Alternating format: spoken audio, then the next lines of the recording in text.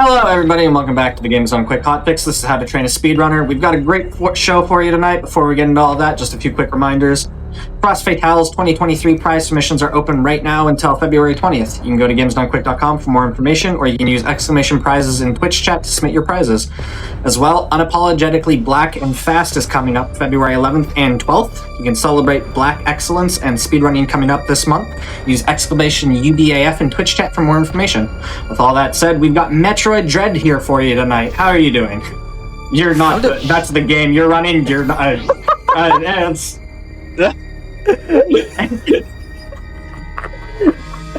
You're teaching us Metroid Dread tonight. How are you doing? Yeah, my name is Metroid Dread. I'm running Satora today.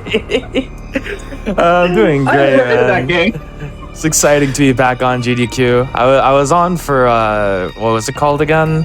It was the show with Fu. It was that's never happened before. I'm back to introduce any percent NMG to all of you.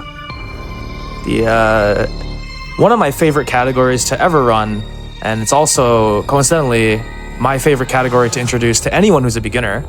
So there is literally no better like constellation of opportunity here to show off. So there's a couple of things that I should preface with before we actually dive in. Any percent NMG, if you look at this category on the boards, and if you look at maybe like the top 5-10 runs, you might see a different route compared to the one I'll be showing you today. That is because there are two main routes for this category. The one I'll show you today is the early space route, and the ones that are on the top of the boards is the early screw route. That route, I would not argue is beginner friendly, and it is really hard. So if you want to get into the game and run a glitch category as opposed to running glitchless, those are not the ones you want to look at. You want to look at what I'm going to show you today, and perhaps older runs from maybe 5 or 6 months ago, still of great quality, of course. But the route is just a little bit older. We like to call this the old route, and the other one we like to call the new route. The time difference is only like 4 minutes done perfectly. It's just that not many people do it perfectly because the route is really, really hard. So we're gonna show the easier one today. It's still a lot of fun. There's still a lot of glitch overlap. It's just that we don't do one glitch that we could use, but the circumstances for it are disgusting, honestly, in my opinion. That being said, we can start pretty much whenever.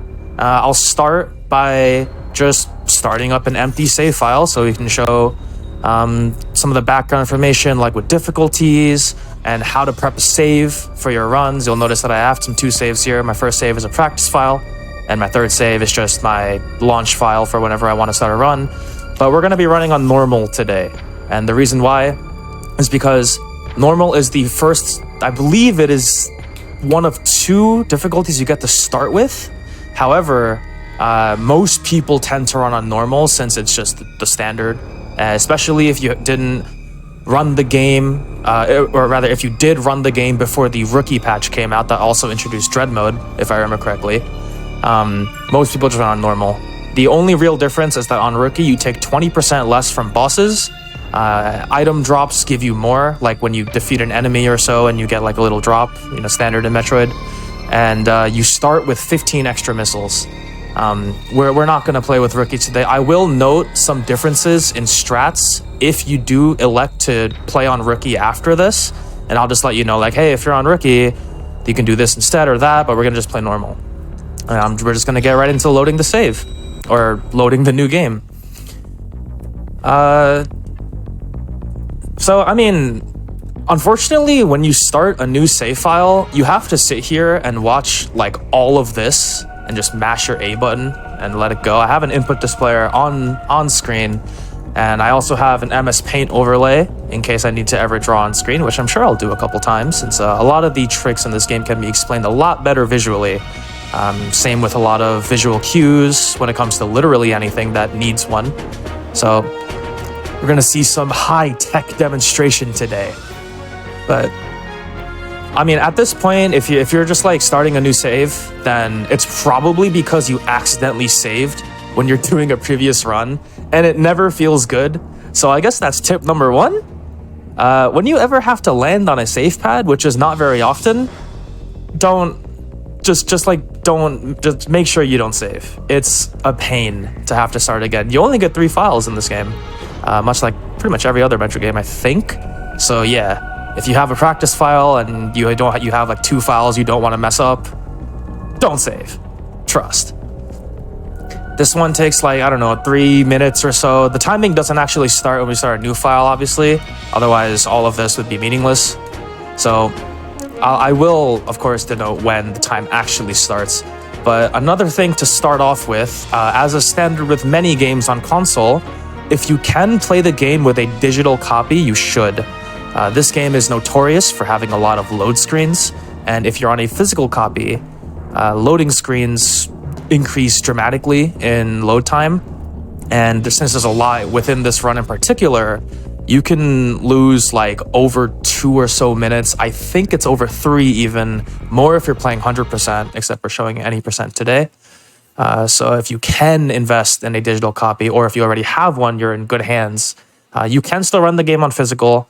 If we had like a load remover or something, which we unfortunately don't have yet, there would be no issue. But that's just something to preface on. After this, loading wheel happens. We're just going to have the start of the game. If you want to skip any cutscenes, which you can only do after you've beaten the game 1 time, you can just hit the plus button and the minus button and you'll skip. I'm going to return to the main menu here, just to show like after you've done all your preparation by watching the start of the game, you'll have a file here. For me, it's file 2 since I just made it there. That'll show, most likely, it'll show 344 on the game time. That's how the verifiers on the website or within the community, anyone can know that this is actually a prepped save file that you have done for the start of the game with default energy and default missile count, respective to difficulty that you're on. There are rare cases where you can get like a 343 or a 345. Most people who find those actually and know how rare that actually can be, they like to just keep it and have it like as a trophy. But usually you're going to see 344. And then when you start a run, time starts when you hit the continue button right here. So pretty much right like that, and you hit your space key or whatever. I use space for live split. You can use that to start your run, and then we can get right into the first area of the game after like a 25-second load screen. Yep, it starts that early. But thankfully, you don't have to skip a cutscene when you're starting from a prepped save file, so you can just hold right and start moving, since right is the direction we want to go in. But one more thing before I go. A lot of the rooms in this game have enemies in them, and the enemies operate on a cycle when you enter the room. And even if you leave the room and re-enter like quickly, I believe the enemies are still on the same cycle that you started with the when you entered the room the first time. So you might see me back out of a room really far away and come back to respawn some enemies or reset their cycles, so I can show you fluid strats or stuff like that. I will always let you know when that is. That way you don't think like, hey, why are we running all the way back? I thought we were speedrunning. You know what I mean? But yeah, it should be all fine. It should be all fine. The beginning of the game shows a lot of the movement fundamentals that we're going to be working with for the entire run. There's a ton of basics to realize for movement, which is the #1 in this game and many other games like this, I'm sure. Dread is my first speed game, so I don't actually know much about other games. I only know about like Super Metroid or other parallel Metroid platformers or Metroidvanias, but movement is #1. So I'm going to spend a lot of time in the beginning of the game just talking about the raw movement basics. But otherwise, I will assume that many of you are already familiar with the actual basics, like shooting. In this game, you can free aim 360 degrees by holding L and going all the way. You can also aim while you're moving if you're into that. Obviously, if you cross into down, you'll crouch instead, so we don't want to do that since that stops us from moving. And aerial movement is actually really nice in this game too. For example, in other Metroid games, you would have to, when you're going next to a wall, you would actually have to press away and then press B again to wall kick. In this game, however, if you just tap B on a wall, you'll wall kick, which is really, really nice for just not having to fiddle with your sticks as much, or if you're doing stuff with the speed booster, which we'll talk about much, much later.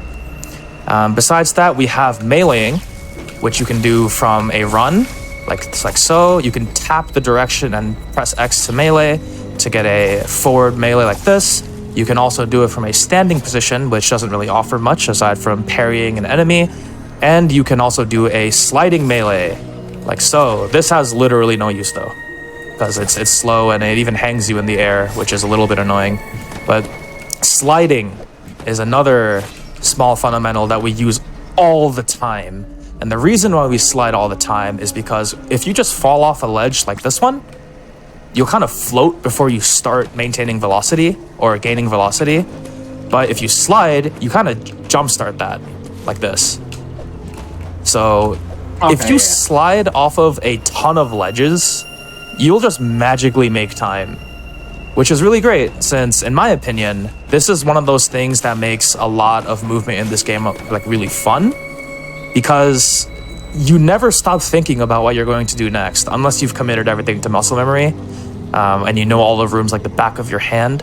You literally never stop thinking about what you're going to do next. Sliding off of ledges like this. In some cases, we'll be meleeing off of ledges because meleeing has instantaneous forward velocity that really can't be beat until later in the game. And we have respinning. If you're in a neutral state, you can tap B to get into a spin fall. Really good if you accidentally don't like jump somewhere, like maybe you're jumping towards a wall, you forgot to trying a wall kick and you forgot to do a spin jump, you can just tap B twice and you'll get a wall kick. Stuff like that. The reason why I'm standing here so long and explaining all these terms is because we're going to be using these terms a lot. And obviously, some of them work in magical ways to where you can do some stuff that you probably might not have noticed existed unless you watched a speedrun or even sometimes done by accident.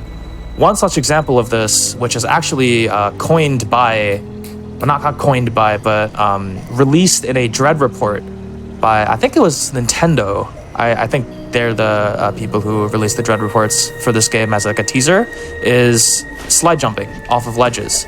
So you'll notice here that even though I am off the ledge completely, I'm able to jump and get a lot more forward distance. So like if I just jumped normally off this ledge, I get around here on this like outcropping or whatever that thing is.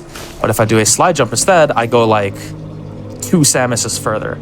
We like to call this coyote jumping in the community, named after Wile E. Coyote from Looney Tunes, I think, because he took a while to realize that he should have been falling before he actually fell. I'm not sure if that's the precise reference, but coyotes are really, really important in this game. Not only just because they give you more forward momentum, but also because we use them for sequence breaks. One of them being intended. We'll see it a little bit later. But those are all the basics that I can really tell right now.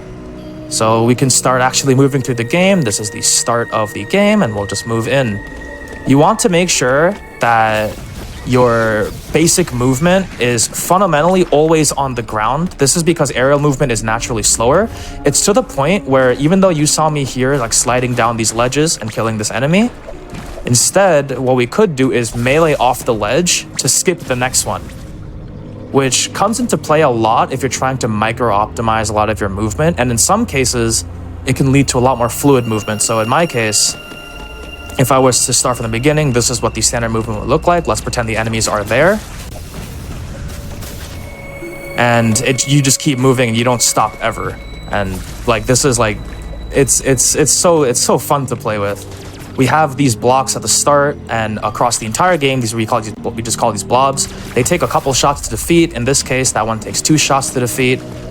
And you just want to try to make sure that you can aim towards it as you're running. Otherwise, it's completely fine if you just stop and shoot at it. Doesn't really matter. This block here is a hidden block. It's one of the tutorial blocks that the game tells you, like, hey, you should explore by shooting some of the terrain around you with missiles. It happens to be a missile block. So fast movement here, right? You just be sliding down these, break this, and then enter the next room.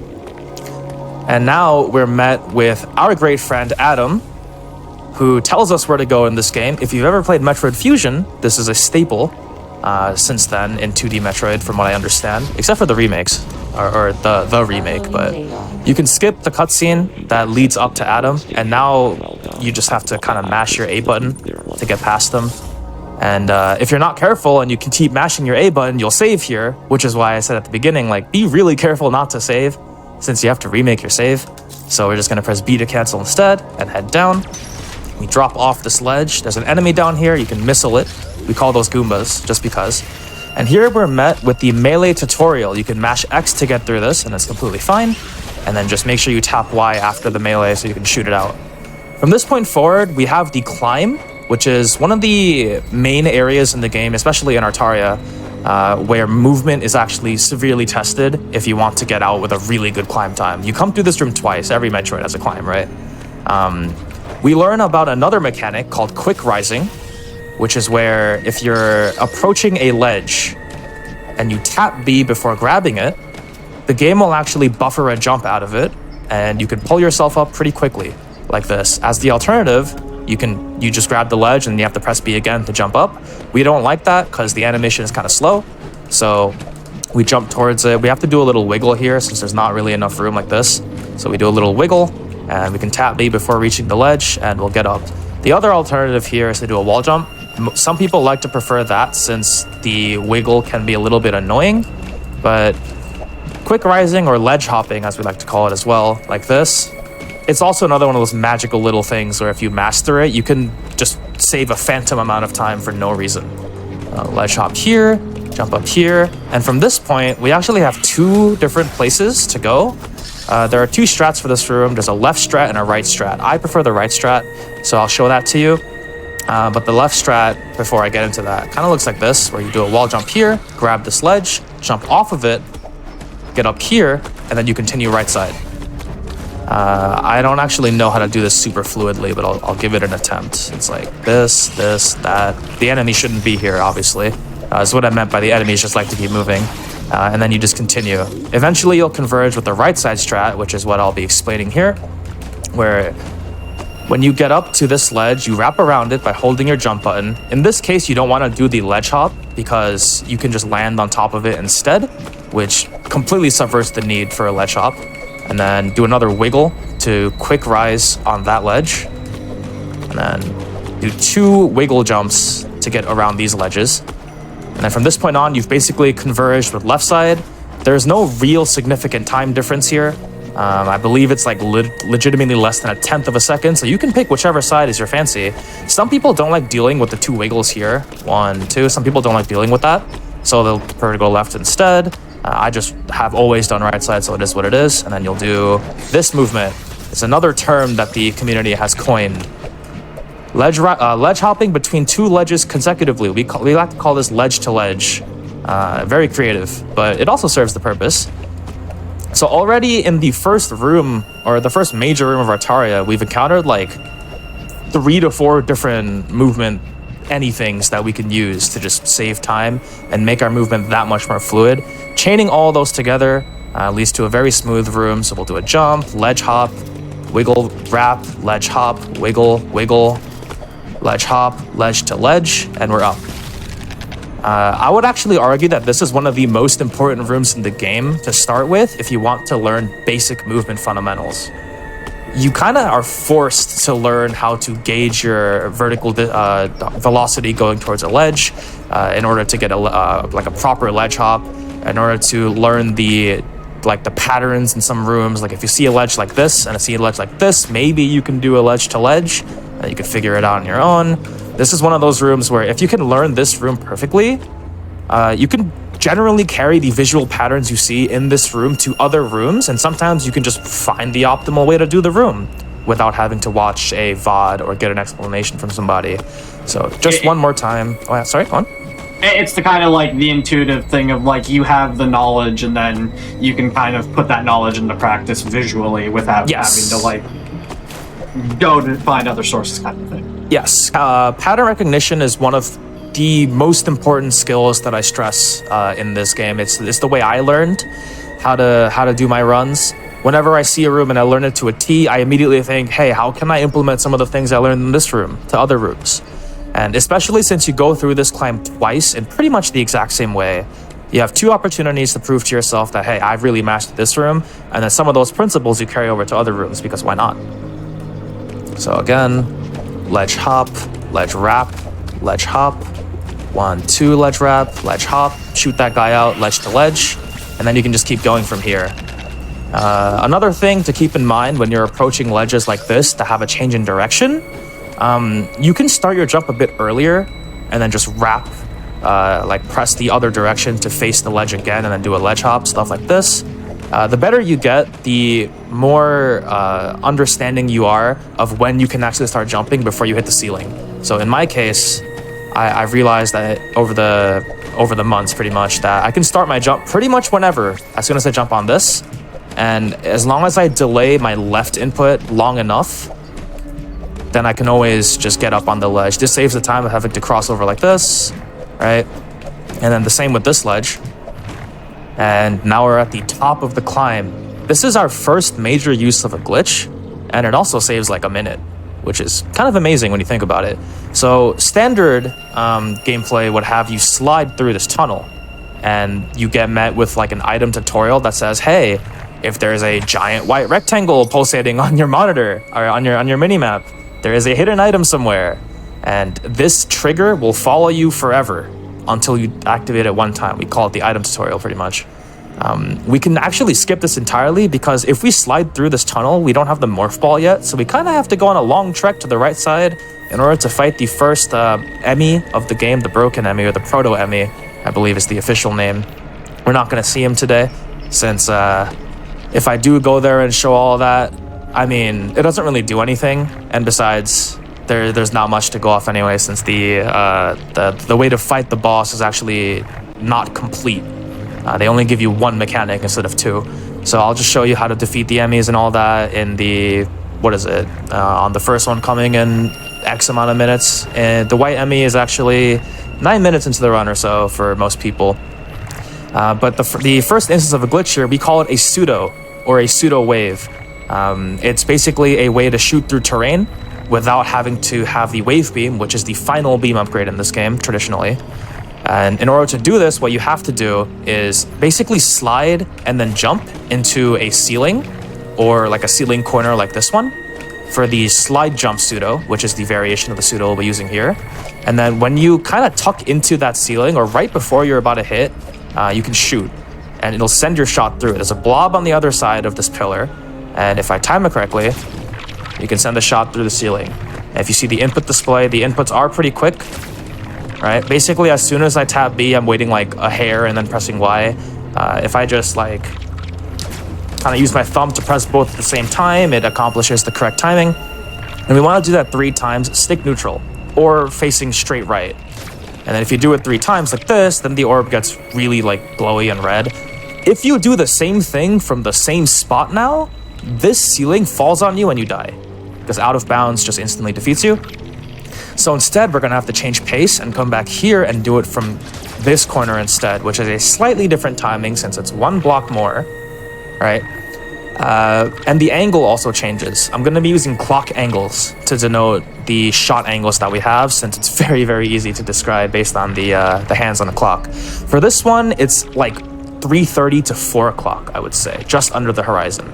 Something like this. The easiest way to line it up is by standing on the back ledge here, and then you just aim at the tunnel, the middle of the tunnel. This is your angle, and then you can slide into the corner and shoot. Don't do it that fast like I did.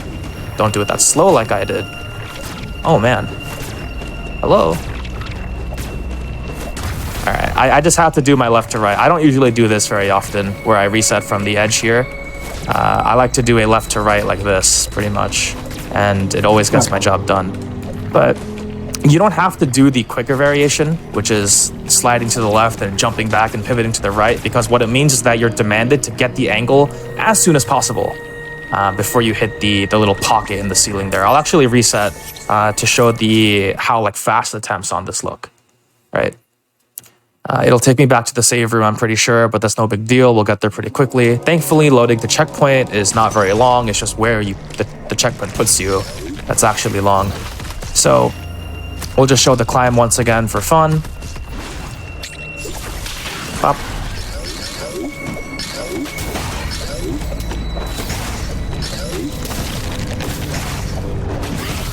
That. Notice how everything is super clean and smooth all together. And now, I was gonna say, again, this is super clean. Yeah, it's really satisfying. That's why I fell in love with this game. That's really why I fell in love with this game, man.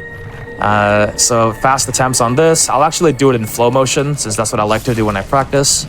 Start from the bottom again. 1, 2, 3, back up, 4. And if you get really good at this, you don't have to back up all the way like I did. You can pivot and slide and jump like I said, and you can just save 50 seconds, just like that. Obviously, it depends on how fast you execute this. We call it the broken enemy skip. It depends, and genuinely just depends on how fast you can do it. Most of the time, you're saving like at least 30, especially when you're just starting. And then as you get better and better at it, you save 40, then you save 45, and then you save the full 50. Moving on, we have the first great intersection of the game. Notice how a lot of the tricks in this game, or a lot of the skips, the time saves, are pretty front-loaded. Artaria is genuinely considered one of the hardest places to optimize. Early game is very difficult for no reason if you're trying to go at the highest of paces. But a lot of the tricks in here, with the exception of the one I'm about to show you, is very easy, and you can just spend some time to learn it. But in this case, unless you want to do Artaria the standard way, you have to do a pseudo to hit this blob from this ceiling. And we call this the early cloak pseudo, or just early cloak, since it takes us directly to what would be the final encounter in Artaria, the Phantom Cloak. We can do it first. So the way that this pseudo works, essentially, before I teach you like the angles and stuff, is that you slide towards this ledge here, and then you pivot jump, and you try to shoot the blob through the ceiling by timing it such that when you just bonk the ceiling, you send your shot through. Kind of looks like this. I'm freehanding this right now, which is a little bit difficult, obviously. But this is how your attempts are going to look when you first start learning this trick. But thankfully, there are ways to get around this, such as ways to intuit the angle or ways to learn the angle, and I'll teach you one of those right now with the power of MS Paint. So here, there is a little spire in the ceiling like so. It's like a little triangle thing. If you stand on the edge of the ledge and then aim towards that, there's your angle. All right, I know the circle just moved up because I panned the camera up, but this is essentially the angle you're looking for. Other people like to stand really close and aim at the top of the door like this. This also works, so long as the angle is correct. And in fact, there is a switch setting you can use to make this a little bit easier to hold your angle. Let me get rid of that circle. You can go to, if your controller supports it, you can go to your button mapping, like so, and then change your control stick settings to where the right stick acts as your left stick. And if you can do this, then by just holding the right stick in whatever direction you want, you can move around with your left stick, still keep the angle with your right stick, and then do some attempts on the pseudo like that. So in this case, I'll be using the right stick to hold this angle by lining it up like so, and then I can go into my attempts, and you'll notice that the shots are actually going through. If the shots go through like so, but they don't actually hit the blob, that means you're doing it too low, so you can aim a little bit higher by using the same reference, like that, and there you go. Your shots go through. The timing on the ceiling is a little bit wonky. It genuinely depends on where you slide on the ledge from. So in my example, using that visual cue that I no longer have, unfortunately, I slid long off the ledge, which means that the shot timing is a little bit longer. And if you slide like close to the ledge, your shots are going to be a lot faster. I'm not too practiced on this anymore, but it generally just depends on when you slide and then when you jump, which is why for a lot of people, this trick can be a little bit challenging because you haven't found like your hourglass for this yet. You haven't found your timing. The more you fiddle with this and the more you experiment with your slide jumps, the more basically, the closer you'll get to consistency. And this trick oftentimes takes people like 5, 6, 7 shots in order to get through once they're experienced. The better you can get it closer to 2. We like to call 2-shot early cloak like the once in a blue moon, since it is kind of rare. Samus likes to be very finicky here. But the best thing about this is that even though the blob is gone, you can still practice your pseudos.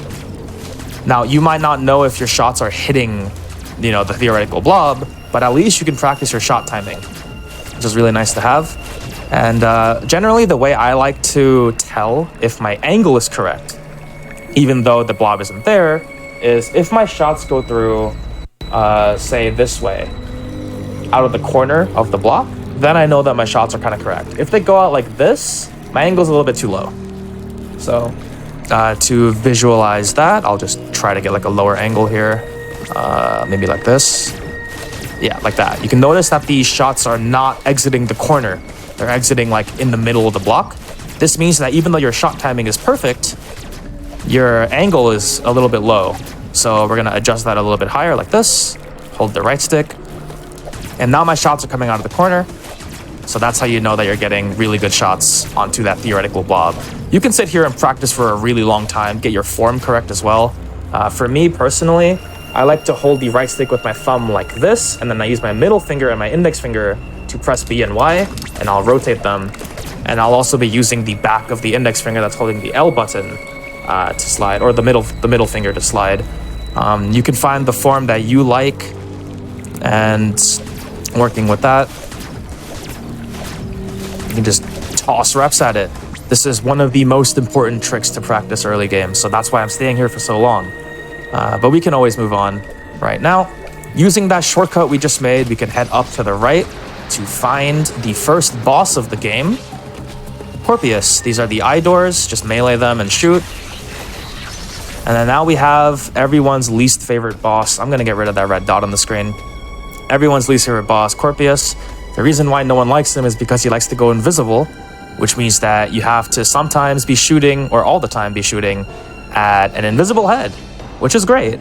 And if you don't really know where that head is, you'll have to eat some time loss for like no reason. This is one of those places where a lot of people don't like normal mode. They'll play rookie mode to have more missiles, to allow more misses on his head. So like, for example, I'm shooting his head like this, right? Now you can go faster if you want, but that's pretty much how the fight goes. And his head goes invisible here, and you have to kind of find his head and know where you're shooting. In this case, actually, I did not expect to get so lucky. I wanted to explain this mechanic after everything I just said. But I actually got something called headlock or head stuck, which makes it so that you don't have to worry about everything I just said. It's very particular though, so maybe I'll get it again. But first we're going to observe how Corpius kind of moves around in phase 1, which is the phase where you just start the fight in. His head will always move from like bottom, middle, top, middle, bottom, so on and so forth. So you can kind of get a rough grasp of where his head will be every time you shoot him. All right, notice that I'm kind of oscillating between bottom, middle, and top. Sometimes it curves around and all that. All right, but that's phase 1. In essence, we're gonna look at the 3 attacks you can do in phase 1 now. I know I'm just resetting a lot, but that's unfortunately how this game is done. If someone wants to make like a practice ROM, please, or a practice mod. But there are a couple of attacks you can do. The first attack he does is where he just stings the ground. To dodge this, you just move forward. That way you can continue shooting his head. The second attack he can do, if he wants to do it, this is why no one likes Corpius. Right, he just never complies. The second attack he can do is this sweep. You can jump over this one. And hopefully the third attack you can do is this. This is called the spit, or the vomit, we like to call it. He actually did all the attacks twice in a row. He's cooperating today. That's nice. And his head takes 12 missiles, I believe. I think it's 12, right? 2, 3, 4, 5, 6, 7, 8. Oh, I missed. 11. Okay, I have 11 in right now. I'm gonna wait for a spit. I'm pretty sure it's 12 since I hit 11. It takes 12 missiles to transpose from phase 1 to phase 2. Now, during that transition on the 12th missile, right? If Corpius is in the middle of his spitting attack, you can get headlock or head stuck. It's very particular though. Generally speaking, it's within these first 2 attacks. There it is. So now I should have headlock, and his head never ever moves from the bottom position for the rest of phase 2, which is funny because all that means is you crouch and shoot some missiles like this, and you can dump all of your ammo and basically never miss. Unfortunately, phase 2 requires 26 missiles to go to phase to defeat him, and if you don't have the ammunition, you just end up shooting this tail like this, and it transposes to phase 3. And from this phase, he's just kind of sitting there with his behind turned to us, and all we do is slide under him and shoot a missile or 2, and then we want to get hit by that attack on purpose. So in this game, when an enemy flashes, anywhere, it's generally a sign that you use a melee attack to parry. Unfortunately, boss cutscenes actually lose time since you do less damage in them for some reason. So we generally don't want to actually take those. So in this case, we're going to get hit by the tail. And then from this point forward, we're going to do what we can to shoot missiles into it. And that just defeats the boss. Now, like I said, right, I got really lucky with headlock. I mean, I also wanted it for demonstrative purposes, but generally speaking, you're not going to get headlock. And if you don't, then you kind of have to hit all your missiles in order to progress. If you don't, then you shoot the tail like I did to go to phase 3, and that refills your missiles. If you continue to miss, you have to wait for spit attacks. That way you can refill your missiles again. I would sit there and show all that. Unfortunately, Corpius is actually rude sometimes and just will eat like minutes, like over a minute. I actually had to wait one time for like a minute to get a spit attack. So yeah, like generally if the fight doesn't really go well in your favor, you just reset. There's no shame in it. Corpius hates all of us. We like to call Artaria Purgatoria as a result, just as a little jab to Purgatory. We never leave here. I'd say like 95% of a lot of people's runs just get reset here, mainly because of this guy. But thankfully, if you get past them the one time, you can just keep going. And from this point on, it's actually pretty smooth sailing. We got the spider magnet, or the phantom cloak here.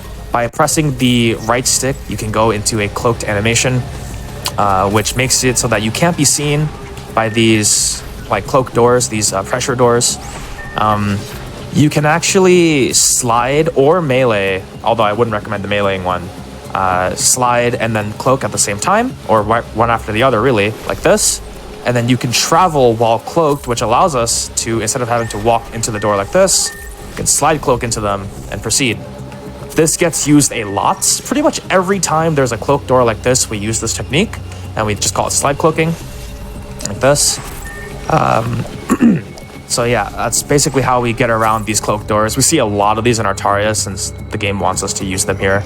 We also see them in the next area because this is supposed to be the last upgrade of this area, but unfortunately not this time. So from this point forward, we're just moving up like this. We actually really want to make sure we have some missiles before we enter the next like 3rd or 4th room. So if you end up not having many missiles, which is pretty common, especially if you get headlock, make sure you shoot some of these guys on the way up. You can take your time with them if you want to, just to get your missile refills, and then you can keep going. It'll be very apparent why we need them in an upcoming room. There's another Atom room here. Just gonna mash through. Another thing I didn't mention until now that it's been unlocked in my brain thanks to talking about mashing, is that the speedrun boards and rule sets allow for the use of autofire or turbo controllers because mashing is very, very heavy in this game. So in order to save on people who have some limitations or genuinely can't do it just because it hurts, we do allow the accessible option of using the turbo controller. This is also something that I use just because if I want to grind this game for hours and hours a day, which I tended to do a lot, I genuinely just could not upkeep it for the weeks and weeks I'd be doing it for. Whatever reason you choose to use it, it is perfectly legal, so long as it abides by the 12 hertz limitation.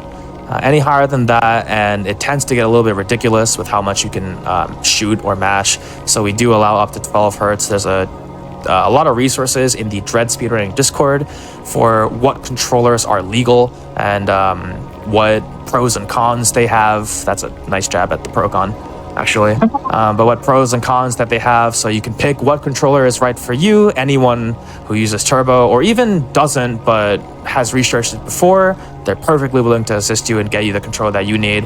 Personally, I use the 8-bit Do Pro 2 because it has a DualShock 4 layout, and to me that's amazing. That's all I grew up on. So going into the next room, we have 2 blobs here. I hate these guys. Sometimes aiming at them can be really annoying, but you just move past it and go on. And now we have the first scary area of the game, the Emmy zones. Here you just melee off, and then we have another movement mechanic that we haven't seen until now. We call this pivot respinning. If you need to change your direction to go into your next place, pretty much, then when you fall off a ledge, you can press B and then tap the stick the other way to pivot into a respin, or you can tap the other direction first and then press B to respin, which takes you a little bit closer to the ledge, but if you do this incorrectly, you can accidentally grab the ledge. If you don't hold the other direction if you hold the other direction too long, you might accidentally grab the ledge. So I would actually highly suggest the first time you encounter this, just sit here and do some reps. Try to figure out like, hey, if I grab the ledge, that means I'm not releasing the left stick too quickly enough.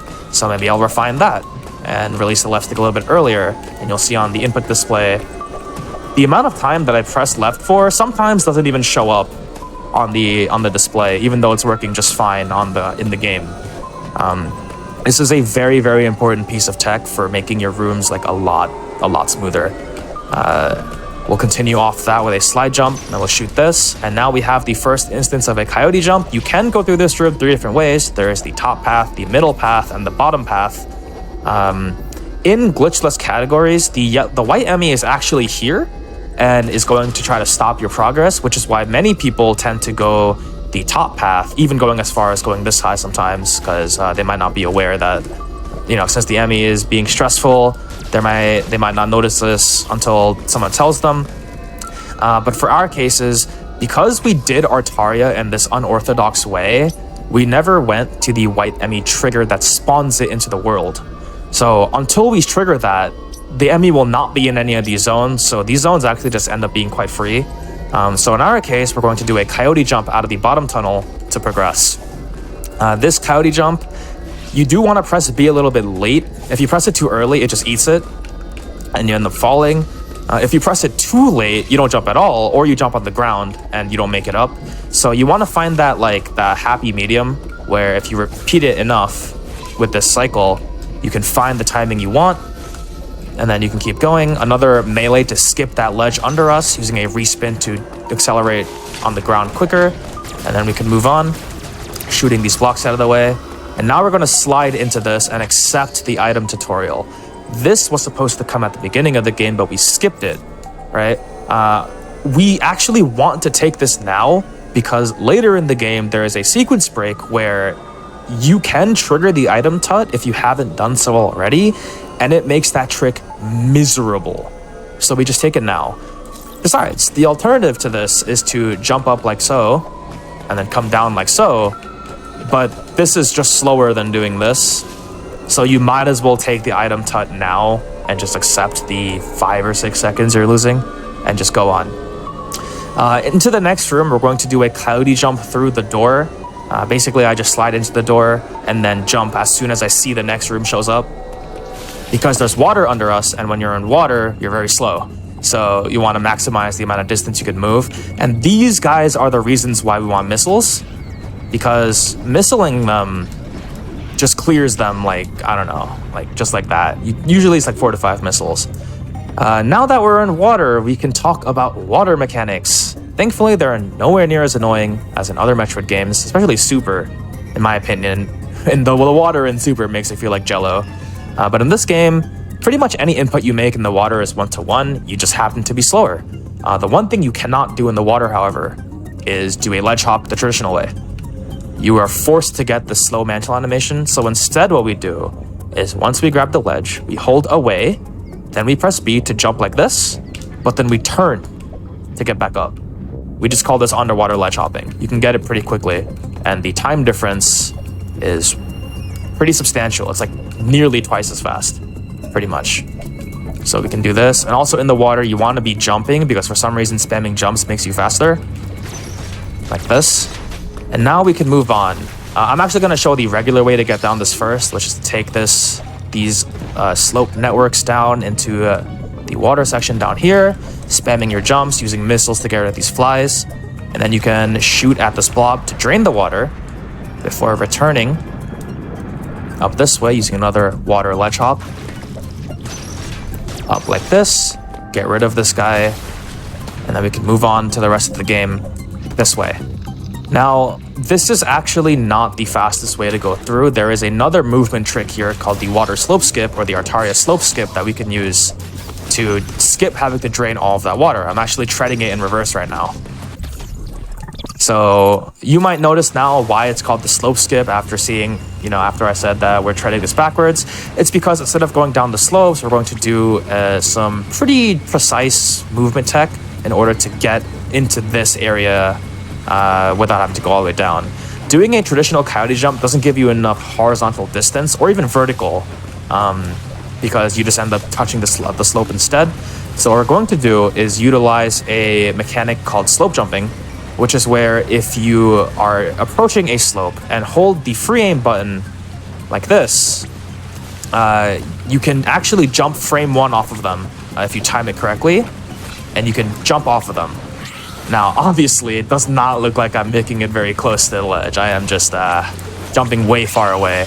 But there are some manipulations you can do from here in order to actually change your direction and then land on it. I'm just gonna try it one time. Why not? It's not terribly difficult once you're used to the inputs. The inputs are actually the part that's the most challenging. Yeah. So if you can do it, if you can learn the inputs, which I'm obviously gonna tell you, you can save 15 seconds on first attempt. So the inputs are pretty much as follows. I'm going to break them down step by step. That way they can be repeatable, and then you can add the steps as you go on so that you don't have to worry about putting them all together at the start.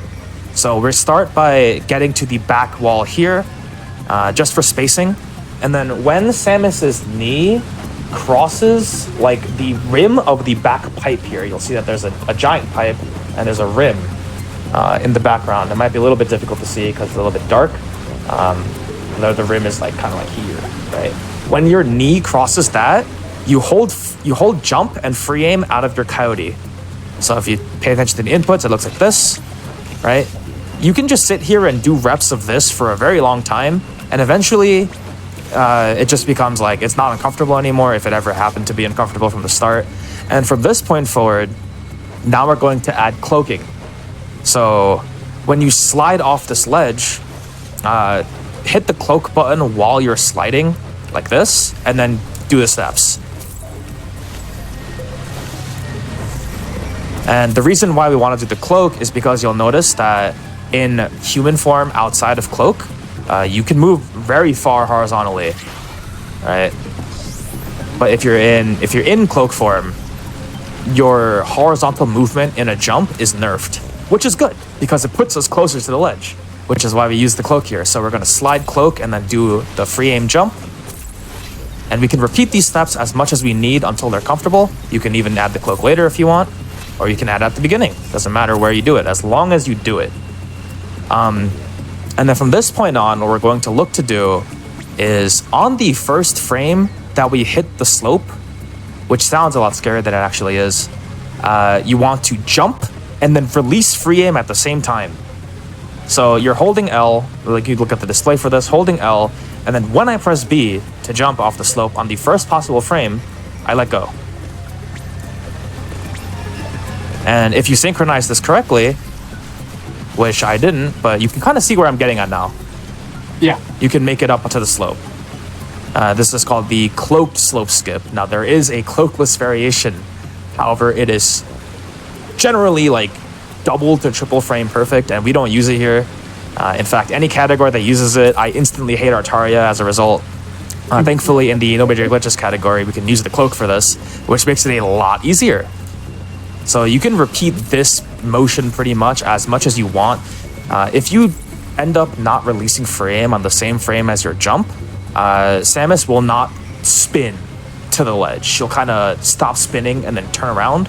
You don't want that because it doesn't get you onto the ledge. So the best way to troubleshoot why your tricks aren't working is basically to know why they're not working, right? I mean, that sounds really obvious, but for me, the best way to learn a trick is to learn why it doesn't work. And then if I just avoid those problem scenarios, I'll probably end up hitting the correct ones. So in this case, if you ever get a turn like that, then you didn't release L at the same time as your jump. If you don't make it up, even though you'd have the spin like this, that means that your jump wasn't frame 1. That's pretty much it. And getting the frame 1 jump, like I said, it's not as difficult as it sounds because you have your visual. You can see that Samus is approaching the ledge. And then the more you get used to when she starts getting on the ledge, the cleaner these attempts get until you get them like first try every time. And then in flow, it does end up looking like this, where we slide like so. Sometimes I don't even use this back wall as reference. I'll just go, oh, I went down. That's not good. But sometimes I'll just go and start from the middle of the platform, and it ends up just being super smooth. Get rid of the red dot again, because why not? So we can show these rooms in succession now. See what I mean? These flies are annoying. Jumping through, doing a water ledge hop. Do 1, 2. Aye! What is going on? Am I nervous? Is that what's happening? I'll fix it. One more time. All good. I might be a little bit wonky here. Get rid of these guys.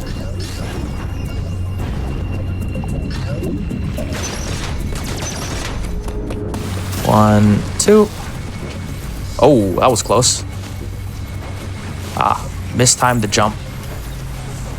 Mistimed it again. There we go. For me personally, I like to uncloak at the same time as the jump. This is because when you stay cloaked and then do the trick, you'll notice that there's like a little bit of lag when you land. If I can hit it, please. No!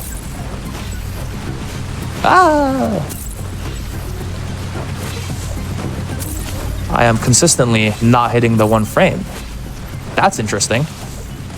I have days like these where the slope skip is hard, but you'll notice there that when I landed, I kind of had to wait to uncloak first before moving on. That's why I uncloak on the jump, and it gets a lot easier in flow motion. So that's pretty much the entire tutorial on how to do this, and then you jump over that pink guy after shooting him, and then you just move on, and that skips the entire water section. And now you move on to the rest of the Emmy zone. Do a melee here to drop and skip this ledge, but then we combine it with a pivot respin, and then we do all of that in quick succession to get through this geometry. This is one of those places where you're tested on like everything that you learned in the previous rooms. All right, slide. And then on this ledge in particular, if you want to do the respin to continue moving forward, just make sure you're not holding the right direction. Otherwise, you'll grab the ledge here, like that. So just make sure that you're not holding right after you respin. And now, the regular way, the vanilla way to move on is to come here and lower this water platform. Or raise the water platform. And then you can slide into this tunnel. Unfortunately, this takes like 12 seconds. So we're not going to do that. And instead, we're going to learn another movement trick. We call this the water platform skip, fittingly, because we skipped the water platform. In order to do this, you're going to do a full jump towards this black line on the pillar, right? So, let me see. Like this, pretty much. And you'll know that you've reached it basically at the peak of your jump, and then from here, you're going to continue holding right and do a wall jump. Just make sure you're holding right the entire time. You don't let go of right the entire duration of this trick. Once you do the wall kick, you do a melee right afterward. Basically at the same time, but not really, one after the other. Just get this into reps. I use like a claw grip for this, where I have my B button on the, my thumb on the B button, and I curl my index finger for the X button. Or you can use different bindings if you want. And then you just get this on repeat. And then to progress, when your back hits the ceiling, after the wall kick and the melee, you do another respin. And you'll notice that when I do that respin, I'm a little bit higher than last time. Right? And then from that point on, you do another wall kick and continue holding right. And then hold B, and you'll make it up to the ledge. So wall kick, melee, wall kick, hold B. And it's repeatable 10 times out of 10. There's like no gimmick to this. It's just the inputs as you see them. Pretty much. And this saves, like I said, like 12 seconds. Is used in every category that goes to Artaria for the first time, which is all of them. So it's really important to learn because it's free time save. Now in this category, the Emmy isn't here, so it doesn't bother you.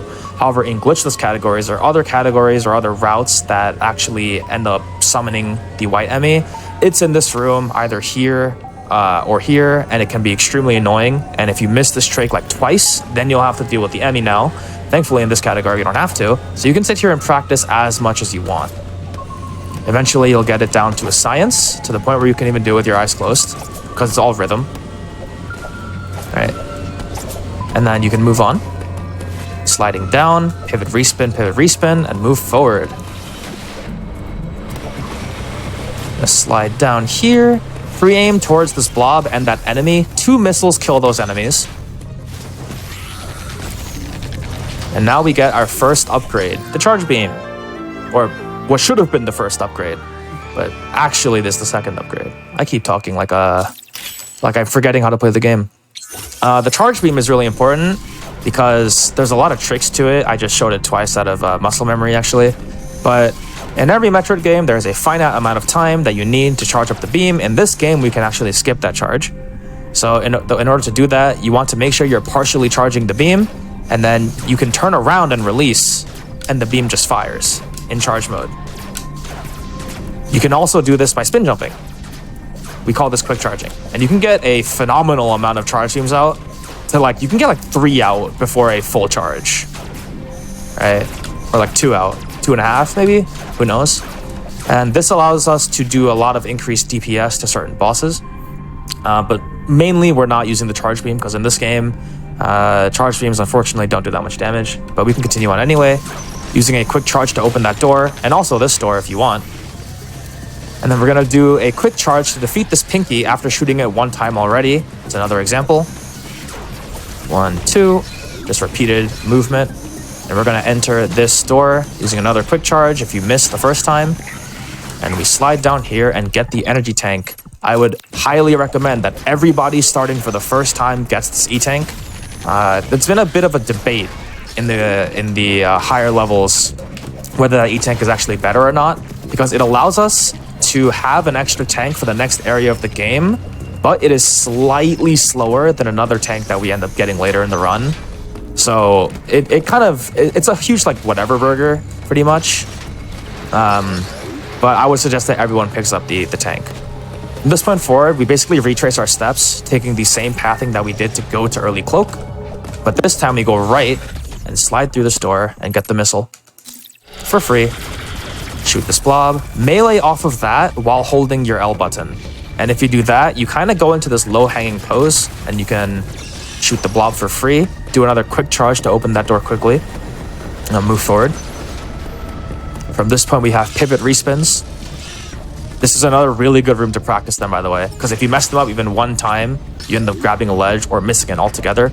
So if you get the tempo correctly, you will always get through these for free. Pretty much. I remove these enemies for fun, because why not? You don't actually have to, except for the second one. And then we get onto this thermal pad. Mashing A just to get out. These thermal pads unlock these thermal doors where, for the first one, we don't actually end up getting to interact with them directly, but we will soon. And then from here, we're gonna hold a charge beam and then quick rise up these pillars. I call this the worst room in the game because when I hold the charge, it's very hard for me to consistently do really good ledge hops. But if you get good enough at it, then you can do it very smoothly. And the reason why we hold the charge, as you may have seen, is because this fly that was right here gets deleted while you're doing your ledge hops. Okay, and for the last ledge hop, you hold the B button to get all the way over it. Otherwise, you would have to do this or something. You'd have to do like this, which we don't want. It just adds more delay. So we just hold B to get all the way through. And then I do a coyote here because it makes my jump a little bit lower. Otherwise, I'd have to do a full jump like this to get up, which is not very good. Do a coyote here. You can return to the ground quicker. Now we move on to the third atom. I am counting for a good reason, but we'll get to that later. One of the most important tricks of all time in this game comes later because of Adam. Now these thermal doors, you'll notice I just run into them face first. If the lights on the side of the door, which you can see, where's my cursor? Which you can see right here. These lights, when they're fully lit up, you can just run into them at max running speed, and they won't stop your movement. But you'll see what I mean here. I'm just gonna run at this one when the lights aren't on, and you notice how I just stop and then I have to start again. If I backed up a little bit and then went all the way in, it wouldn't stop me from moving. I'm gonna skip here because we're gonna turn around, another melee to skip the ledge, and then pivot respin. All right, like this. And now we are at the third and final trick that actually is the trick that names this version of Artaria. It's called the Magus Skip. This is my personal favorite to teach pretty much anybody who starts out or wants to learn this trick, because I have this down to like, I can look at your attempt and tell immediately what's going wrong. So thankfully I'm able to share that with you guys today. We want to get over this pillar into what should have been the first actual Emmy zone of the game that we skipped, because that door right here that you don't see, this door is the door that actually spawns the white Emmy. So we need to get over this pillar somehow. In order to do this, we hug this right wall, and then we turn into a melee, like that. You just want to get this down. You'll know you got it right if she kind of hangs a little bit and then moves off the ledge. And when that happens, you want to jump out of it to the right. Now, if you do the turn and the melee on the same frame, when you jump, there's a bit of dust that kicks up around your feet. I'm going to try to intentionally get that. It's a little bit weird for me. I'm not familiar with the timing. There it is. There's the dust. The dust didn't kick up that time. Didn't kick up that time. Not that time either. There it is. Now, if you get this dust around your feet, you're not going to get the trick. So as soon as you see that dust, just abandon ship and try again. The way that I fix getting around that dust is by pressing X a little bit after I tap left. Just a little bit. And I never get the dust anymore. From this point forward, we're going to buffer a wall jump on the wall. Now, buffering in this game actually does exist, thankfully. If you're approaching a wall and you're not quite in contact with it yet, but press B before it, you're going to get a distended wall jump. You can see from the particles on the wall here that they're a little bit farther from the wall than they should be. Whereas if I hug the wall first and then do it, the wall jump particles are actually hugging the wall. If you buffer it, they get distended. And this is really important because it basically auto-times the entire trick for you. Where if you do the movement correctly and buffer the wall jump, you'll get into this position every time. And from this point on, you do it just like water plat skip. After the wall jump, you melee and respin when your back hits the slope, and you'll make it up here every time. If none of these, if you feel like you're doing these steps correctly and you don't get up here, then you probably didn't actually do them correctly. And the best way to troubleshoot it is, like I said, make sure you're not picking up dust on your jump. Make sure that your particles in the wall kick are actually distended. And if you do all of that correctly and just do water platform skip again on this pillar, you should always get this trick without fail. There I didn't respin, but here I do, and it's free. There is a setup-less version that I start doing now where I just jump at it and just try. I would not recommend doing this. There are some people who aren't actually that great at the setup and just prefer to do this instead. That's completely fine. If you've tried the setup and you find that it does not work for you, however, I would definitely suggest getting this setup down first. And you can get up here first try every time, pretty much. You're gonna melee off that ledge to skip it, enter this room, and then go back in. This actually spawns the white Emmy to where he will just sit here and look at us really funny and not really go anywhere. Now, you may be tempted to start going already, since the next destination is this CU room. But if you just leave right now, your frame rate gets tanked. What I think happens here is that the Emmy is trying to find a way to calculate how to get to you, but it can't because its face isn't actually big enough or small enough to get through the tunnel. So the game is like, how the heck am I gonna get to Samus? And it just slows your game down forever. Right? Until you defeat the white, until you actually defeat the white Emmy. But thankfully, we do have a workaround for this. I wonder where this puts me, actually. I've never reset my checkpoint here. Oh, nice! So we go through, skip the cutscene, and we want to shoot this blob now. Because now it knows where to go. It can take that pathing. When you fall down here, make sure to do a pivot respin. I didn't really explain it on my first way in. Hi. Now we're gonna go shoot this door while you're falling. And now we're gonna move in to the CU room.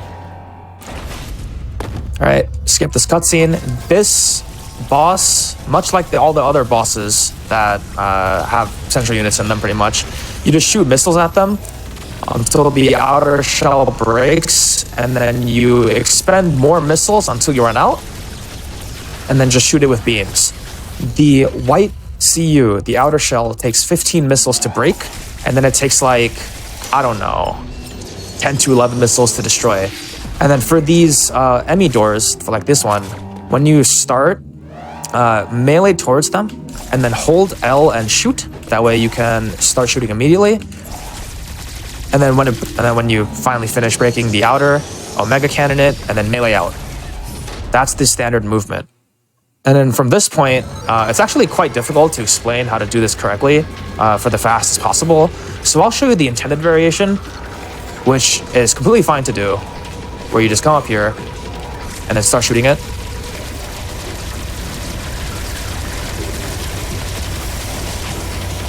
Like so. Alright, I'm gonna reach the checkpoint here now that I can show the other variations. The intended kill is the slowest way to defeat the white Emmy. I'm gonna show you the other ones now. We're gonna start with I think we can show all of them the same way. So the best way to go about this one is to do precise movement to get up here quickly and then start shooting immediately. Now, if you don't get here fast enough, that's okay. Jump over him and then finish the kill from here. That's completely fine. We call that the jump kill pretty much. Now, be careful. In Magus routing, the first time you see the Emmy, before you reset the checkpoint to do your practice, if you jump over the Emmy, it turns really fast. I didn't get to show it here, but it actually does turn significantly quicker than is comfortable. So definitely make sure to just keep moving after you jump over it, and jump a little bit later than you think you should. That way you don't fall into it either. The other variation is to slide under it after committing to the faceplate. This looks scary, but it's not. And then you turn around and shoot the eye. That is the second fastest way to defeat the Emmy. We're going up here from intended to the jump to the slide. And then the final way, which is the scariest way. Oop, I didn't shoot the door. The scariest way, and definitely depends on you getting your movement perfectly, is to stare it down.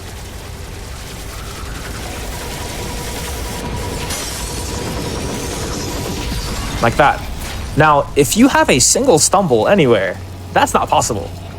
But if you can get this, and you can practice it pretty much as you want, just make sure to actually not shoot the eye so that you can reset the checkpoint. If you do this over and over and over, you've basically mastered how to ledge hop. Basically. And then we get the spider magnet out of it. And that's the final upgrade we get in art. We've been here for a while. I will pick up from here, for sure. Because we're just talking about we spent a lot of time talking about the basic mechanics. So we're definitely going to start picking up from now on. Artaria is like the central hub of the basic mechanics, right? But the spider magnet has a couple things about it that's worth mentioning. The first thing is that the spider magnet allows you to single wall jump on these blue walls.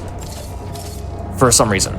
Normally, if you do a wall jump off of a normal wall and hold towards the wall, it'll kind of make you go left or right, whichever way first before you can turn, and you can't get the same height onto the wall. For magnet walls, that doesn't apply. So yeah, you can just go. Same thing here. The standard movement here is to just grab it and then do a single wall jump, or a single wall magnet, whatever you want to call it. Shoot this guy out, do the same here 3 times, shoot this out, and then skip this missile. We skip it for a very good reason, and that's because this game has missile 10 packs. And with those 10 packs, you don't ever have to pick up a 2-pack, since you get 5 in 1. And then here, we can move the standard way through, like this, or you can do a different variation, where you use your new magnet to get up the left side of the room. To do this, you do a ledge hop into another, or you do a ledge hop here, and then grab the magnet with it, and then we're going to do a single wall magnet to grab this next ledge, and then we do a ledge hop from that onto the left wall again and do a wall kick. It's a lot, but if you get it, you save like half a second or something. No big deal. And we're just going to move on to the bottom, and we're going to start leaving Artaria now. And now this next room is important because to do it the normal way, you come up onto this left side magnet and take the rail at the top until you get to the end of the elevator or the end of the room. And then when you get up here, you can do some single wall jumps to get up onto the elevator pad to move to the next area. Now I'm going to try to teach the speedrunning way to do this room, which is by doing our first ever D-boost. And it's a lot to take in, but I will try my best. I'm gonna show it to you the one time, and then we'll talk about it. There's a bunch of setups for this.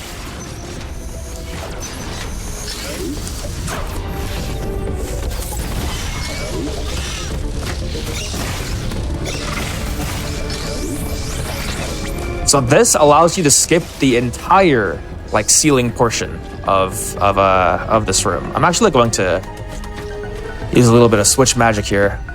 That way we can look at it in the album. All right, let me do some trimming. Why not? Save this. I didn't do this the first time on because for some reason, but here we can kind of see the entire setup in less frames, but it accomplishes the job. All right, now basically what this is about is when you enter the room, you want to shoot this enemy twice with a missile, and that will kill it. And then from that point on, you want to get like somewhere around here on the floor is fine, and then you jump full height onto this pillar and do a wall jump while holding right. And what this does is it basically just bonks you onto the top of the pillar. From this point forward, all you need to do is wait to visually confirm that you've grabbed the ledge. Then you press B, and that'll just mantle you up. Keep holding right. And from this point forward, actually, this is where the precision comes in. You want to make sure that while you're sliding down this pillar, you missile this fly. This is one of the many ways to manipulate the flies so they get you the D-boost that you want. This is, for me, the easiest setup to learn, just to start off with, because it's very straightforward. You missile this fly as you come down, and then you jump over this pinky, while also, when you reach head level with these two, you missile on the way up to defeat the first one, and then you missile on the way down to defeat the next one.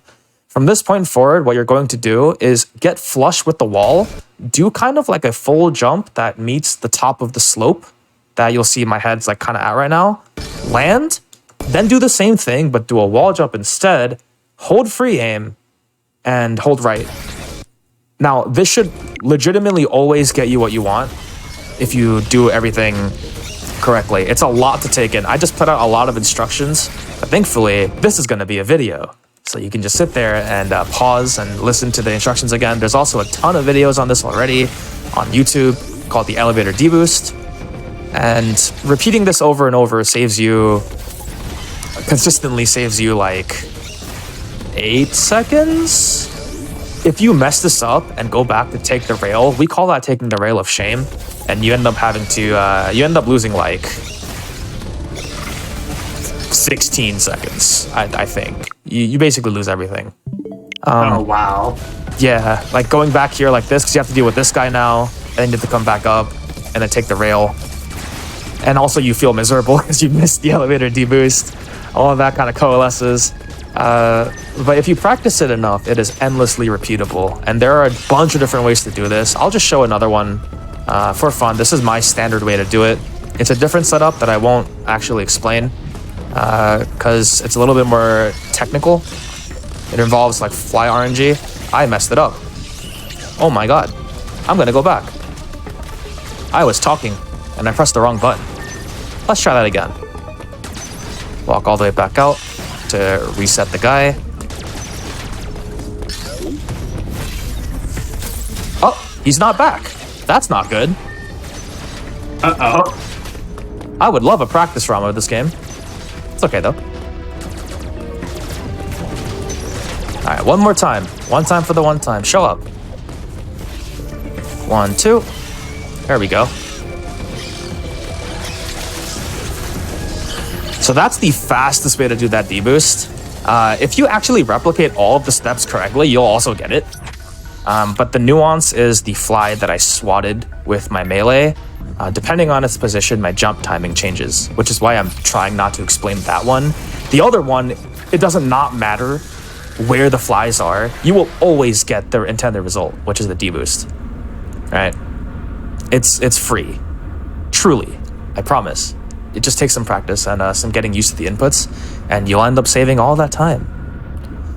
For reference, I think, in order of importance, actually, I would say that deboost is like up there. Magus skip is definitely up there because you need to do it. Same with the early cloak, but like water platform skip, if for some reason you struggle with it, you don't actually have to do it. Same with like water slope skip, you don't have to do it. When you leave this elevator, I'm gonna show one more time because I just glossed over it. When you leave this elevator and you're going towards the left to proceed through Cataris, aim down as you shoot those blocks out, because then you lower your hitbox and you don't get hit by the ceiling worm that spawns. And then we're just going to move down the right side of the room, that's called a platform weave. This does not matter if you're not comfortable with it. You have to just do your pivots in a way where if you're not holding towards the ledge, you don't grab it. You don't have to do that, but it is the fastest way through. The right side of the room is faster than the left side of the room. Uploading data. And this is the final atom that we'll ever talk to. Foreshadowing.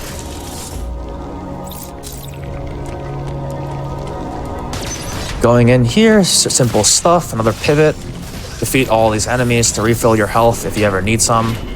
We just take the hit from this guy since it's kind of unwieldy to try to dodge him. Get onto this thermal pad. Shoot this block out to proceed. Shoot this block.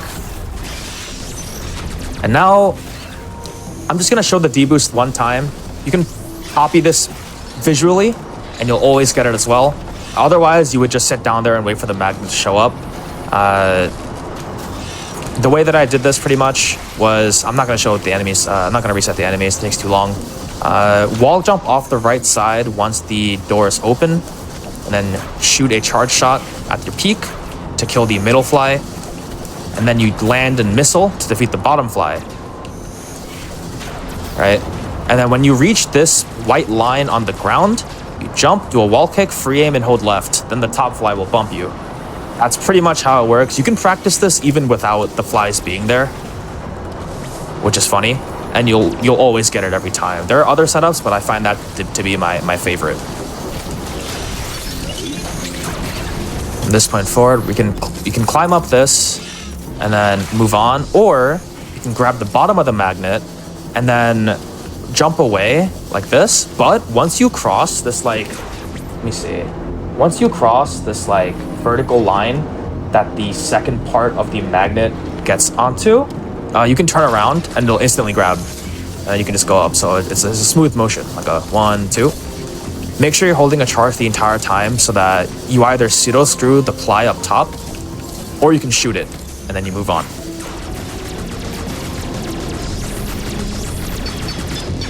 Okay. If you want to jump off this early, try to jump off when the platform actually reaches this second yellow line, and then you can just move. Now here, there are two ways to go about it. The vanilla way is to just go down this way. Move through this section like this, and then move on with a ledge to ledge, like so. The other way to go about this is by doing a hell run, which I just skipped over. I'm gonna just do it backwards, see if it works. And then we can show it the regular way. Oh no! Okay, cool. Instead of having to reset the room, we're just gonna do that. Can I get some health, please? You want to make sure you have at least one tank of energy to do this hell run. And now to do this hell run, I defeated all the blobs, so it's not going to be as accurate. But essentially what you're doing is trying to just run through without taking any lava damage, without getting hit by a single enemy, and moving smooth enough to where the one energy tank you picked up at the beginning of the game gives you enough HP to get through without dying. This saves 3 seconds. I actually would not recommend doing this unless you actually need 3 seconds for some reason. But you could always give it a try, and if it ends up not being that difficult, then go for it. Why not? So this is what it would look like. You move towards the blob and shoot it, land, melee, jump, and then just move through all in one consecutive motion. Obviously at the end there you would be shooting the blob. Thankfully, all of these inputs deal with all the problems that I mentioned earlier, which is like not being in lava, hitting an enemy, stuff like that. They're all solved by these inputs. Landing and meleeing defeats that fly, jumping there ends up dodging that ground enemy, and then you shoot and just leave. That never changes pretty much. It's one of those things that like the enemy spawns don't mess up anything. You can just go the same way the entire way. Unfortunately, now we have the green enemy zone. I don't think I can reliably show all the spawns that come up. There is a different way to deal with every spawn. There are like 3 bad spawns. There's like 2 good spawns. I'll reset like 3 times or so to try to show the spawns here. But when you jump up like this and then charge this door open, you'll notice the Emmy is already here. If the Emmy is down there, then you got a good spawn and you can just keep going like so. All right. Now, there are times where the Emmy will not be that cooperative, which is unfortunate, but it happens. Skipping this cutscene. Like this spawn, actually. If you get the ceiling spawn, you have to slide. Unfortunate. It is what it is. Now, there is another spawn where the Emmy is here. For most people, they're probably just gonna have to sit in back here and wait. Since in order to be able to jump over the spawn that's here, you'd have to move very, very quickly through the first room. Like, you can't make a single error. I'm just gonna reset one more time to see and hope I get it. Because if I do, then the enemies are actually being very cooperative, which is great. So your movement has to be pristine like this. And I got a good spawn. So unfortunately, we won't be seeing it, but only then and only then could we jump it like that. You might see that spawn sometimes, and if you do, if your movement isn't good through the first room, then unfortunately the Emmy continues to move and you can no longer jump it, so definitely don't have to worry about it. And now I move on to this thermal switch.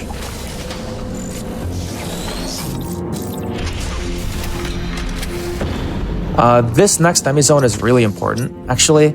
You want to be looking at the minimap while you're falling down these platforms, which might be a little difficult your first time, but as you get used to it, you can even do the platform wave while looking at the minimap like this. Now, you'll notice that the Emmy is not on the screen. Usually there would be a red dot showing you where the Emmy is. This is because the Emmy is down here. If you don't see the Emmy on the minimap when you're going down the first room, then the Emmy is down here instead. Now, if you don't get really good movement down the first room, much like with the other one, your method in this room changes. So if you're a little bit slow your first time through, take this bottom route because the Emmy sees you sooner. And when the Emmy sees you, it stops, and then you can proceed. Now, if you're quick enough, you can take the top path of the coyote jump and then keep moving. If you're always scared of not being fast enough, then just keep taking the bottom route. Like here, I'll stall for a bit, take the bottom route. Now I was too slow, so now the Emmy sees me. There is such thing as being too slow, unfortunately. If you took the top path to the timing, you would most definitely get seen. And if you do end up getting seen, you're gonna have to cloak and just kind of take it. So there I was a little slow, but not slow enough. So taking the bottom route worked out just fine. You can just take the bottom route every time. There's no big deal. Voice is a bit raspy. Oh no. Trying to go down again. Now this time the Emmy is in the right side, so I can either take this bottom path, or now I can actually show the top path to a coyote like this. And the reason why the top path ends up being better most of the time is because you see this door sooner, which means that it opens sooner. And you can just keep moving. If you know, you know. And then we just move forward up this way. Defeat these flies. Do a cloak slide. And then just come down here and shoot the button. And now we're approaching the most important trick in the game. It sets up like your entire pace after you've learned it, pretty much. to where like you're basically guaranteed a PB if you hit it. After like if you go from a run where you didn't do it and then you go to a run where you did do it, you end up immediately saving a ton of time. So this trick is called Atom Skip. By the way, aim up when you're on that pad. That way you can open that magnet above you. We're going to Atom Skip now. And with Atom Skip comes some of the more difficult inputs in any early game trick to do. But thankfully, if you get them consistent enough, then there's only one part of the trick you have to worry about. So this is Atom Skip. It looks like this. Nope, it does not look like that. That was not well done. Nope, that wasn't well done either. You can kind of see where I'm coming from now. There's a difficulty here. There it is. So this is Atom Skip. It allows us to do some movement manipulation to get up to this top magnet. That way we don't have to actually turn on any sort of power to get up and above this pillar. The way this trick works is you have to grab the bottom magnet like this. You can basically auto space this every time by holding left and full jump towards it from the bottom. And now you're going to do 2 buffered wall jumps off this and off that, while holding B in between each one. So you can look at the display here. You'll notice that I let go to buffer a wall jump, but then I immediately re-hold so I don't lose any height. All right, if I let go of B here, I just kind of fall. We don't want that. So we're gonna hold B the entire time, like this. Now, once you get to the top, I'm gonna drop for this one because it's actually kind of important. Once you get to the top, your head's gonna be like here. And then when you get to this second black line, like here-ish or so, you hold right and do a melee. And with that melee, you start just mashing your B button to get a very, very, very specific wall jump. Right here where the slope and the straight wall meet. The rhythm is pretty like standard to where like, for me, this trick isn't really a visual cue trick anymore. It's a rhythm trick. Now, that melee is a 2-frame window from what we understand, I believe. I think it's 2 or so. It's something small. That is the only part of the trick that is actually hard. The rest is kind of just standard because we're using these buffered wall jumps here to set it up. Our starting position is set up by grabbing the bottom of this magnet. And it's just this melee here. If we get the correct timing and press B quick enough, you get this sort of distended wall kick animation where the slope and the wall meet. If you do it too early, then you miss that window and you end up getting a wall kick that's like closer to the horizontal wall. If you do it too late, you just go sliding and it's really hard to hit that window from that point on. So if you find the happy medium, that was late. You kind of end up floating down. That was late again. Like that. I just happened to miss the wall kicks there. And with enough practice and repetition, you can get this consistent. Pretty much. But this is a very, very difficult trick. It is called the race equalizer, actually, in our community races. And finding the rhythm can be challenging. The first time I learned this trick, it took me 2 hours to hit my first one. And then it took me another hour to hit my second one. And then it took me weeks to get it to within 10. Right? Nowadays, I can get it pretty easily within 5 or so. That does not mean this trick is easy. It's consistentable. That's a word. It's consistentable, but it is not easy. Right? For sure. For sure. So there is no shame in skipping this. I won't be showing the routing that skips it because that takes us some time. This trick saves a minute of Catarus and also saves 2 to 4 minutes for the rest of the run, depending on the category you're doing. Because, like the name is, it skips all atoms. There is an atom station somewhere in this black area. I think it's this one, actually. There's an atom station like here or so. You can imagine Atom as like, stealing from Super Mario Bros. Here. Imagine a bus stop. I like to use this every time. Imagine a bus stop. Every Atom station is a bus stop. Atom moves from one station to the next, but if you leave him behind, he won't move from that one. So by using Atom Skip, we end up skipping this bus stop and he never moves from there and we never go back there ever again. So anytime we cross another Atom station from this point forward, he's not there anymore. So once you get your Atom Skip down, you can shoot this guy out. go up here, or you can do another slope jump with cloak and move on. We're going to shortcut up the left wall with a wall jump. Keep moving.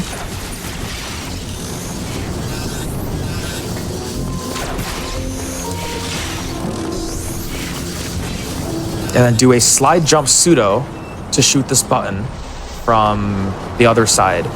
You don't have to do that. You can just slide down there and then shoot the button. That's completely fine as well. But if you're good enough with slide jump pseudos, it's pretty much the exact same as the fourth shot of the broken enemy skip. It's just flipped the other direction. From this point forward, we're going to move back through that enemy zone. Or just take the reverse path. Now, when we enter the next room, we're going to do a melee here.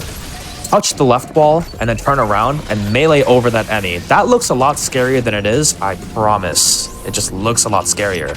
If you end up doing the melee and touch the left wall, then fall down, you will always dodge all of these platforms. If you do any melee off the ledge and then mash your respin over the enemy, you will always clear it. That enemy, unfortunately, on your first time through will always be here. But if you do what I just did, you'll never get hit, I promise. Now, the only thing you can do by accident is melee too late, and you'll fall off the ledge and melee and then fall into it. So melee a little bit earlier to make it kind of safe, right? From here, you can do what we call early zipper. If you can find the correct timing, you can do some wall jumps up to catch the magnet sooner. It's a lot easier to do when you enter the room for the first time, because then the timing's always consistent. I don't know if I can do that, so what I'm gonna do instead is just show what I normally do, phantom-wise, which is to slide down, land, shoot the fly out, 1, 2, and that always gets me the magnet. I'll try to wait for the magnet to show up at the correct spot here. Yeah, and then you can just catch the magnet early and then move on. We're gonna melee that fly to get him out of the way. Otherwise, you can just take the magnet up, it's fine. Just wait for it to come down. And then in this upcoming room, this guy on the ceiling is very annoying, because if you try to go up here, notice that the volcano enemy on the ceiling is very annoying and can get and will get in your way and make you fall off the magnet. There's actually a joke lawsuit that the community wrote against that guy, the unnamed volcano enemy or something, because we genuinely hate his guts. Thankfully, there is a setup to get around them 10 out of 10 times. What we're going to do for this setup is grab this ledge, then hold left fully and hold B to do a full jump, then do it again. Shoot these 2 blocks out and then do it again. That's it. That's all you need to do. Excuse me. Oh, excuse me. So doing this in succession means that you'll always get up here every single time, and that volcano enemy will not bother you. It's 10 out of 10. You can combine the final step with a quick charge after shooting these blocks out to open the door quicker, but that doesn't matter. You can just hold the charge the entire way through, or shoot these out, then do a quick charge like I said. It doesn't matter. You can always just take your time and land, and then shoot the charge shot to open the door. Melee to skip this, and then just grab this magnet door and pull it down. On the way out, you shoot those blocks out. Oh. Hold the charge beam on the way in here so the fly doesn't get in your way, and then you pick up the second energy tank. And then with that second E-tank, I would recommend picking up 4 E-tanks in this routing when you're starting. The optimal routing, I believe, gets 2 on this route. We only take the bare minimum that we need. However, if you're just starting out, just take 4. It's fine. Doing your standard basic movement you saw on Artaria to get through. Now that we finally explained pretty much all the basics there are in this game, we can just fly through these rooms for very quickly. Same patterns, same everything, same platforms, right? And now we're finally moving out of the trick dungeon. Now this tutorial actually picks up, because we're putting behind us a lot of tricks, and we won't see any more for a while. Yeah, so we've been here for like an hour now, I think. Maybe like an hour and 20 minutes or so. Yeah. We're finally picking up speed, I promise. From this point forward, there's actually an hour left of in-game before the route is done for the highest level. We enter Cataris at around 15. We entered Dyron, which is this area, at around 15 minutes. The world record for this route is an hour and 20 something, I think. Moving into Dyron, we're going to do single wall jumps with the magnet here, and then do a slope jump like this. You can cloak early or when you jump. That's my preferred. If you don't want to do any of this at all, that's okay. Climb up here and then jump off. Try to shoot those blocks on the way out so you can dodge that platform where they pivot respin. And then here, we slide off, pivot respin, and melee to skip that ledge up there. When you're starting out, I would definitely suggest just jumping over these Sonics. At some point, you can do a charge beam and a missile to defeat them. You might not have noticed, but we did a coyote jump into this room, so we don't have to fall into the pit of shame. This one, we don't want to go there, so we do a coyote instead. And now the room is pretty dark, but it's not dark enough. And try to get really good ledge hops on the way through. Shoot out that flooring. Oh, I got a very bad Dyron load. That's actually really fortunate. So we can talk about Dyron and how bad it is. So Dyron, unfortunately, is a laggy mess at times. And if you enter some of these room transitions, you can lose like 8 seconds for no reason on a door transition sometimes. I believe the world record for the most time lost by a door in Dyron is like 16 or something. It's like some door over here. I think it's this door. Someone was leaving Dyron and they lost 16 seconds for no reason. If you get that, it's not your fault. It's not your fault, trust me. It just happens sometimes. But usually it's like a second or two. Moving through, we're going to land and then melee this guy and kill it. If you melee it quickly... Oh, I got another Dyron load there. Wow. If you melee it quickly, you can slide under it instead of having to kill it, which is fine. And now we get the wide beam. I can't believe I just got 2 Dyron loads. That's bad. The wide beam is functionally identical to like the wide beam from Fusion. It's just 3 very, very tall beams. It does a little bit more damage than the power beam on each pellet, I believe. And that movement right there is how you get around every enemy that exists in this main room. I'll show it one more time. So what we're going to do is fall off this melee. I know this guy is here. He shouldn't be on the first way through. You fall off this melee, then slide, release your charge, and shoot 2 missiles while you're sliding. That gets rid of the bottom robot. I'll actually show that because showing the cadence for that's actually kind of important. Try that one more time. That.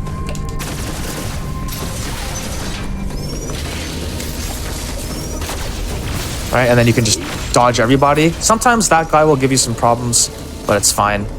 These wide beam blocks, the community has called them Pedros. I don't know why. I think it's a Seinfeld reference or something, but the community has called them Pedros. These guys are notorious for just not working as intended sometimes. Sometimes you'll shoot them and they won't actually push. One of them will miss. You have to push these with a charge shot. The trick to making it 10 out of 10 every time is to release your charge shot right before you land and you'll never miss, pretty much. I'll try to miss on one that's upcoming, but 10 out of 10 times you will never miss if you release your charge shot while you're landing. For some reason that straightens out your shot. Skip this cutscene. Do a quick charge to open this door early and jump over that pressure plate. Now here it is. Now this one, I'm gonna try to miss it. Sometimes it doesn't work. Yeah, sometimes it doesn't work. It's one of those things where it's like, you just go for it expecting to get it and it doesn't work out. Like that time, wow, great. But if you land and then release, it's 10 out of 10. You just have to make sure you're neutral stick when you land, because for some reason that also works out. And then you just leave. Excuse me, my voice is getting very crackly for some reason. White noise. Oh, you can always take a minute to, take a sip of water here. You don't need to power through for, 2.5, 3 hours. I appreciate that. As a reminder to everybody else at home, stay hydrated, drink some water. I do have some water, but I need to finish my soda first. I don't know why. I was drinking something sweet just to try to get some energy back with some sugar, but... Oh, man. By the way, if anyone has any questions about literally anything I'm explaining, feel free. I'm pretty sure Church will catch them and toss them my way. Yeah, or absolutely. I can just read them in chat. We also have a couple people in the chat that are from the Dread community. They're just watching for fun, and I'm sure some of them will even catch the questions as well, so that I don't have to. Bless you guys. From here, we're moving forward, and we're going to go to the green Emmy now. Here's another Pedro. Very annoying, but we use the land shot method. Same movement as before. Melee off, hit the left wall, and then spin. Single wall jumps up here. And now we have the next CU. Now this one takes 19 missiles to break the outer shell. You'll notice that we only have 19. So instead, we're going to hold a charge shot into the room, because then we save a missile. Notice how I missed one by hitting a Rinka, but instead, since I opened with a charge shot, it's completely fine. And now we have the green Emmy kill, using the same way to leave the room here as the white Emmy. Now, this next kill is going to look very scary, but it's 100% replicatable. Try to open this shot, this blob, and then just shoot it from here. Trust. It looks really scary. But this is the safest version of the kill that we have. It is very, very easy. It's also most commonly the fastest way to do this. There is another strat. I will only name it and I will never show it. It's called Professor Stupid. If you know, you know. That one saves 1 second, but is like, if you mess up, you die, or potentially die. So there, it has no place in this tutorial, thankfully. It's an advanced trick that saves 1 second, which means it's meaningless to us. We got the morph ball now, and we're going to move on with our morph ball. If you slide off of a platform and morph like this, sometimes you can catch your way into morph tunnels here, like so. You also just have the spring ball for free in this game, thankfully. In tunnels like these, instead of just rolling through them, if you have the vertical space, slide and then let the game morph for you. That's the fastest way to get through these tunnels. So in one fluid motion, all right, I'll show it to you just one time. In one fluid motion, it would look like this. And then here, you want to try to unmorph and then skip this tank. I know I just got it on my way back. That's because I never do it on the way back. But you want to try to unmorph and then jump over this, because it's a missile too, and they're very inefficient. Otherwise, you're fine. Just roll through these. Use the unmorph and then slide morph variations of morphing to get through. If the worms hit you, it's not a big deal. And then here, we can shoot the bottom and then move through. Now we're going to hold the charge, and then the game will release it for us when we mantle into the tunnel. Just make sure you're lined up and you can get rid of all the worms. And that was our first missile 10 pack. It's the it just gives us 10 missiles, which is why we skip the 2 packs. Because why would you need them when we have the 10 packs, right? Yes, Shifter, they did cover it in the GDQ run, Professor Stupid. Ed tried it. I'm pretty sure he messed up. Yeah, I think he did mess up. That's actually in chat. You can tell us if he messed up. Oh, he did. Look at that. It is a wonderful trick to lose 20 seconds on by dying. And if you get it right, you save 1 second. Why not? So we take our first teleporter out of the run. This run has a lot of teleporters in it. And now that we're in tunnels and water, I can tell you about some of the hidden mechanics of Morph Ball. One mechanic, I'm going to get rid of all the enemies here because they're annoying. One mechanic is that if you slide Morph off of a ledge, you get forward movement for no reason. And it's even more pronounced in water. So you'll notice here that I'm just going to move towards the ledge and hit the slide button to morph, and it just boosts me forward, because why not? If I do it a bit late, that happens. And if I do it a bit early, this happens. And I land here, but with the underwater morph boost, you can go much further. And for some reason that works. And we can use that to just get a little bit further forward. And now we're moving towards Various Suit. Do a jump morph to get into this tunnel. Don't get this. I got it. Just to show you that, you know, it wasn't a mistake. It was just to show you not to get it, of course. And then get rid of these blocks and slide through. You want to manually morph to slide through, and you can use a jump to cross this gap. I'm going to jump all the way up. Hold the charge here. try to shoot this door while you're going into the tunnel. If you can't do it, that's fine, but it does save a bit of time, so you don't have to do a charge shot here. I'm gonna get rid of this guy to show. I do what's called a cheat shot, which is to combine it with a morph to get into the tunnel. I'm gonna wait for that enemy to leave. Can you spawn? Spawn. Thank you. There we go.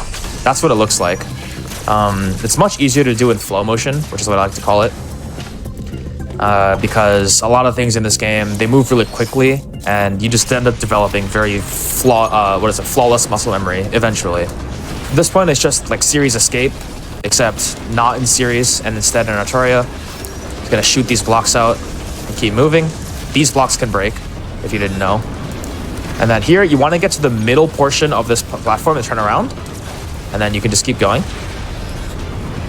It's a lot scarier than it looks. And now we want to open this door before we go get the Varia suit. That's actually important, because otherwise we'd have to stop and open it. So now we get the Varia suit. Most people that play Metroid are very familiar with what it does. It just makes you take less damage, and you also avoid heated damage, like this one. Hold the charge here and then slide under this robot. That way we can not have to wait for the door to open when we get down there. Do another melee and then a pivot to skip that.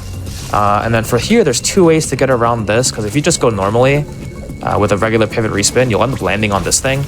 So you can do a slide pivot respin to lower yourself and get more rightward momentum, which is the strat I used to use. Or you can slide off morph and then fall past it, which is the strat I use now. There's not really any time difference, but it's just whatever you like to do. If you do the morph boosts if you do the morph incorrectly, you get a morph boost instead, and then you just land on it. That actually loses time. But if you do this incorrectly, you get a coyote instead, right? Like that, and that just sucks. So there is a negative to both ways. Whichever way your hands feel most comfortable, that's what you go for. Either the slide pivot respin, as shown, or the morph wrap, like shown. I forgot to open this door when I was first going into Varia Climb. Don't forget to open this door. That way you can, you know, make sure it's open. Hold the charge here. That way we can defeat both that fly and open the door at the same time. Another quirk with the morph ball is that you fall faster in morph, so we fell down that shaft. Now we're gonna head back to Cataris with another load screen. And the best thing about load screens is that they are literally perfect times to drink. Remember, stay hydrated. Drink water. Stay hydrated. I love it. It's also a good time to like check Discord and talk to people, unless you're very focused on your run. I do it a lot. Sometimes I just check Twitter while I'm in some load screens, because they're very, very long. Other times I'm sitting there just reading chat or something if I'm streaming, right? Hidden tech. This exists. You don't have to go through those tunnels again. And now we're going to Kraid, which is this way. Here's a funny strat. We call that, I don't think we have a name for it, but a runner named Exception figured that out. And I have never gone back. That is so cool. For these rocky guys, we call them Dwaynes because they're very rocky. Just slide through them and ignore them. If you slide into an enemy, you take less knockback physically, so you can keep moving a lot better. And then here, there's a worm here. If you do the movement correctly, by unmorphing and then respinning, that worm will never hit you. I did it incorrectly because I was talking about the Rockies, but that's fine. You can jump over these guys and shoot the blocks coming up. Alright, and then shoot this blob out. Now, this one, you might be tempted to jump up and do this. This is not necessary. Do a melee off of this ledge and then just tap B like halfway through, and you'll quick rise and just take a little bit of damage from the lava. No big deal, because you're gonna get a full heal from the eye door anyway. Aim upwards and shoot this blob while you're going so you can slide in. So now we have Kraid. This boss really sucks because he's a big missile sponge, and there aren't really many strategies to get around the fact that he's a giant missile sponge. It's easy to run out of missiles on this boss, I'll give it... I don't know. I'll wait for it to do all of its attacks, and then we'll go from there. So at the start, you just kind of open by shooting it in its mouth while it's yelling at you. And if it does this pattern, then you can do quick charges like this. It'll also kill the balls that are coming out of its mouth at the same time. The other attack it can do is this attack, which is a claw attack. For this one, you open it and then shoot missiles into its mouth, and you go into phase 2. Whichever one it give you first. Ideally, your timing would be such that you only see one of the attacks on phase 1. From here on out, you can shoot the belly to get... wow, I got lucky. You can climb up these. I'm just not doing it because I want to show what happens when you shoot the belly all the way. That's very lucky, by the way, the crate stairs. Then you get the claws to come out mandatory, and then you morph under them, and you can take this magnet up, and from this point on, it's like any other standard crate fight you've seen in Metroid. That claw attack will always happen, and then to dodge that parry attack that I just did, you can, for those who are watching from the VOD, rewind and see what I did with the input display. When I parried it, I held free aim and the other direction, as you can see here. I'm gonna jump this for fun. And that skips the parry animation that leads into the boss kill cutscene. But you have to make sure you do it after you shoot the charge shot by pressing Y after getting the parry, like this. Then you get a free charge shot and you don't enter the boss cutscene. And like I said at the beginning, the reason why we don't want to see those boss cutscenes is because you do less damage in them. And that's just the entire methodology for Kraid. There is a strategy for single wall jumping using the morph ball. I will not be covering that today since it is a fairly advanced trick, but you can always Google it on... I almost said Google it on YouTube. That doesn't make sense. You can always look it up. How about that? And even if you ask in the Dread Discord on any of the tricks that I'm mentioning but not covering, they'd be very happy to help you. For this blob here, what I like to do is do a ledge hop off of this and also quick charge at the same time. This is not necessary. It's just a bit faster. You can jump up here and then do some quick charges like this instead. And then I do a coyote into a jump morph to get in here smoothly. And then just move on. If you're quick enough with that earlier setup, the worm down here will not bother you. You just have to be quick enough. So we'll take a look at what that looks like if you do the setups quickly.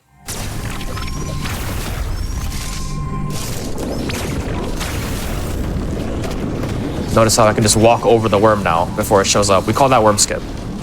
There is a way to be so fast that you can't worm skip. You skip worm skip if you're too fast. I don't know how to do it. It's also really precise, so who cares? And we head into purple TP. We are actually locked in here. Mercury's theme is very mean sometimes, where it gives you these one-way terrain patterns where it's like you literally couldn't go back if you wanted, right? This is one of those cases. We can't leave that area. We don't have the grapple beam. We can't go through walls, I think. Hint, hint. So yeah, we just have to take the purple TP. Here, do a quick charge to blow this up and then morph after. We morph because morphing is faster. Morph falling is faster. And now we're going to do our first sequence break, which also happens to be intentional. Going the right side here. And now we're going to do a coyote jump that pivots and wall kicks. So I'm going to switch to blue color since this is a very red room. So we slide, coyote, turn, and then wall jump to get up. That's pretty much what we're doing here. You want to coyote later than you think, because if you do it too early, like the timing gets wonky. So slide a bit later, or jump a bit later in the coyote. Can you get out of my way, please? I'm trying to do a tutorial. Thank you. And then turn around and just take your time, because the alternative is falling into lava. That is not very good. Thankfully, if you do mess up, you can just climb back up this way, which is fine. But you don't really get the same graces for the next one. Now this one is, if you mess up, you reset the checkpoint and possibly your run. Now, there is a very easy way to get this done. thankfully. When Samus, I think it's her, let me just do a rep first. Yeah, okay, I got it. So when Samus's knee crosses this light, I jump. That's pretty much it. It's a lot later than you think. So the way that I explained this a couple of months ago is like, imagine you're eating like curry and rice. Rice is pretty bland, right? So when you put salt in the curry, you want to put a little bit more than you think. That's literally the same thing. It's gonna feel weird, but you do want to put a little more than you think, and then you'll always make this gap. Now, if you jump too early, like this, you're just gonna fall on the slope, and you have to react and jump back to the ledge. If you do it too late, you just won't do a coyote. And the same thing happens. You fall on the slope, you have to react. If you fall down there, you die. There's no ifs, ands, or buts, you just die. So try to internalize this timing, and then you get through pretty much 9 times out of 10, and eventually 10 times out of 10. It's a standard trick for this route nowadays. It is a little uncomfortable to learn, but once you do, it's very free. Scotty's saying that this is a weird metaphor. That's my favorite metaphor. I love food. What do you mean? Food is great. Food metaphors are always good. Yeah, food metaphors are great, right? No, it's just because Scotty's never had curry in his life. Obviously. Scotty's my friend, so I'm down to make jabs at him. My issues with jumps like these has always been firing off a move too early. Yes, that's definitely a problem that occurs with coyote jumping. That's why I said it's a little bit later than you think, right? So in this area, we're going to morph and just fall between the platforms. I just messed up. Don't mess up like me. You want to shoot that fly with a missile when you enter the room. Make sure you do that, otherwise he's annoying in a bit. And then we get the grapple beam. This is what we came here for. We sequence broke for this. Yeah, except here the curry is tomato soup. Agreed. Now with the grapple beam, you can pull these blocks by holding the ZR button and these doors. Quick tutorial, and you can even do a Tarzan swing. This is why we killed the fly while we were coming in. Otherwise, we'd have to kill him on like here. Otherwise, he would interrupt our swing, which is annoying. And now we can do these grapples. You don't have to do them the way I'm doing them. It's completely fine. I'm using a technique called grapple boosting, which is where if I hold a grapple, if I jump into a grapple and then like release the jump, pretty much, and the grapple, I go zooming. It's like I keep all my vertical. If I can do it right here. Let me just do my muscle memory. Yeah, like that. Pretty much. You don't have to do this. You can just take your time, grab these, get rid of that Goomba, single wall jump, grab that, do this. That's completely fine. Grapple cancels aren't required for anything. They're just fast, except for one part in a later area.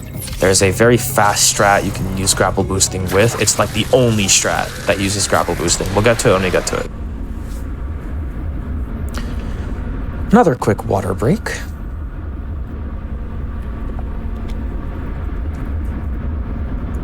Chat, I expect like 9 empty bottles of water by the time this is over. The loads are pretty long. I'm not saying each of you need to have 9 empty bottles. I would feel pretty guilty if I made you drink 9 bottles, but hey. I drink a lot of water. That sounds like a lot. Yeah, it's a lot. I could do that. So in this case, we're just going to do what we did before, but backwards. Again, if you fall down here, you die, so try not to. To get over this pit without falling, you unmorph and grab this ledge, and then just do a full jump. Open that door with a charge shot, do a morph boost to get over that robot, then keep going. Here you have grapple, so you can grapple this and jump up. So now we have the yellow Emmy. This is the only time the yellow Emmy is actually scary. So we're going to talk about how we prepare for the yellow Emmy and what spawn we can get. There are like 3 good spawns and 1 bad spawn. In order to figure out which spawn you get, when you enter the room, primarily use your right ear. Now, if and only if the sound balance between your left and right for the any noise when you go into the room is primarily in your right ear, you got the bad spawn. So now you can prepare. Alright, so we'll see what I get here, assuming that the streams is stereo. I got a good spawn. It's primarily in my left ear, so now I basically never see the enemy, which is great. I'm gonna try to get the bad spawn one time. You can also use grapple to expedite your movement in this area by grappling some ceilings. Got the same spawn. That's great. Use grapple here. Alright. And we're moving to the left. I'm gonna try one more time to get the bad spawn. The mini-map also works. Oh, I got the same exact spawn. Alright, we're just gonna keep going. But the bad spawn is basically where the enemy is right here, and what you have to do is do a slide cloak under it, and then just do this. That's all you really get to do. We're gonna do a unmorph coyote out of that tunnel to spin around onto that platform, and then do some charge shots and some regular beams to defeat these guys. And we're just gonna move through. You can grapple this ceiling to save some time.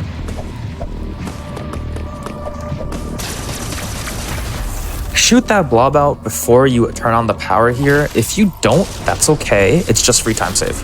No big deal.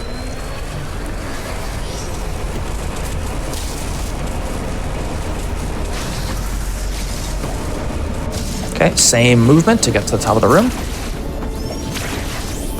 I like to do a morph jump here. It doesn't matter if you do a morph jump or grab the ledge and morph in. And we get bomb. I really don't know why it's just bomb. I'm pretty sure we get more than one, but it's bomb. We're just gonna use it to go through these rooms. Now, if you make tunnels like these with bombs, unmorph out of them and then slide through to save some time. So it looks like that. And then here, I do a standing melee from here into a wiggle, or like a respin, pretty much. And then I wiggle so I don't step on this. You don't have to do that. It's okay if you just do normal stuff, like melee out, and then do whatever you want. Get into this bomb launcher. Hey, that's Corpius, isn't it? That's a boss we skip. And then we can take this shortcut down here with the grapple beam. We get a missile for our troubles, which doesn't really matter, but it's a free missile.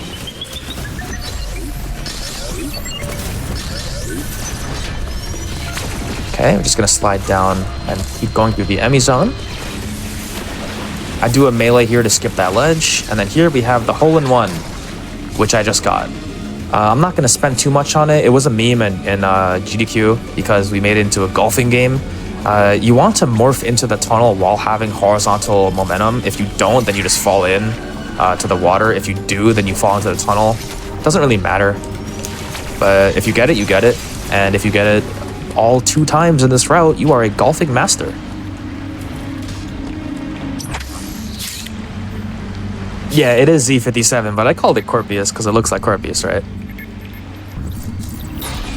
We skip him anyway. Unfortunately, Z57 is one of the coolest bosses in the game. It's a shame that we skip him in literally every cat that isn't all bosses. Man. That's unfortunately how it goes most of the time. It's like, oh, there's this like really awesome boss that everybody loves, and we skip them. You just never fight them. Pretty much. Alright, entering Brenia, a very water-hairy area. Thankfully, we have the grapple beam, which makes a lot of the water less miserable. Gonna morph here and spam bombs to get rid of that claw. And then we slide here and open this and not have to go through any of the water. That's great. There is a ceiling enemy here. I'm just gonna kill it, actually. And then reset the room later and show you what's up. So that ceiling enemy, if you just run through this room, it will unfortunately sting you and you'll just take damage for no reason. So in order to avoid this, what we're going to do is once we get to this part of the floor, we do a slide cloak. That's it. And then when you reach the end of your slide cloak, you uncloak and then move on. It just looks like this. I know he's not there, but trust me. And then when you go under that spiked guy, we call them Steves. Just make sure you aim downward, much like we did when we entered Cataris, and you'll not get hit. Then here you can do a coyote. If you missed the coyote like I did, that's okay. Just grapple up. If you hit the coyote, you just get over and you save some time. If you want like a visual cue for this coyote, when you barely dip your toes into the water, you jump and you'll make it. And do whatever you need to do to get through there. I tried doing a ledge morph after the melee. Right. Oops. You can either do a coyote through this water or you can melee through the water. No big deal. Try to grapple that and then move through the rooms. So here we have a really important trick called backdoor flash. I'm gonna show it one time.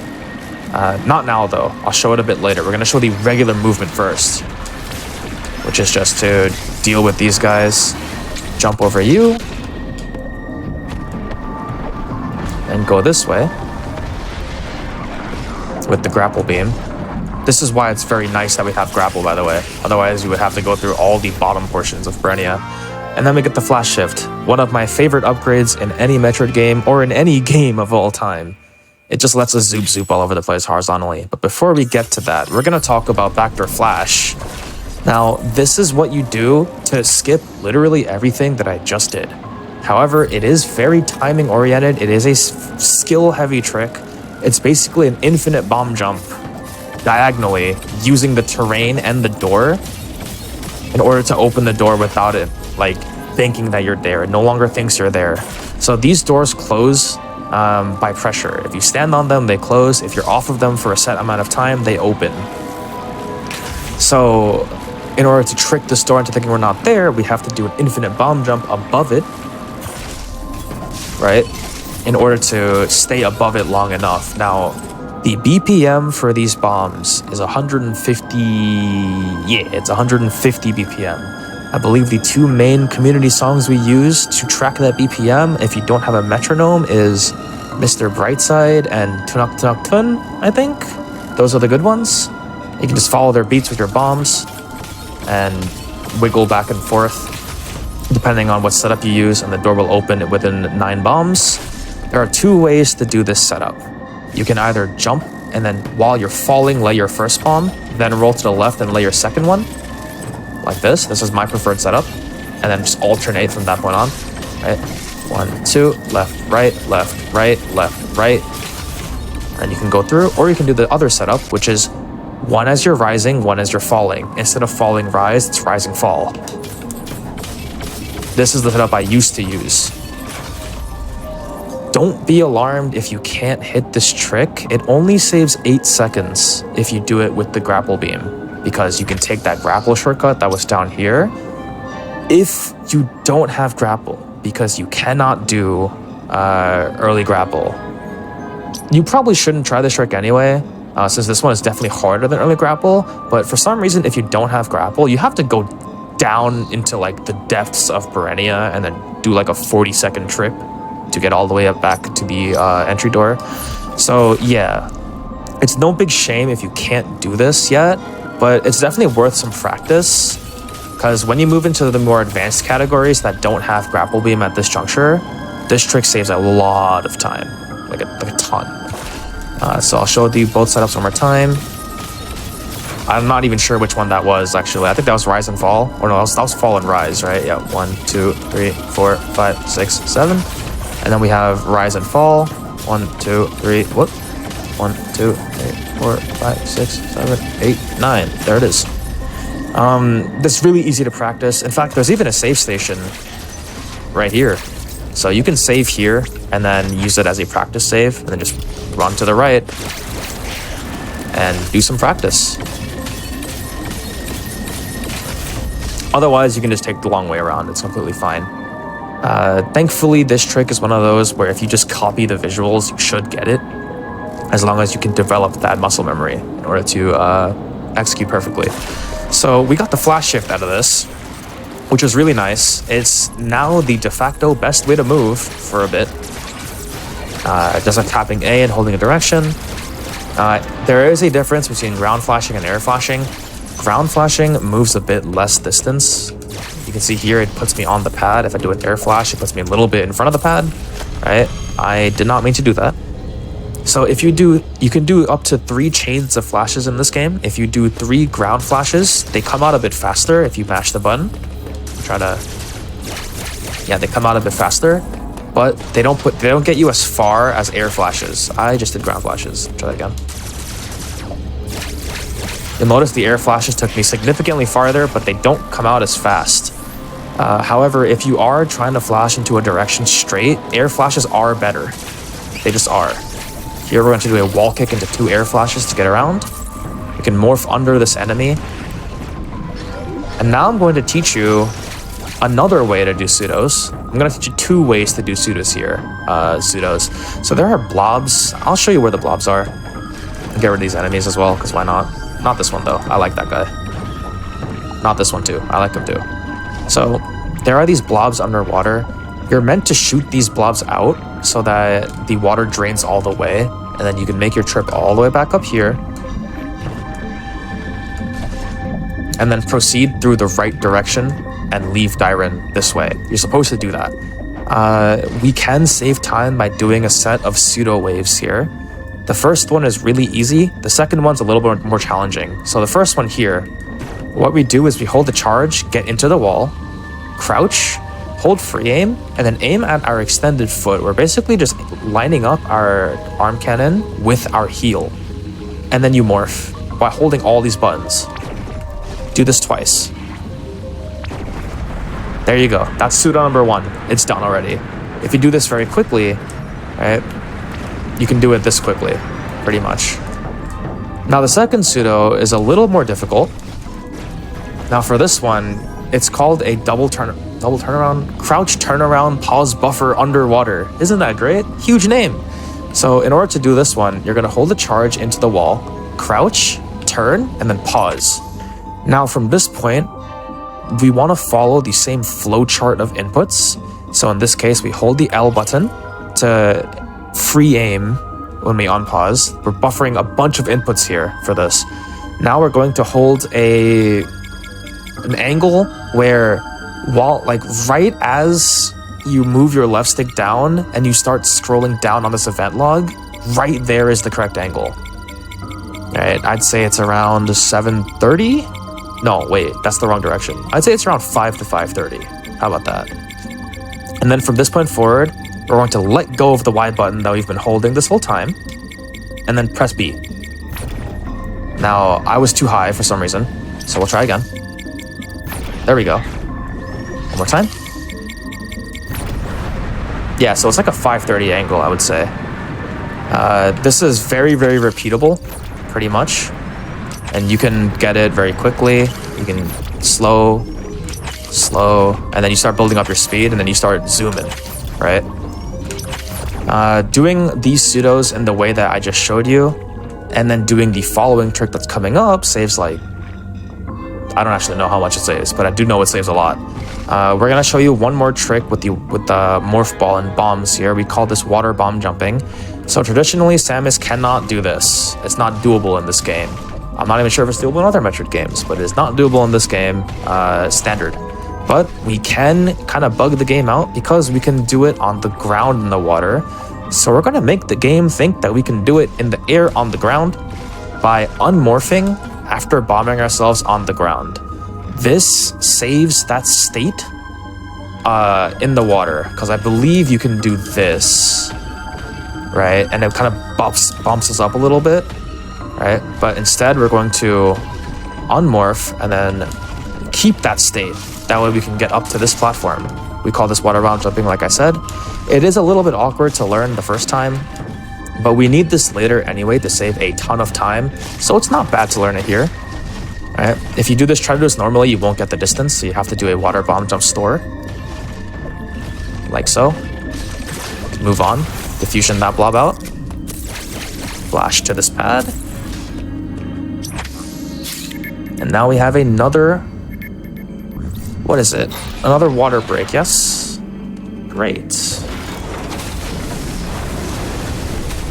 We are a little halfway into the run now. The beginning of the game takes a lot of explanations as there's a ton of tricks, but I promise it gets faster. We've already seen it get a bit faster. I've been in Ataria for like a third of this. And now we've been into like 5 different areas. I am using the 8-bit Do Pro 2. Sorry? Yeah, it's definitely picking up. Like, kind of like you were saying earlier, like the beginning of the run, there's just so much to unpack and explain that it takes forever, and then it's just like using those building blocks to keep going and kind of, you know, just kind of practicing on building on pretty top much. Of that. Yeah, pretty much. I would say the beginning of the run is one of the most challenging for that reason as well, to like fully optimize. When we get off this pad, flash right 3 times, open the door, flash right twice again. I just missed the second flash for some reason. Don't do that, just flash twice. When you're in morph tunnels underwater, spam jump and you'll go through much quicker for some reason. And then go in here. You may be tempted to grapple the ceiling. Don't do that, because in some cases that might manipulate the yellow enemy the wrong way.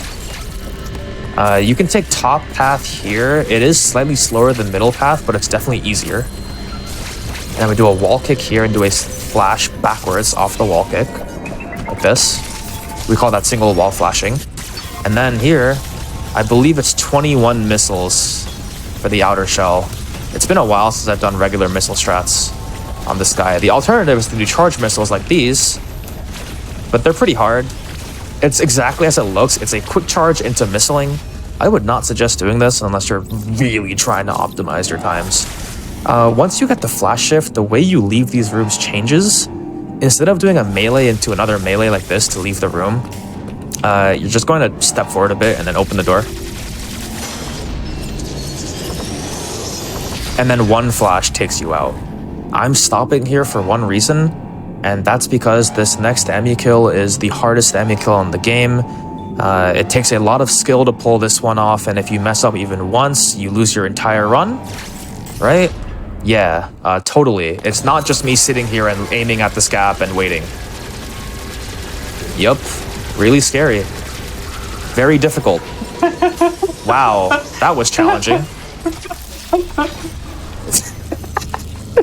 Yeah, I mean, this boss is a horror to fight casually. And then we just ignore him. Like, honestly, this boss could not exist. I kind of wish I just showed up and pointed my cannon at him and he just says, "Let me live. You can have the speed booster." I wish that was the case. But thankfully, this boss is very, very easy to kill and we get the speed booster. And there are some things to explain about this game's version of the speed booster, because it is the best version of the speed booster we will probably have for a very long time. And if every version of the speed booster from this point on inherits the same mechanics in this game, a lot of people will be very happy. So in this game, to speed boost, you press the L3 button while you're moving and you start charging. You may have noticed that I've been able to jump and maintain it when I land. Yes, this is not a joke. It actually happens. In fact, you can even do wall jumps or do morphs. You can do everything. Basically anything that keeps you consistently moving, you can do. You can go places with this, right? And it's to the point where they even decided to increase the amount of time it takes compared to other games to maintain a shine spark like this. I believe it's 6 seconds in this game. In other games, it's much less, or like 5, I think, in other games. But in this game, it's 6. You can keep the speed booster, the shine spark state for 6 seconds. So you can do a lot of cool things with this. There are also ways to shine spark that are not really told to you by the game. So the game just tells you that you can do shine sparks like this. I can't even believe I made it up there. I didn't try. You can also do shine sparks like this. And the other way to do it is to do shine sparks in diagonals, which I think only came out in Fusion. But in this game, there's even better ways, because you can do them instantly out of jumps. Unlike other games that have like a wind up like this one. Right? We can skip those wind ups. We can skip any wind up actually. Except for that one, I messed up. So the way to skip these wind ups, in the air, if you're doing a spin jump like this, and you press Y and B at the same time, picking a direction, you will instantly spark in that direction. You don't get a wind up or anything. This saves a bit of time in places where you want to do it. All right, you can even spark down, which is cool. And in order to do it on the ground, what we do is we tap B, or when we tap down to store, we also tap B and then instantly pick a direction, any direction. And we can skip the storing animation even, and the wind-up animation, and spark immediately. Which is pretty nice. The other way to skip the wind-up is to do a melee, and then just mash a B button, and you'll be able to do an instant spark. This one is useful sometimes, but it is slower than this instant spark. We call that store sparking. So there's 3 ways to instant spark. And we can carry this all the way by doing a ton of different stuff, using everything that I just told you to keep the speed all the way through these rooms. Take it up here, do an instant spark here, and take it all the way like this. This is why the speed booster is based in this game. I love this upgrade. It's not as good as flash shift though. Now the flash shift is built different, but the speed booster is pretty up there. Now, the game really wants you to love it, so it gives you these cutscenes if you upspark in certain places. These cutscenes are actually pretty slow, so we can skip them by morphing before we spark. Like this. And it skips the cutscene. Here we pick up our 3rd energy tank and grapple up. And now I'll teach you how to single wall flash, which is as easy as it sounds. You do a wall kick, hold towards the wall, and then do a flash shift and tap B twice. Single wall flashing achieved. And in this game, flash chaining is a term that we came up with to link flash shifts together with some space in between to do other stuff. So it looks like this is a good example of a flash chain where I do a wall kick into a couple jumps, and in between those inputs I do flashes. You have like a breath to do stuff in between your flashes. This is like the max cadence you have. And then you have this speed. You can fit inputs in between this speed. So in this case, it's 1, 2, 3. This is the most basic flash chain you'll do in this game. And it gets you places quicker and allows you to input stuff in between your flashes. And if you do this in a couple places, you can get very creative. In fact, there's an entire video made by a runner named R-Candy, who is a tech guru in this game. He's found like nearly everything that we have that's practical. And he has a whole video on flash chains, actually, that I would suggest everyone goes and takes a watch. Also follow the man. He's a streamer. Take the speed all the way up here, hold the scrapple, do another flash chain like this, just following the input display. And also very visual. Those jumps and all that, those timings, it might feel like it's a little bit too short of a time to get some jumps in and some wall kicks in. But the faster you get at inputting your buttons for those, the more confident you will be. And in this game, confidence is legitimately everything. If you don't believe you can do something, it's not gonna happen. So just practice it enough. Once you get it down, maybe half the time, you can start doing it in runs. Once you start getting it in runs, you've got it forever.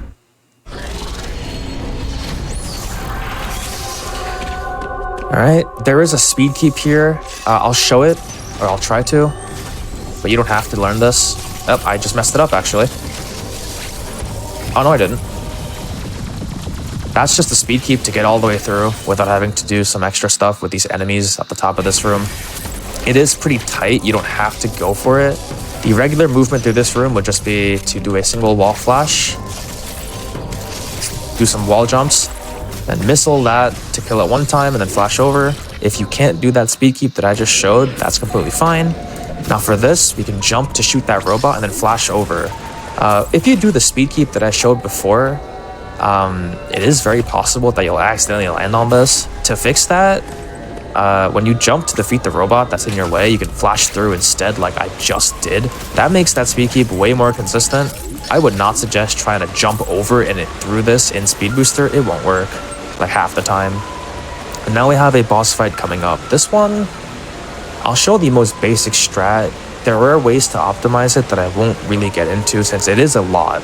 But the most basic strat is to shine spark it twice using the same manipulation every time. This is the first time we encounter this type of boss. This is a Chozo robot. What we do is just head up here, wait for it to attack, jump it, and then store a shine spark here, and then spark it. We can do this twice. And that's it, the fight's over. The only thing you need to practice with this fight is learning how far this actually is. Because the camera can be a nuisance, since the camera is not just focused on you, it's also focused on the robot. So if you can internalize the spacing here and just follow that strat, the fight will be the same every time and be pretty quick. The other way to kill it, which is the normal way to kill it, is shooting missiles. That's not very fast. So doing the manipulation as shown and just repeating twice, that's enough. There are definitely more advanced strategies, but we won't be talking about those. They're very nuanced. So now we're going to do a grapple jump up here, get through, use the speed booster to do some wall kicks. Delay your first wall kick a little bit here, otherwise you won't make it to the top. Like if I just spam B, see how that kind of gets stuck in the middle.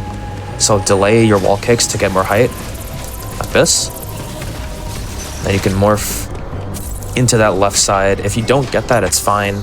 It's kind of debatable whether left or right side is faster. I don't think anyone has done a strict timing on it, but I like to just go left side because it's fun. Might be obvious and I might have missed them defining it, but speed keep is a route to use the speed booster to get through an area very quickly, right? Yes, it is. I'm actually very sorry for skipping on that. Speed keeping is when you maintain speed booster through a series of different actions to travel from room to room or to travel very quickly through the same room. That's pretty much all it is. And I apologize for not expanding on that. Thanks for pointing it out. So here's an atom that we skip. Here's a Pedro that we don't care about. Now we're going to head down to the left to go to Berenia again. Here's another speed keep that's pretty funny.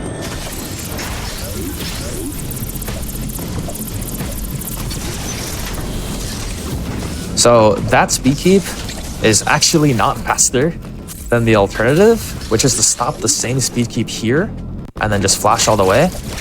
I'll point out where the jumps are for this speed keep real quick, and then we'll move on. So the jump here is just standard, but the jump here is what's different. When Samus reaches this part of the chain links, you can jump and just hold your jump and you'll make it through the gap. Just to show you.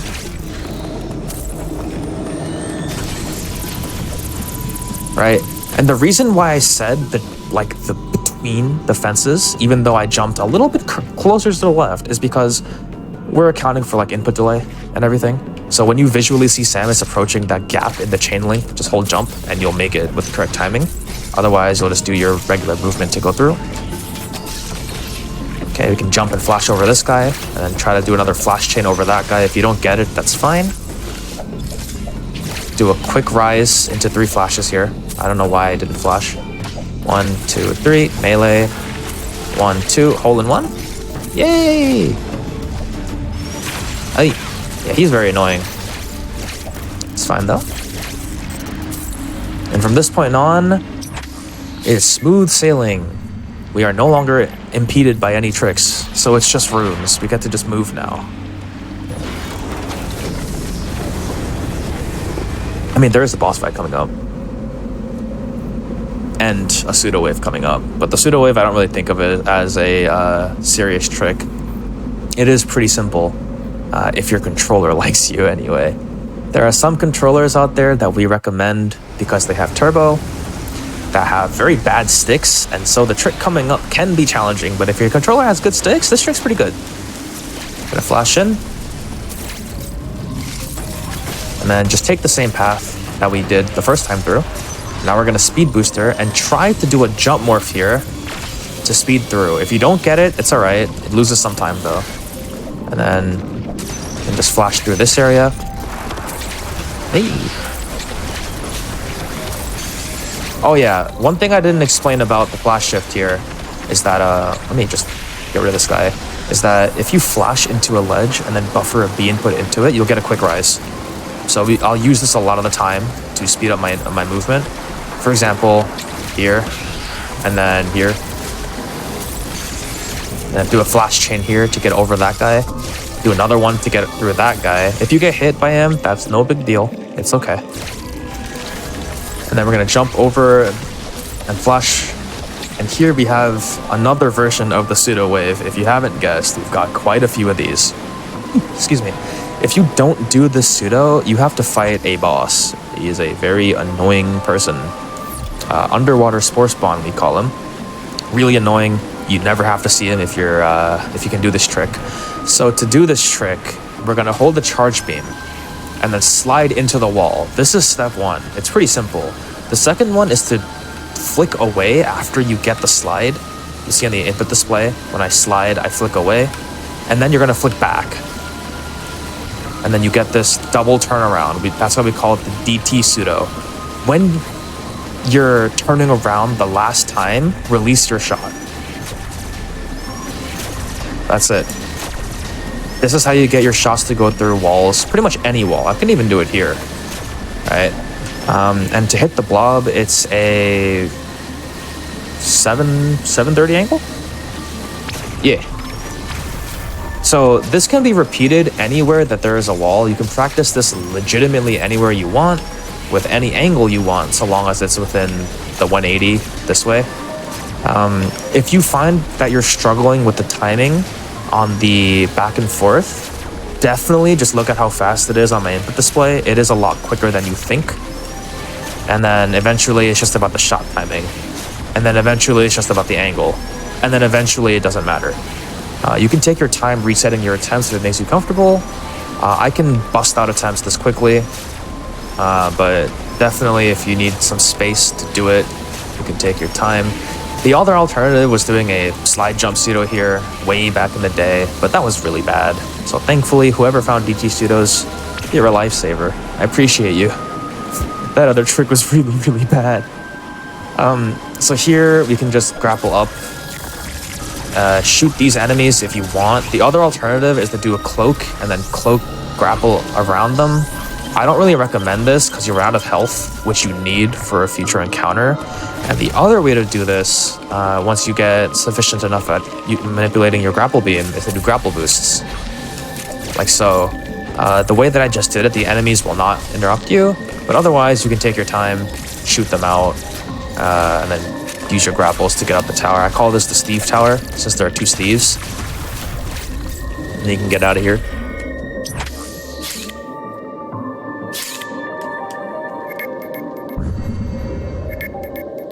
Yes, you can also do the same pseudo I did on Berenia 1, where I did the crouch turnaround pause buffer pseudo for this one. You can do that if you want. I've personally never done it here since I just grew very used to the DT pseudo. But you can do the slide turnaround, the crouch turnaround pause buffer if you wanted. It's the same thing. I'm pretty sure it's also the same angle, which is good. So we're gonna walk to the right a bit, open this door, then speed through, jump, and then morph when we hit the slope. And then when we do that, we'll go like catapulting up. And then when you bounce, as a result, you unmorph and hold left, and you'll grab the magnet. That way you don't have to do any funny stuff.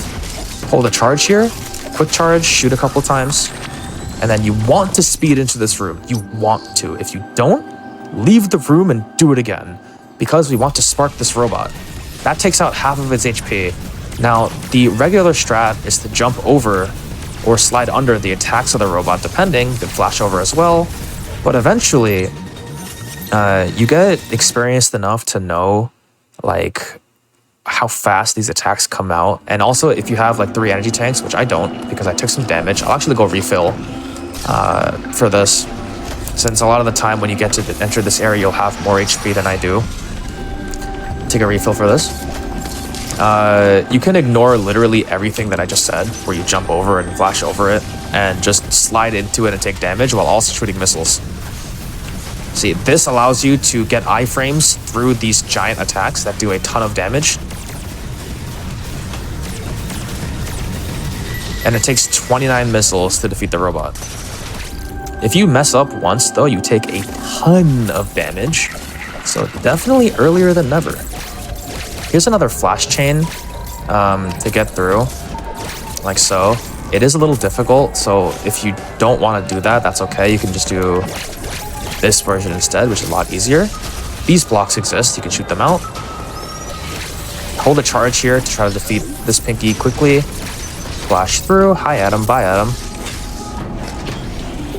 And then we can do an unmorph there and hold up to grab that automatically. In this room, you didn't see it, but I did flash later than when I gained control. If you flash too early, you hit the spider on the way down. Okay, try to shoot that door on your way down so that you can flash through. Otherwise, you'll have to land first, then shoot the missile, then flash through, which is a little bit slower.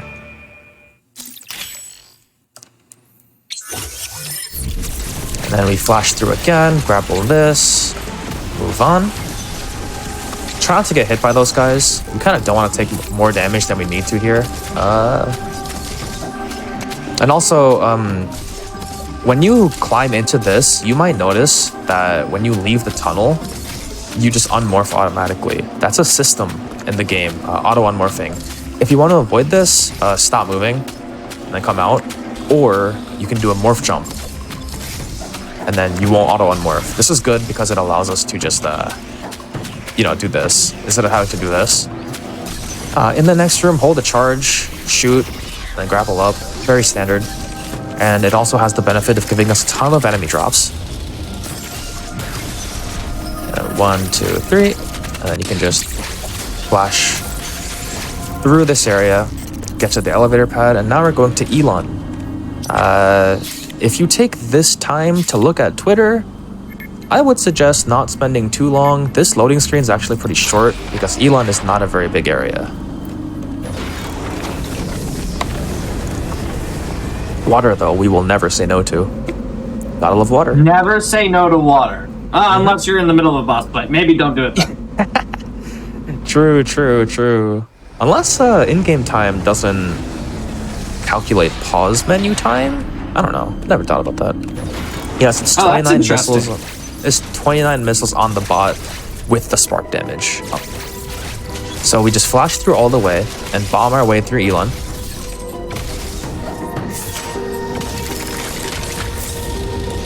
Okay, shoot this blob out. Do a flash here with a quick rise and then just jump up. Open the door, flash through, skip this cutscene. And now we're just gonna use flashes to skip some ledges.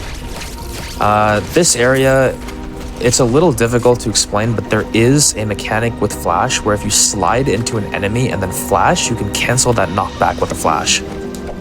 Like that.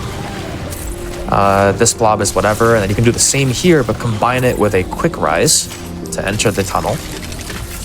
If all of that just sounds scary to you and you don't want to take that much damage, you can jump over them or you can just parry them and to defeat them. It's okay. Okay, shoot these two out and jump in. Now, the reason why we only shoot those back two out is because this allows us to try a speed keep. If you can't do it, it's fine. It only saves a little bit of time. I'll show what it looks like.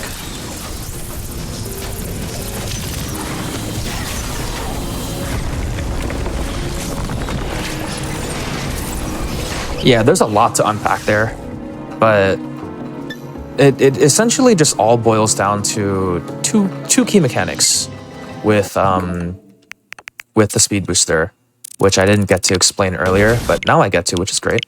Let's just trim this a little bit one more time, because why not? Great.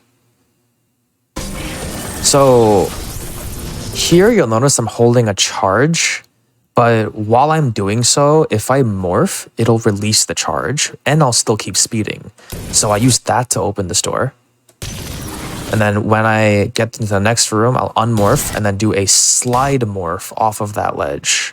And that allows me to maintain speed while also staying in morph. If you just fall off the ledge and morph, you'll stop speeding. So you have to slide off the ledge and morph. It's mandatory, pretty much, if you want to keep the speed going all the way. And then here, I'll store at the same time this flame comes out, and it makes me like cancel the storing animation by hitting me like that. And usually it bonks you to the right side, which is good because now you want to grapple up, maintain that speed booster, and shine spark the door. If you just enter the door immediately after this, you don't get any health regeneration. So if you're low on health, don't do this.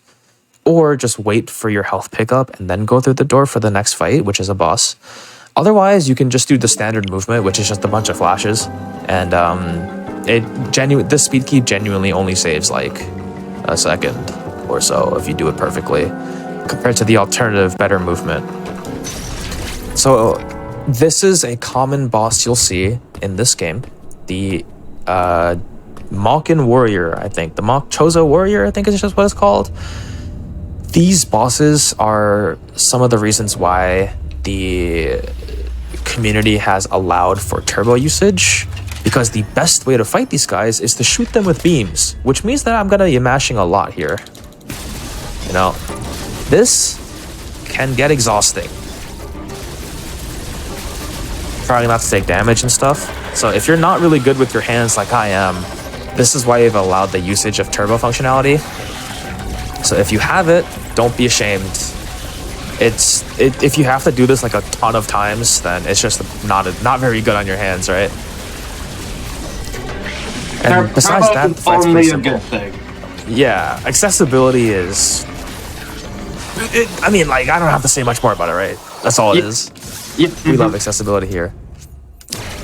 After that fight, I know I didn't really commentate on the fight that much, but that's because the fight's genuinely that simple.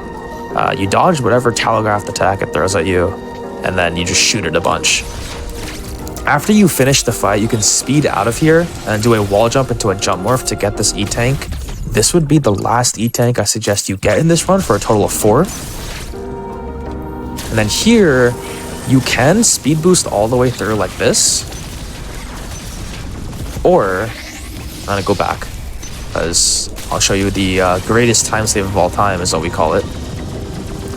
Or you can do a speed booster, insta-spark right to the left side, and then do R shots to open these doors.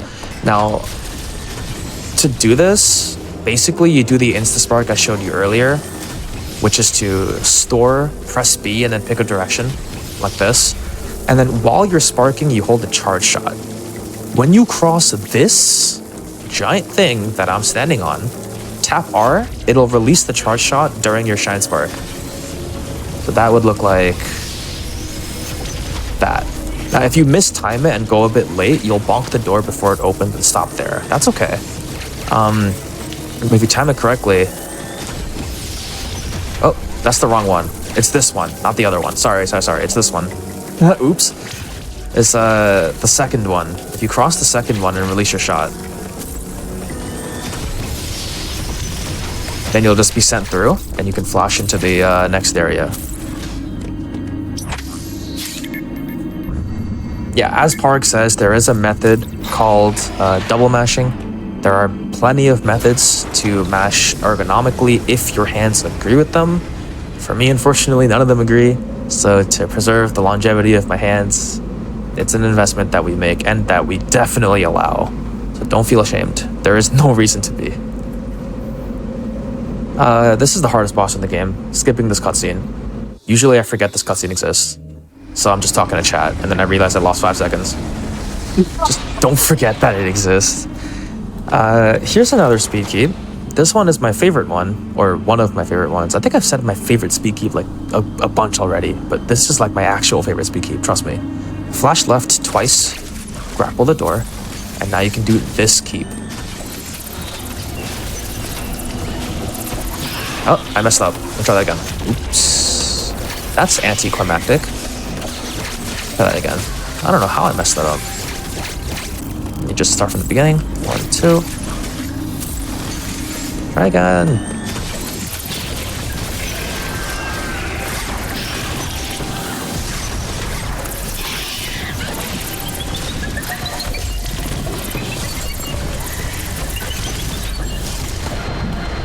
So, everything that you just saw is 10 out of 10 consistent until you enter the store. So I'm actually going to go back and talk about what that means. So the movement you do through the Emmy zone with that speed keep, you can do it the same way all the time, but you need to adjust one part of it depending on where the Emmy is. There's a good spawn and a bad spawn, like most Emmy zones we've been to.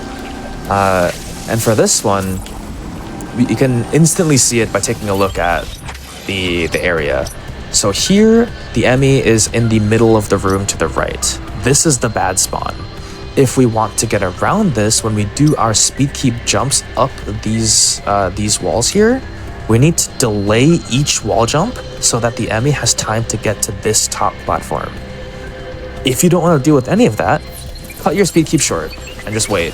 He's gonna show up this way, right? You do what you need to make sure he doesn't bother you. Because if he sees you, he freezes you like this. And then do what you need to get around. Grapple up the ceiling, and from this point on, he shouldn't bother you anymore since your movement is pretty free. Like that. The other spawn you can get in the Emmy zone is when the Emmy is here. In that case, just keep going. You don't have to stop your speed keep. It doesn't really bother you. The spawn here is it's the bad one. Standard movement other than that would just be to flash as much as you can horizontally. But in this Atom station, you're gonna want to do the speed booster and try to keep it all the way in. If you mess it up, it's fine. Just try not to get frozen and get caught and then go to heaven. How about that? So in this area, unfortunately, we don't have the spin boost to get across this gap, but we do have a way around that. If any of you remember how to get upwards in water, we have the water bomb jump. Very, very easy.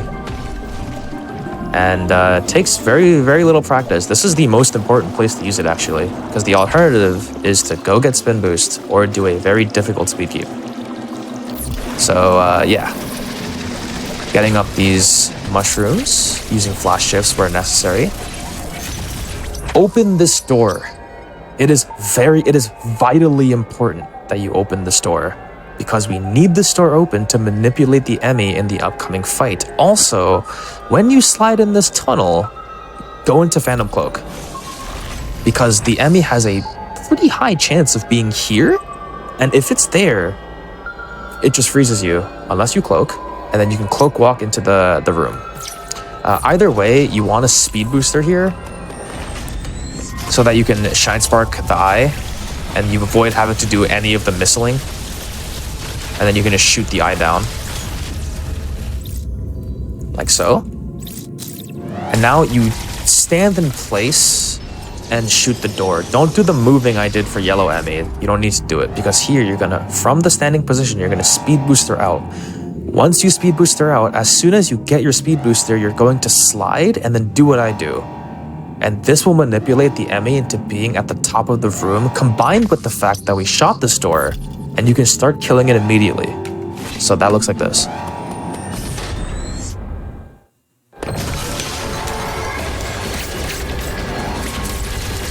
Now, if you didn't do this, the Emmy would basically come out of the same tunnel that we used to get to the CU room, which is bad because then we have to wait for it. If you do this manipulation, it'll work every single time, so long as you speed slide out of the tunnel. And it'll always come out. Also, so long as you open the charge door. Really try not to forget about that. It's kind of important. The Emmy can't open that door by itself.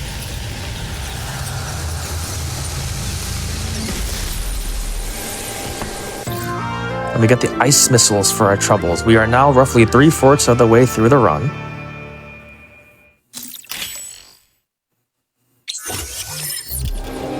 And we're just gonna flash out and go this way. I don't know why I did that weird jump flash there. Here we can delay our flashes and then melee. If you time this correctly, you can melee over this. And now with the ice missiles, we can destroy these enemies. They're called Enkies. We can destroy them. And we're gonna morph fall down here because it is faster. Wall jump off of that and then flash through this door. And then we're going to jump grapple, defeat this Enki, pull this magnet, and then just speed boost to the elevator pad. Now here is where the route earns its name. The early space route, because right now we're going to get the early space jump. This is probably the most important part of the run, outside of Atom Skip, and it defines the entire route. So We're definitely going to take our time for this one.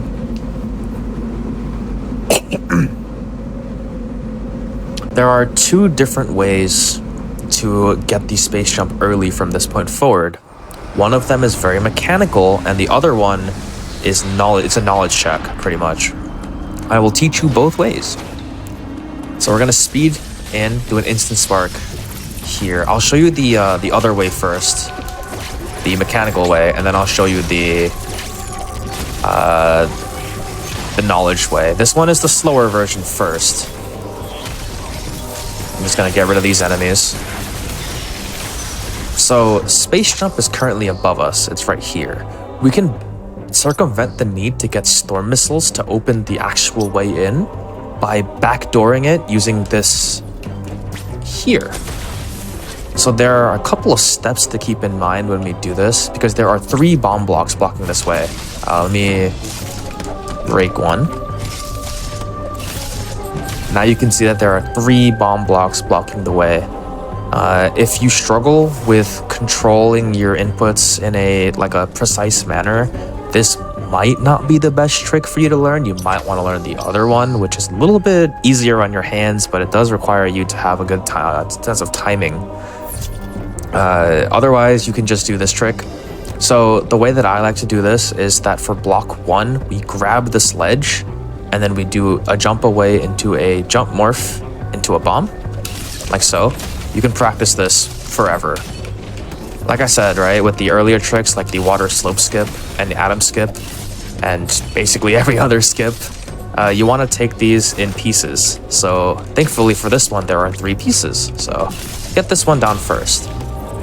Grab the ledge, jump away, morph bomb. Once you get this down, we can move on to round 2, which is a coyote into a delayed jump morph into a bomb. The reason why we delay it is so that the morph ball can rise long enough to meet the bomb block. So that's step 1 and step 2.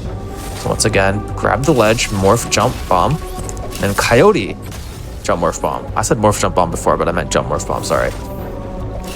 And then step 3 of this is step 2 with a wall kick. So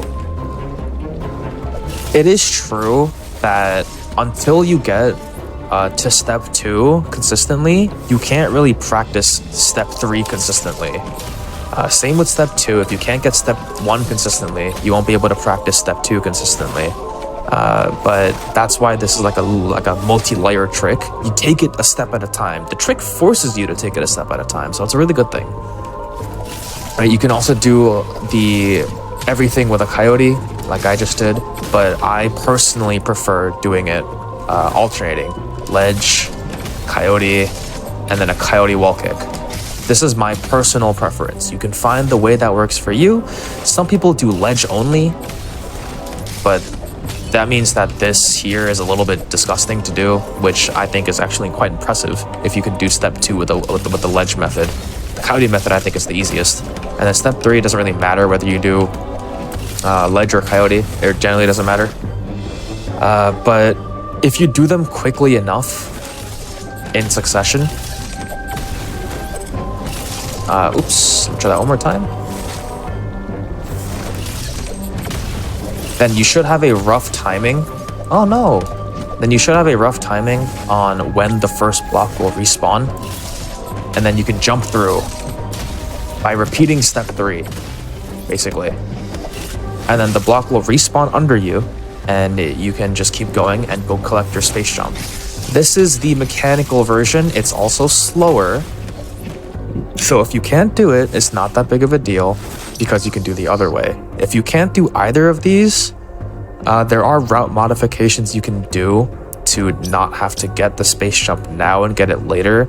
But I would definitely suggest learning one of these two because one of them is just satisfying to do and the other one really tests your mechanical ability to control your character. So once again, I'll show my preferred method. 1, 2, 3. Just like that. And then from this point on, you would continue downward and go get space. I'm not continuing here because there's crumble blocks right here. And I want to actually go back and show the other method. So we're gonna do that. And this one, some of you may have already heard this name before. This trick is called the space pseudo. And I think I have switch hacks here. No, I don't. What? No! I thought I had super zoom turned on. That's unfortunate. All right. Maybe I can find it real quick. Wait, no, it's this one, isn't it? Yeah, there it is. Okay, great. So how do I use this perfectly again? Right, how do you zoom out of this? There you go. Okay, great. I've never used this before. This is my debut using this. So, can I get rid of this overlay somehow? Does anyone know what button I use to get rid of the top stuff? If not, that's okay. I can zoom out a bit. So what we're going to do, huh? I have no idea. I barely use my Switch. Yeah, I figured. It's I didn't even know this existed until I researched a way to like show this in a good way. And I was like, wait a minute, you can screen zoom? That's insane. But in this case, we're gonna start the pseudo by mailing towards the wall here and holding the L button. This gets us in this low pose, right? And now, if you look at Samus herself here, I'm gonna draw on the screen for this because it's actually quite important. In fact, I might adjust the zoom to be closer to her here. So you'll notice that if I aim downward, there are two distinct areas here. There is this and there is this. It's the outline where her boot makes like a green line in the floor, and then there's the actual divot in the floor to the left of her arm cannon. You want to aim precisely in the middle between those. That's the segment.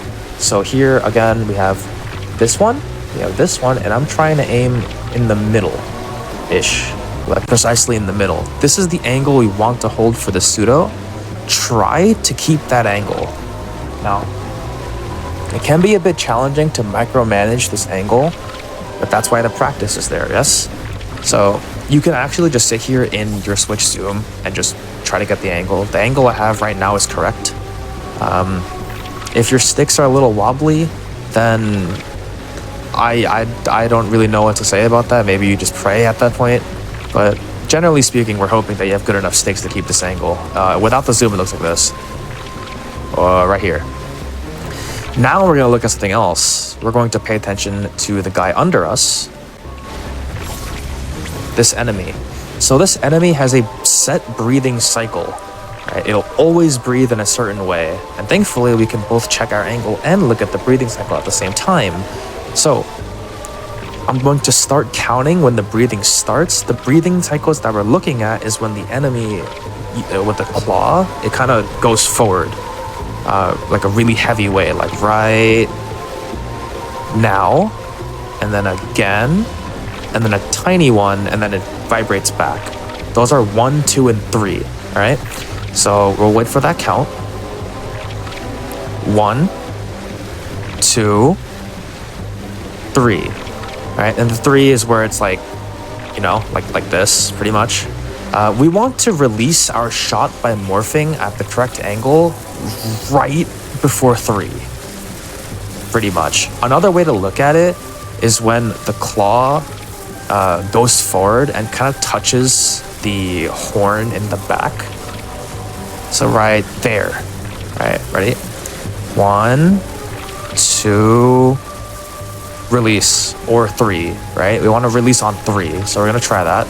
Sometimes it doesn't work like that, but it's okay. If it doesn't work, we try again. We use morph to release the shot. There you go. That's for me anyway, that is the most consistent timing that I will ever find for this. There are other visual cues, but I'd never bothered to learn them. Maybe you can ask around in the Dread Discord to see what other people's space pseudo cues are, but that for me is my favorite cue. I just count the numbers, 1, 2, and then right before 3, I'll press morph to release the shot. To show you what it looks like in like a natural setup version, you can see it when I enter through the elevator or through the tram.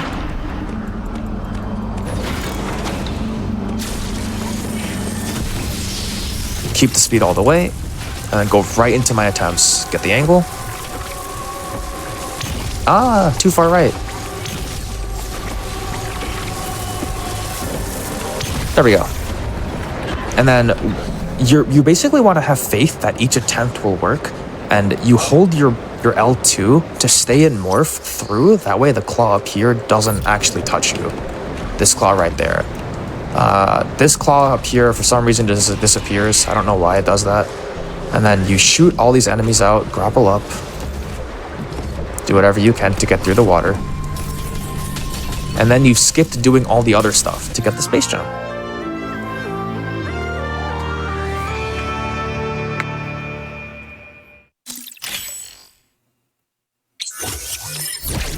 If in any part of the tutorial I just gave on Space Pseudo, if at any part of that you found a different visual cue that works for you, that's great. As long as it's the same timing, from my personal experience, that is the most consistent way that you'll get it. There's one runner in the community named JLack who has actually completely mastered this technique. Generally speaking, we runners depend on this diffusion blob RNG that we can see. You see that the diffusion blob shot patterns are different. There is a magic frame where all 30 or so diffusion blob patterns work. On Space Pseudo, it appears that JLack has mastered the art of it and can get that magic frame every time. So I take like 1 to 4 times every time when I run this category.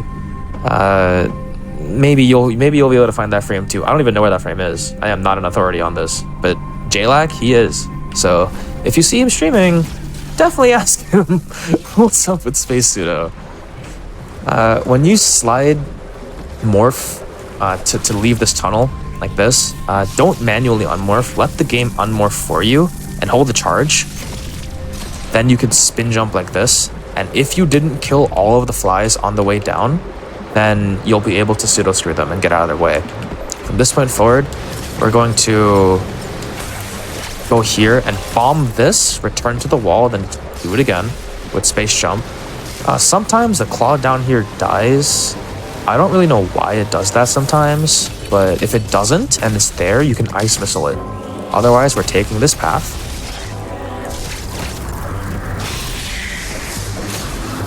All the way through. Skip some of these platforms. 2 charge shots with diffusion breaks all these blobs on the way in, so I used a regular charge and then a quick charge to destroy it quickly, and then we can move on.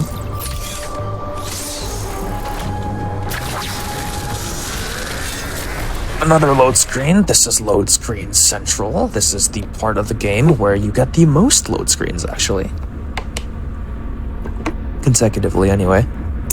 It's a good time, because this is one of those places where it's like you just got done doing Space Pseudo and you can just relax and just chill. In my opinion, one of the more calming places of the route after you finish doing the most infuriating trick sometimes, just Space Pseudo. If it doesn't cooperate, it's pretty bad. You may have noticed that we've been to this area before when we were on the way to Berenia 2, but we're not going to go there this time. We're going to go right, keep a speed. I missed the speed keep, that's okay. And then for this movement here, after we upspark through to get up to yellow TP, when we hit the ceiling, we flash left once, respin, and then space jump onto that slope, and it'll skip the ledge for us.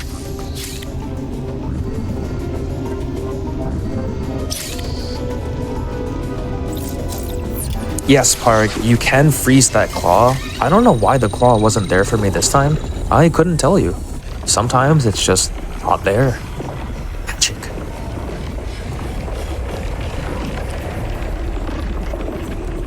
Alright, we should be wrapping this tutorial up pretty soon. We just have a couple more tricks to go, and the end of the game, which is really easy to explain actually, because it's just a bunch of bosses. So if any of you need a quick drink, need a quick break, pause the video or stick around for a little bit and we'll get to where we need to go. Here you can turn around on this bolt on the floor and then start a speed at the same time. You can keep this speed here. If you don't want to do this, that's okay. You can just flash through. remember to morph down there. I forgot to morph, so I lost some time.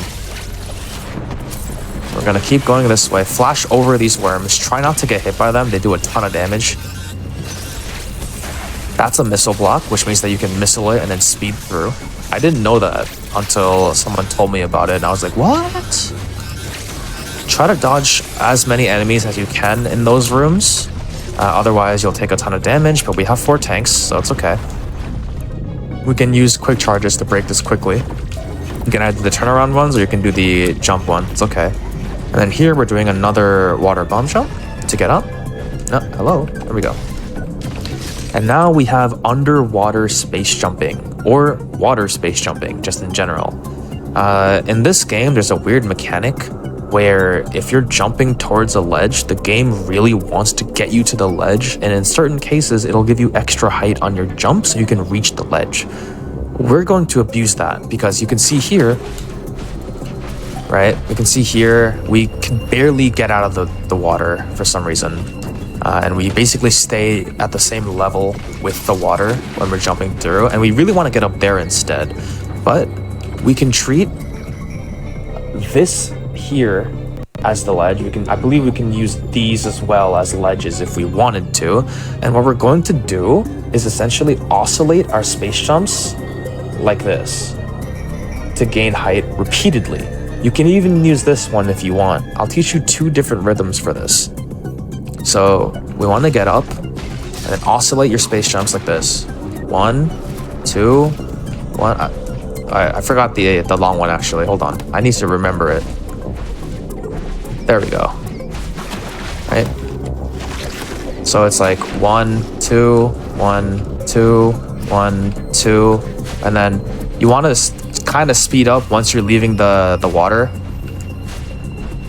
All right, you'll notice that you gain a little bit more height every time, and then you just speed up 1, 2, 1, 2, 1, 2, and then you leave the water eventually, right? Now the faster rhythm, which is my favorite, is where you only use the right side, right? Like this, and you don't go left side at all. So again, the rhythm, 1, 2, 1, 2, 1, 2. You'll notice it's a little faster than the other one. And we only use this corner here as our way to get up. And we want to, in between beats, we oscillate our movement, like I said earlier. So it's like 1, 2. I don't know, man. It's a bunch of moving. I can't draw, as you can probably tell from today. I can't draw, but 1, 2, 1, 2, and generally you'll make it up in 2 jumps. Generally, if it takes you 3 or 4 or 5 or 6, that's okay. That's completely fine. The more in tune you get with this rhythm, the less tries it'll take you. So here's the slower version. Yeah. That's the slower version where you use both left and right. Right? 1, 2, 1, 2, 1, 2. And the faster version where it's 1, 2, and then you just get out. It's like, I don't even know the BPMs. Maybe somebody knows the BPMs in chat if you've been in the Dread Discord. But these rhythms work, and you can oscillate your movement to do water space jumps to get out. And then here, we do a water bomb jump to get up. And we can get the screw attack.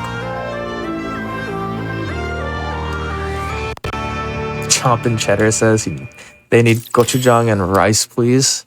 That sounds like my dinner, actually. And now we have the screw attack. Combined with the space jump, we basically make any random enemy completely fodder, and they just die in front of us. But in this case, I triggered the flipper. I actually didn't want to do that to show a strategy to get out of the upcoming water section. So try not to break this flipper if you want to do the strat that we want to do here, or that you might elect to do here. So down here, there's a water pool, as you'll notice, and you'll have to do a very specific water bomb jump or out of water bomb jump to get out. If you can't do that, then you can always come up here, don't trigger the flipper, get a speed booster, store it, and then spark out. This is fine. It's not that much slower, but if you don't want to do that and you want to do the slightly faster version, you can do 2 things. 1, set up a water bomb jump at the peak, and then unmorph and mash B to get a wall jump or a space jump. All right. this. Or you can do an out of water bomb jump, which doesn't set up a water bomb jump at all, right? So in this case, what we're going to do is hold our B button to jump in neutral state until we're out of the water. Then we're going to morph and then lay a bomb just under the horizon of the water as we're falling, like this, or like just at or under the horizon of the water. And then what we're going to do is we're going to do the same thing as before, but we're going to morph on the explosion when we're out of the water. Now you'll notice that when I morph at the peak of my jump, Samus splashes. That's because she's going back into the water, because at the start of her morph, she was out of the water. So we don't have to do a water bomb jump here if we time all the parts correctly. There's no need to do it here. If you ever see water pools like this, you can do the same thing, right? Where they're just high enough to get out. The timing is rather strict. You want to make sure that you're falling when you lay the first bomb. That way you can make it up to it when you jump and remorph. If you can't do this, then do a water bomb jump. It's way less strict, and you can mash B to get out, or do the spark setup. I know a lot of runners who have been doing the spark setup for a very long time, and that's completely fine. I would say it loses a couple seconds maybe, but that's not as big of a deal as anything else that came before this. So do what needs to be done. Otherwise, do what you need to do to get out. And now you're gonna do the water space jumps again here, which might be a little more difficult to do when you have screw attack, but that's okay. Because you should have the rhythm like installed in your hands already pretty much, and you can just do it even blindfolded, I would say. So now we're gonna go up this way, and this pseudo has one really hard setup and one really easy setup. I will not show you the harder setup because there is no need for it. Here's the easy setup. We need to break this blob down here, which is a diffusion blob, which we can't reach this way unless we want to go this way to break, which is slow because once we break this, we have to go all the way back. All right, so we're not gonna do that. We're gonna do the easiest pseudo in the game, trust me. So we hug the flipper, hold free aim, let go of it, crouch, hold it again, aim at this like burgundy gray separation on the floor, hold the charge beam, and press the morph button. That's it. That is the easiest pseudo in the game that is genuinely practical. It is so easy. What comes next might not be very easy, but there are strats to get around this. The first strat, which is the fastest strat, is to try to space jump up these slopes.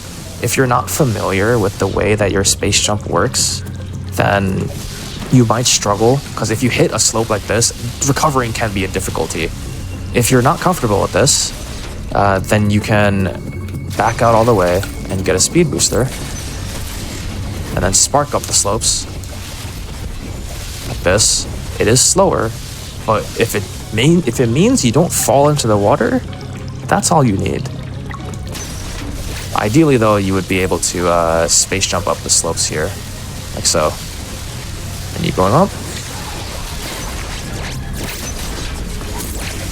And 1, 2 with the diffusion beam to break that blob, and we enter the red teleporter.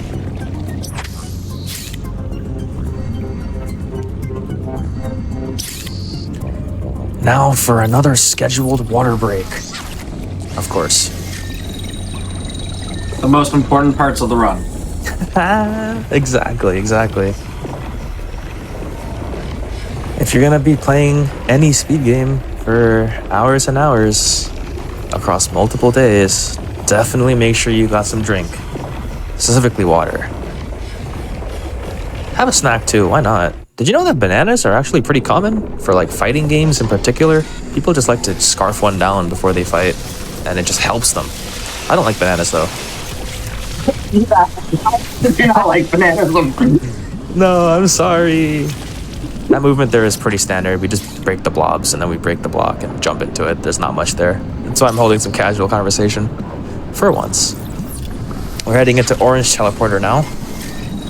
This teleporter essentially marks the end of the game. Pretty much. In terms of we're entering the final 2 areas, pretty much, or the final 3 areas. The first one here is pretty short. There's just one boss fight. I'll explain it all the way, and then we'll move on. But other than that... Oh wait, no. I'm lying. Wrong category. There's a couple extra parts, but it's okay. Just gonna head our way down through these tunnels.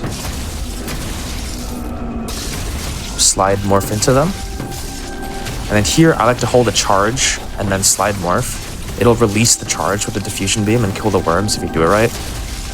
Defeat this Enki, and then just screw through those blocks, flash, and then just fall through. That way you can get to this ledge without having to do a spin jump all the way across this water. And then I like to do a jump morph there in the water. Sometimes it misses. If it misses, it is what it is. Otherwise, you're all good.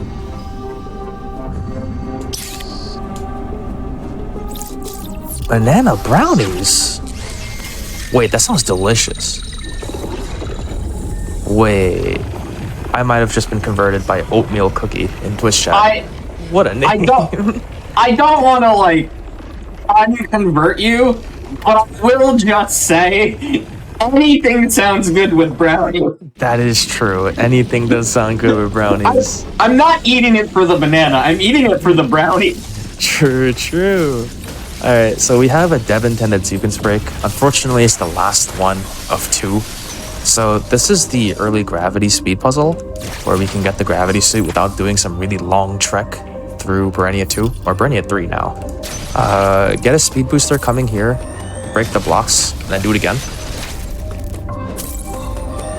So I'm gonna show you the easiest way to do all of this without needing to do any sort of instant spark or any advanced spark strategy here.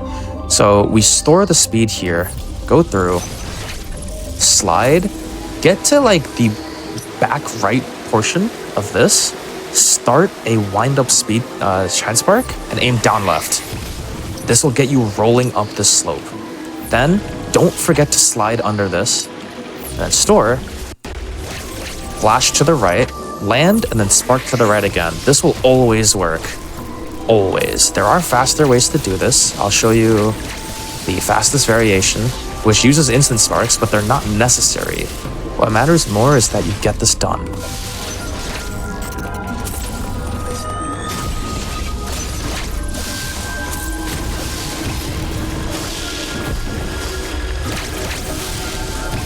Right? It's the same thing. We're just not winding up, right? So you can just do the wind-ups and you're fine. On normal mode, I would definitely suggest picking this up. On rookie mode, you can skip it if you got the Kraid one.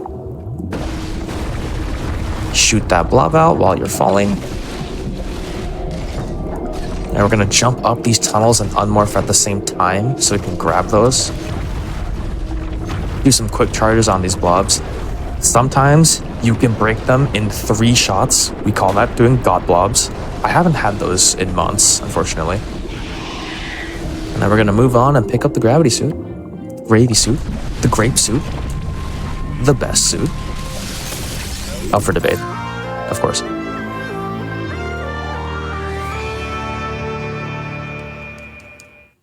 Someone in chat saying it took them a very long time to do it and they hate how easy it is.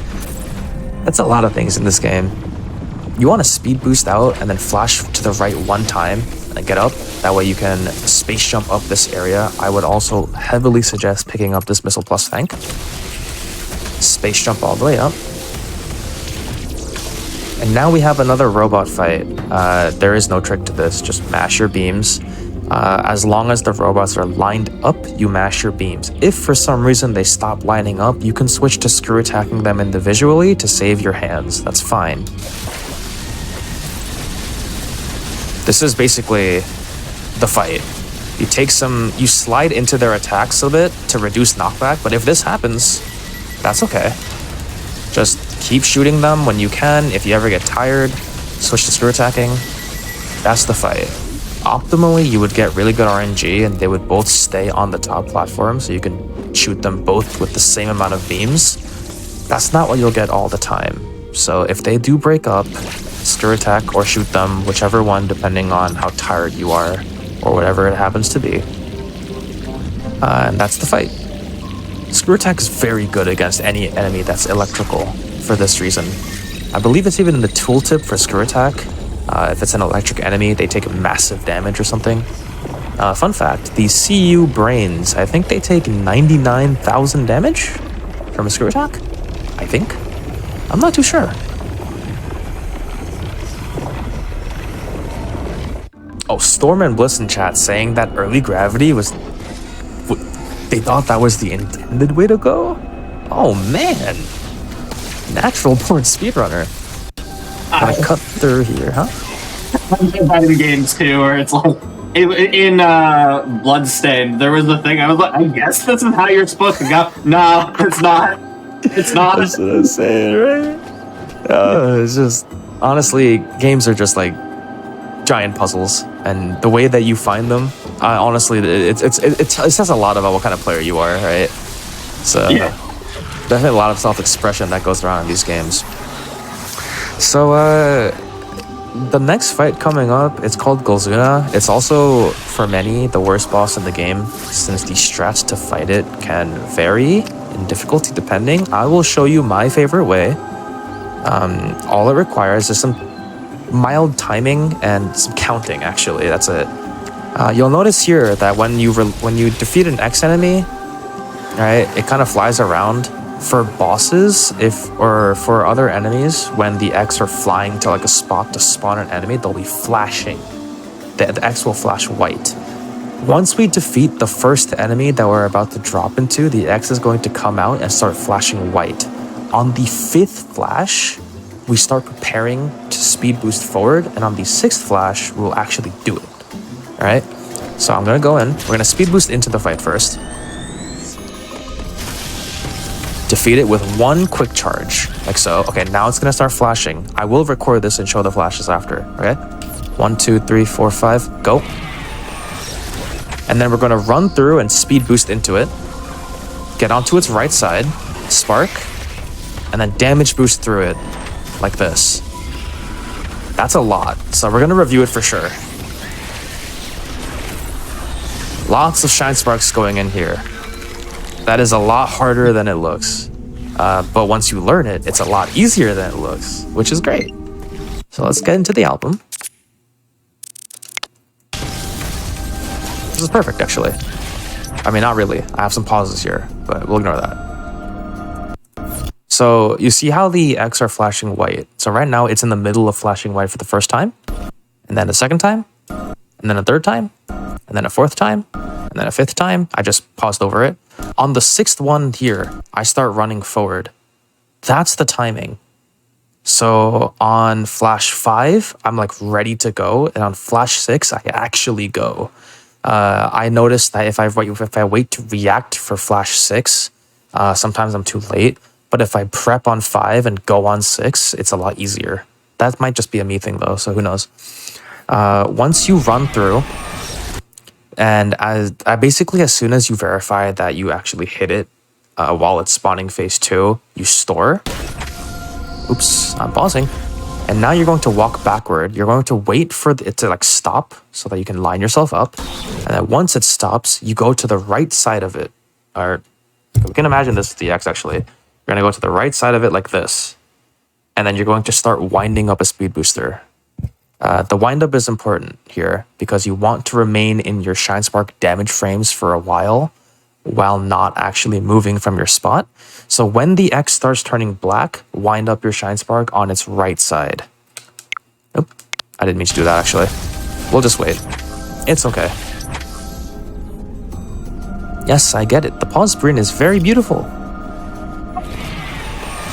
Alright, we'll show step 1 again. There we go. Now step 2, wind up on the right side. And now we're going to bonk it just like that. Now we're going to hold left and flash into it in the air. You really want to flash into it in the air. This gives you the best possible spacing, like this. And then you're going to mash really hard on your B button to respin ASAP. Or just get out of it ASAP. Walk into its claw and then turn around and do a speed booster. If you do this correctly, you can charge a speed booster like this and store right before the wall. This is pretty hard. But again, there is a save station right under us that you can use to make a practice save and try this strat over and over and over until you get it done. After you store the last spark on Golzuno, you just wait for it to like rear its claws, and then you spark it from under. So again, it'll look like this. Okay, that's not what I wanted to do. We'll try that again. Speeding into the tunnel saves a tiny bit of time, so it's actually kind of important. 1, 2, 3, 4, 5, go. Store, wait for it. Black, right side, spark, deboost, store. That's the entire thing. That's pretty much it. That's how you complete the fight pretty quickly. Now you just wait for its claws, spark it, and then you can shine spark the Corex if you want. Otherwise, it takes like three screw attacks, I think that's all it takes. That is in my opinion, the easiest way to fight this boss very, very quickly. It is very consistent for me. That's probably because I've internalized these timings to where I don't even need to think about them anymore. There are other ways to do it. For example, there's a strat that legitimately just runs around the room like this and does the exact same thing that we did, but in one continuous motion. That's called Crazy Eights or something. I don't actually know how to do that one, but if you ask in the Dread Discord, I'm sure they will tell you how to do it. There are also older strats, but they're slower. And there's the regular strat, which is just to jump over it and shoot ice missiles. Don't do that. It's not good. We got the cross bombs. This upgrade is notorious for not cooperating. But in this particular case, we're going to use them to break these blocks and also use them to get across these gaps. If they make you fall in, it's not your fault.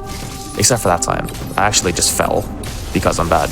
But sometimes you don't even get your cross bombs like I did there. I was holding R and I pressed Y and I didn't get a cross bomb. That happens. It's okay. And we're just going to head through using air flashes here because they are mildly faster than ground flashes. And now finally we are nearing the end game. I think I'll actually toss an apology your way, Church. I think I mentioned that the EST would be like 3 hours or so. I kind of vastly underestimated how long the start of the game would be. That's my apologies. Oh, no, you're totally fine. Honestly, I would prefer this. Like, you took such you did take a lot of time there, but that's actually really important because you broke down like the fundamentals of the game and really explained the building blocks. So I would much rather you go overestimate. Like we you know, we're the last show of the night. It's not like, you know, Gotcha. we're on a schedule here. You know, you took the time to really put, you know, a lot of thought and explanation into this, and that's the point of this, right? Like, I want this, as much as I'm sure you want this, to be something that anybody can pick up and go, all right, I want to learn Dread. Let's go.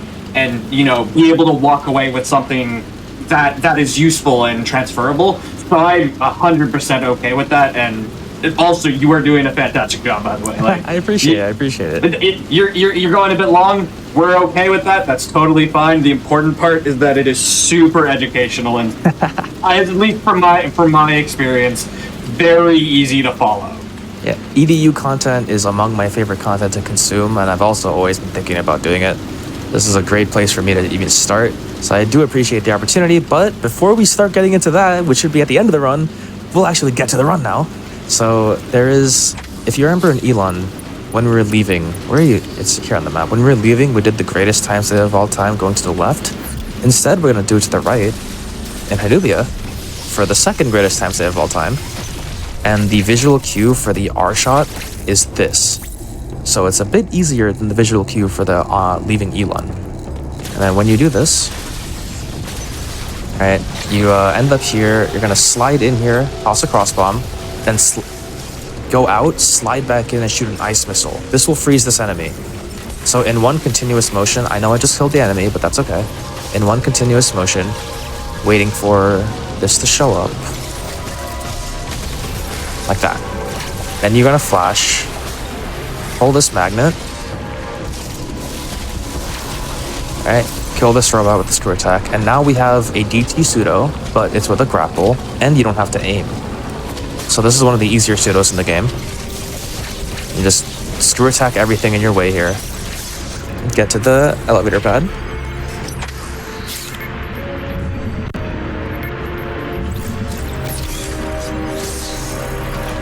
For another elevator. There was a time where I was doing runs at like 3 a.m. Just cause I couldn't sleep. And Yeah. I was so tired to where on every like loading screen, I took a micro nap.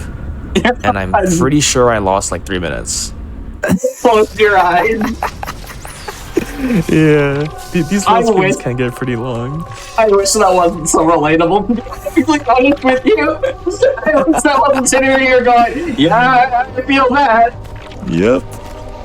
All right, so we slide into this, and then we slash over this guy so we can keep going, and then one full jump into 2 flashes, and then you can screw all the way through this.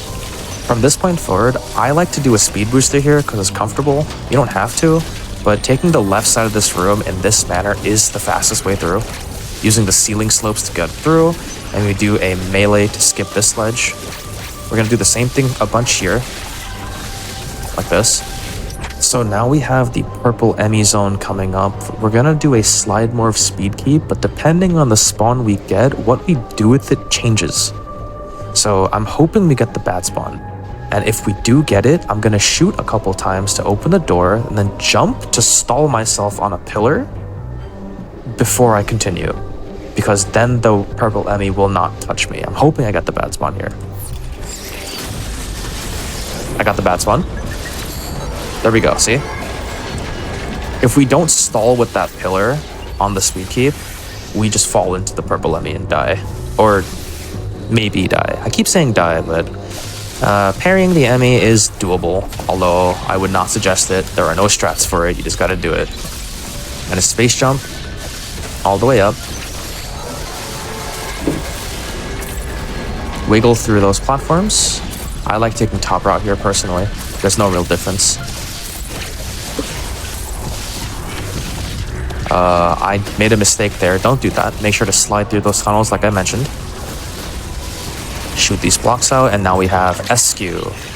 Everyone's least favorite boss casually, but with the speed, what is it? With the upgrades that we have, this boss is a lot easier. Keep a speed booster going in,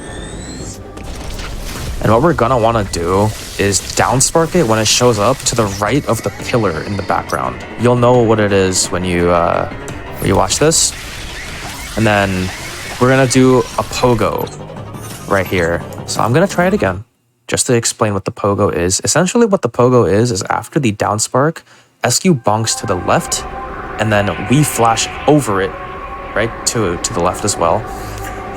And then when we do, notice my input display. I'm going to tap B to respin, and then hold left like this for 3 bonks.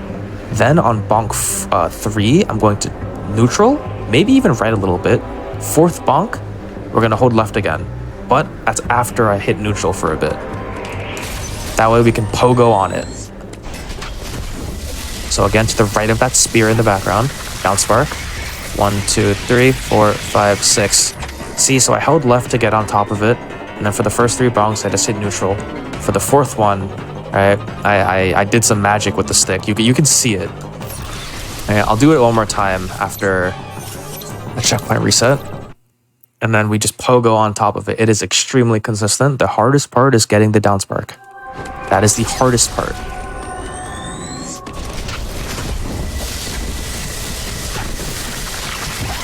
One, 2, 3, change 1, 2. And now what I just did is called 2-cycle SQ. So we're actually going to make a clip of this. This is the last time I'll make a clip, I promise. This is actually the last time. So this is called 2-cycle SQ. If we go way over here, this is enough actually. I don't have to go any further than this. So when the core X is spawning like this, and it's still like black and partially reforming, if you screw attack into it from above, bounce it downward, and then mash your B button to screw attack it again, you can hit it twice in one set of iframes. This is really, really important because you don't have to wait for a second set of iframes again. You can just go, and you'll know if you got it if you hear like a squishy sound twice. The first time is when you're going to hit it. If it's in its iframes and you hit it with a screw attack, it doesn't really make a squishy sound. It makes like a metal sound, but you could hear it here. Kind of sounds squishy 2 times. And that's how you know you hit it twice. And then after this, you just wait for it and then screw attack it one more time. And that is 2 cycle SQ with pogos. Yeah, as Parg says, really hard boss casually, complete joke in a speedrun. The hardest part, again, is the down spark, lining it up. Now we have storm missiles, which allows us to lock onto storm locks. That's as far as their use case goes for now. These things. Just gonna get out of here. Use the space jump. Hold your R button here to charge your storm missiles, because now you can immediately shoot these locks. And now, I would suggest just killing this guy and then speeding out of the room. There is a faster way to do this, but you really want to make sure you have a speed booster here, and then you want to instant spark, or you want to just spark this gold robot and then start mashing. The gold robot has more health than the silver robot, which is why we spark the gold one. Makes the most sense, right? Shine sparks do half damage to a boss like this, so if they have more HP, you get more value. Now we can just leave to the right side. Use cross bombs here. You can kill these flies, they're very annoying. Same with these flies, but you have cross bombs, so it's okay. Storm locks again. Remember to hold R when you're leaving that tunnel, so you can start charging your storm locks. And from the movement here, we skip some platforms, we space jump up.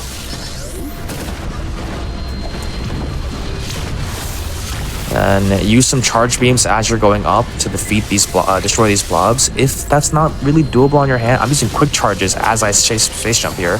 If that's not comfortable for you, that's fine. You can get up to these platforms and shoot the blobs out slowly. It works. And now we're going to go down and get a speed booster going into the CU. Same thing as the blue CU. Except this time, we screw attack the brain. Right? And now we're going to go back to the same setup we did before, which is where we step forward and then flash out in one motion. And now when we're in the dark screen, hold L and R and aim at the button. And I will show you probably the easiest kill that we have. It is also very safe.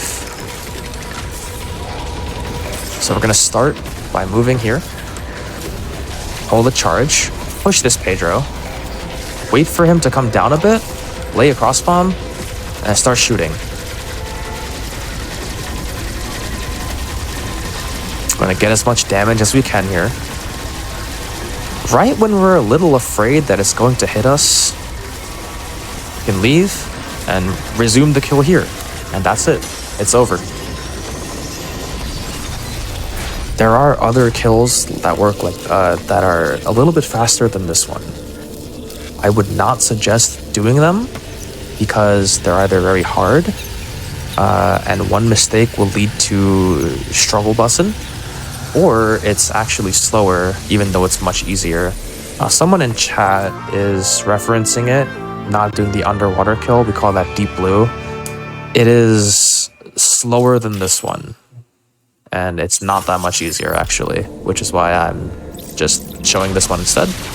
And now we've reached the end of the game. We have every upgrade in the game available to us, except for Pulse Radar. But no one knows what that is, right? And Power Bombs. So at this point, on a optimal run, or on a close to optimal run, we're like 7 to 9 minutes away from the end of the game. So we are in the final stretch now. I'm gonna take that pathing and then do air flashes. Same here. Open this door. Open this one as well. See, the wave beam goes through everything, so it is a little weird to move quickly with it since you're now breaking the rules of what you've been following forever, which is that your beams don't go through walls. Oh, now they do. So moving with the wave beam might be a little bit of a challenge, which is weird to say since it's just a beam, but since you have to shoot like 20 different things on the way out onto this elevator, yeah, sometimes you can just take your time and make sure you're hitting what you're actually hitting instead of just hitting your face into a wall. Like with this one, you can speed booster out of this and then do a jump, do a space jump, and get into the tunnel. Open that door. That's another one of those things, right? And then this one again, you can aim down right to open the door sooner. And now for this fight, I don't think it actually starts until I move to the right? Okay, so for this fight, you want to hold your storm missiles while you're going in. And when the fight starts, you're going to wait until you get 2 storm locks, shoot them, and then jump over. This is the first of the Shield Chozo Warrior fights. This is not an enemy fight, this is a Chozo Warrior fight. Once you get the 2 storm locks in, you're going to jump over and then shoot some beams, and then get 3 storm locks in, and then shoot some more beams. Then you'll skip phase. Then you'll skip the shield phase. 1, 2, jump, beams. 1, 2, 3, jump, beams. The shield is gone, and now in between the transition for phase 1 and 2, get some storm locks in, and then release them once he starts his actions in phase 2. And now it's just beams. Beams are your best method of DPS. Very, very mash heavy, but what can you do? Thankfully, storm missiles do a ton of damage, so they offload a lot of the mashing that you would need to do like a lot of damage.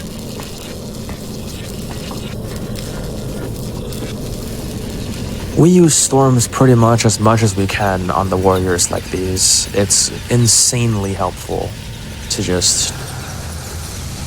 This thing, you know, it's really important. I like this. I want to keep it, right? Storm missiles do a great job. And then I get the power bombs. There's only a couple nuances to the power bombs in this game. One of them is that if you place a power bomb in the room prior to the room you're entering, it'll still affect the room you're entering, like this one. And this one.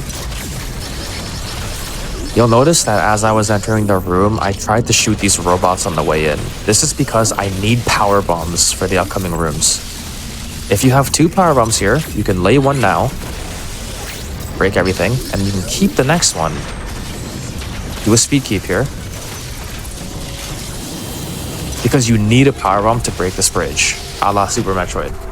Right? If you don't have a power bomb, you can't break that bridge. So if you come out of this room right here with only 1 power bomb, don't use it in this room, save it for the bridge. If you come out with no power bombs, well, A, you're unlucky, and B, you can always recharge here, but more often than not, you're going to be recharging on the robots down here instead. Then you're going to go over this robot. And now we have the Gold Warrior, which is the strongest Chozo Warrior in the game.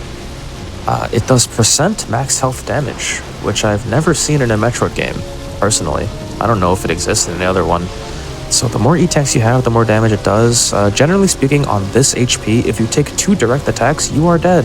So try to avoid everything as much as possible. If it means you're sacrificing DPS, so be it. Really don't get hit here. Same logic as the first fight with the red Chozo, except you want to open the fight with 1 missile into some Stormlocks. That's the easiest way to go about it. Nope, I did Storms instead. And you just want to do the same thing. It's unlikely you're going to get a Storm skip here or a Shield skip here. You can do what you can. And then start shooting it. If you get the spit attacks like those, you can flash under them if you wait for the spit first. And that's the fight. It is very dangerous if you get hit. Thankfully, it's very easy to not get hit because we have the space jump and the flash shift. And now we are going to the very end. Finally, for the first time, when Samus enters the Saiyan pod, she gets to kick her feet up as she goes for, I don't even know. See, like, my thing is this ship called Iterash? Like, what does that mean in Chozo? Because this place is called Iterash, and it's just the ship that's flying in the atmosphere. I wonder what that means in Chozo, if it means anything. Interesting. Alright, just flash over. You may be tempted to speed booster, it's not actually faster. Charge a power bomb before entering the next room. And now we have Ravenbeak. So I am only going to spend time explaining phase 1 as it is the most important one. On phase 2 and 3, shoot as many missiles as you can. And for phase 2, stick to the left wall, and if it Gatling guns, do a running melee to go under it, and you won't get hit. I'll show you what that looks like. In phase 1, however, you want to start it one of two ways depending on the strat you're going to use. I will show both setups and it'll be fine. We're trying to go for something called gold skip here. So I'll show the first version, which is the easiest version and requires very little physical handiwork. It's called 9+1. So we're going to start by shooting 9 missiles into Ravenbeak. Be precise. 1, 2, 3, 4, 5, 6, 7, 8, 9. Now we wait for a parry. Don't hit him again.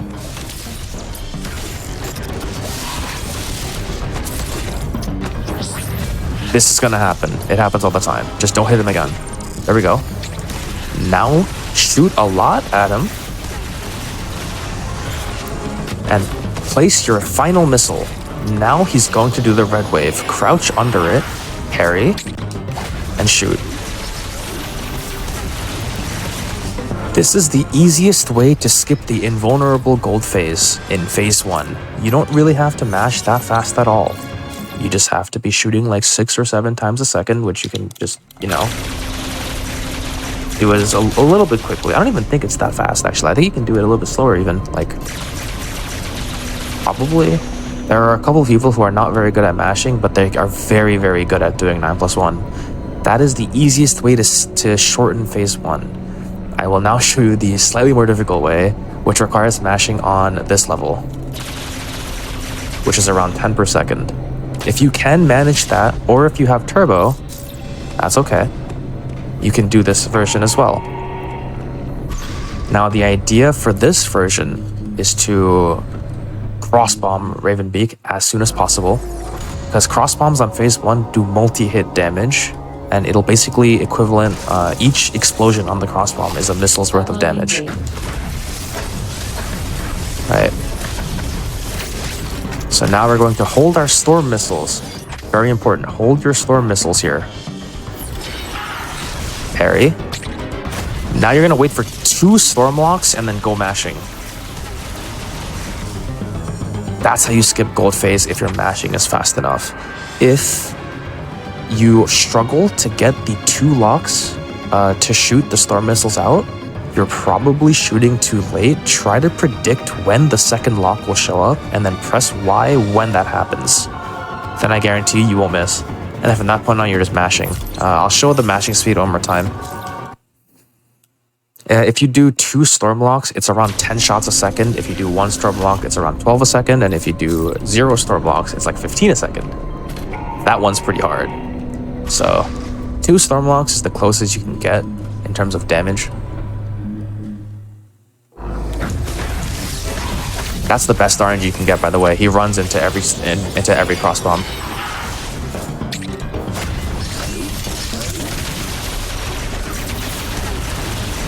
No, I missed it. It's okay. I was thumb mashing. But if you miss it, you get this, where he doesn't take damage. Like, at all. And it's very annoying. You have to wait for a parry. And then the parry cuts in here is very long. unless you do enough damage. Now our goal is to just missile him. It takes 50 missiles here. The only thing you really need to worry about at a base level is if he does this Gatling gun, melee away from him, and then hold that pose by holding your L button, and you will dodge pretty much all of it.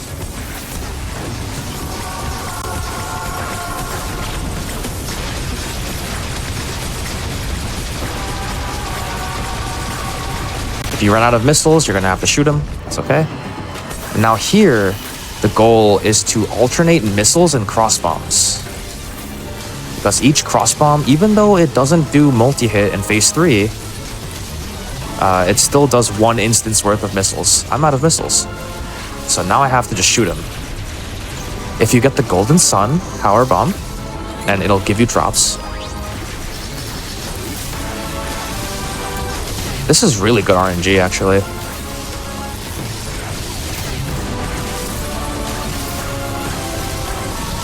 That is not expected. I'm gonna wait here though, because it's gonna do a parry attack.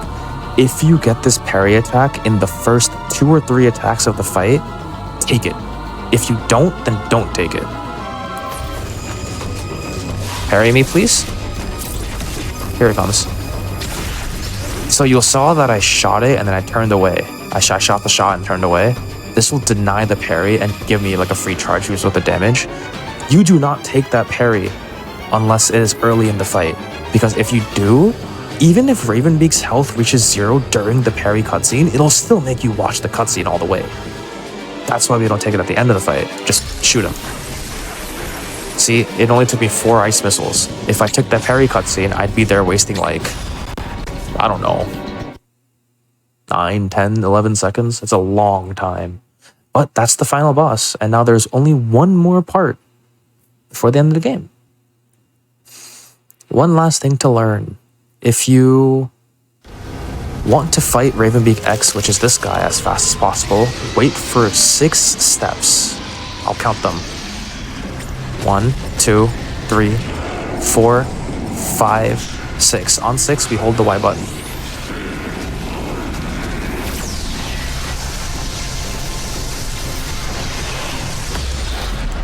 That's it. Really, really easy. If you've seen unrestricted runs, yeah, not easy there. But here, very, very easy. Skip the cutscene. We're gonna space jump up on the escape. And it's just a straight shot. Every block that you encounter is destroyed by the hyper beam. So just hyper beam everything. There's no significant loss. You move at full speed in hyper beam. Enemies don't hurt you. You can do a speed booster here to save some time. Oh, I missed it. It's okay. Do a power bomb here though. This power bomb is important. There's a claw enemy back here that spawns, and the power bomb clears it for you. Melee here. Melee through this as well. You see that stumble animation that I'm getting? Right here. We want to skip that, so we can melee here to skip that. Other than that, we are reduced to the base fundamentals we learned in Artaria. With ledges and turnarounds and pivots. Melee here to ride those crumbles, and now we're going to do a Shine Spark.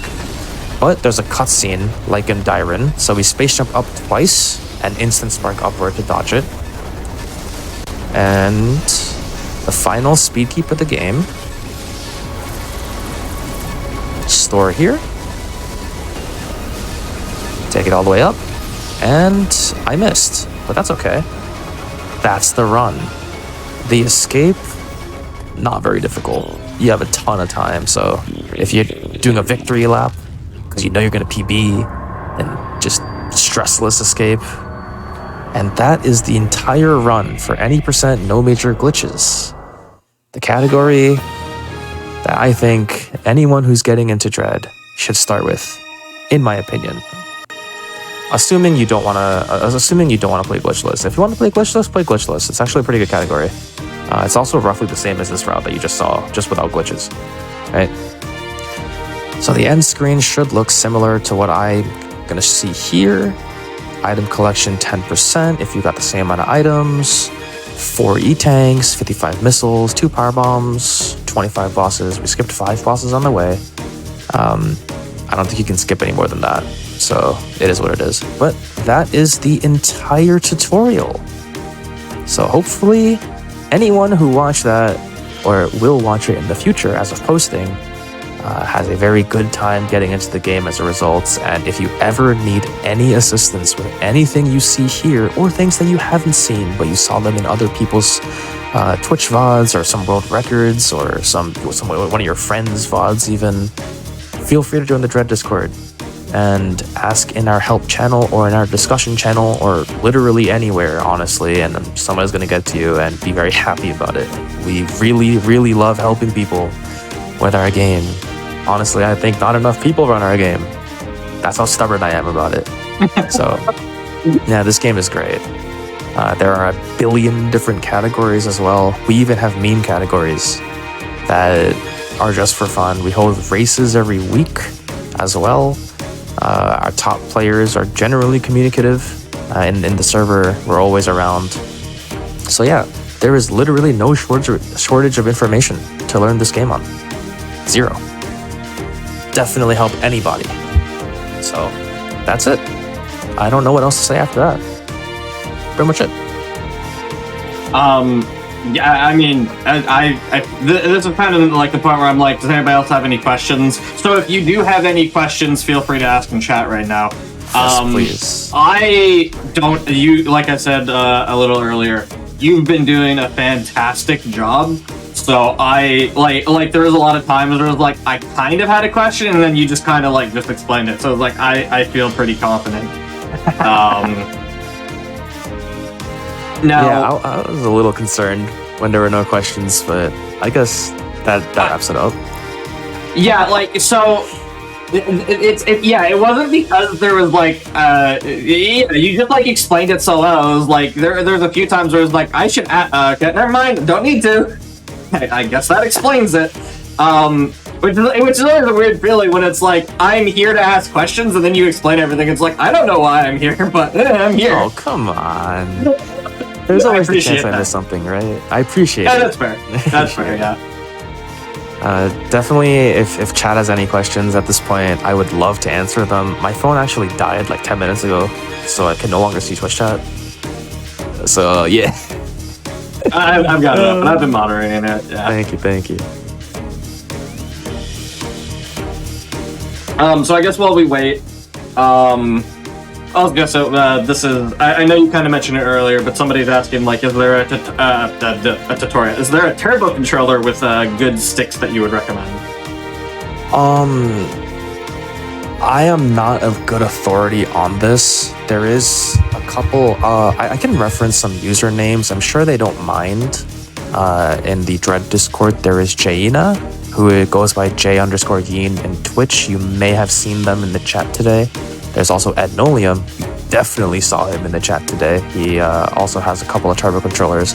There's also a document in the resources channel in our server with a bunch of turbo controller like stuff, information. I would generally say that the sticks are not great. The Pro controller has almost everything beat. However, you can still make do. This controller that I have, the 8BitDo Pro 2, the sticks are definitely not very good. However, you can still work really well with them. I've gotten very used to these, and honestly, I can't play without them anymore. Like, I love these sticks. So, like, you eventually just end up finding what's right for you. I would worry more about, like, button actuation, so your fingers don't get tired, or general build quality instead of the sticks. The sticks can be fixed by getting used to them, I would say. But yeah, again, I'm not really a leading authority. Everything that I do in speed gaming is based on feel. If I feel good, then I'm fine. Even if what I'm playing on is pretty bad, if I feel good, I'm okay. So yeah, definitely ask other people on that in the Dread Discord, I would say.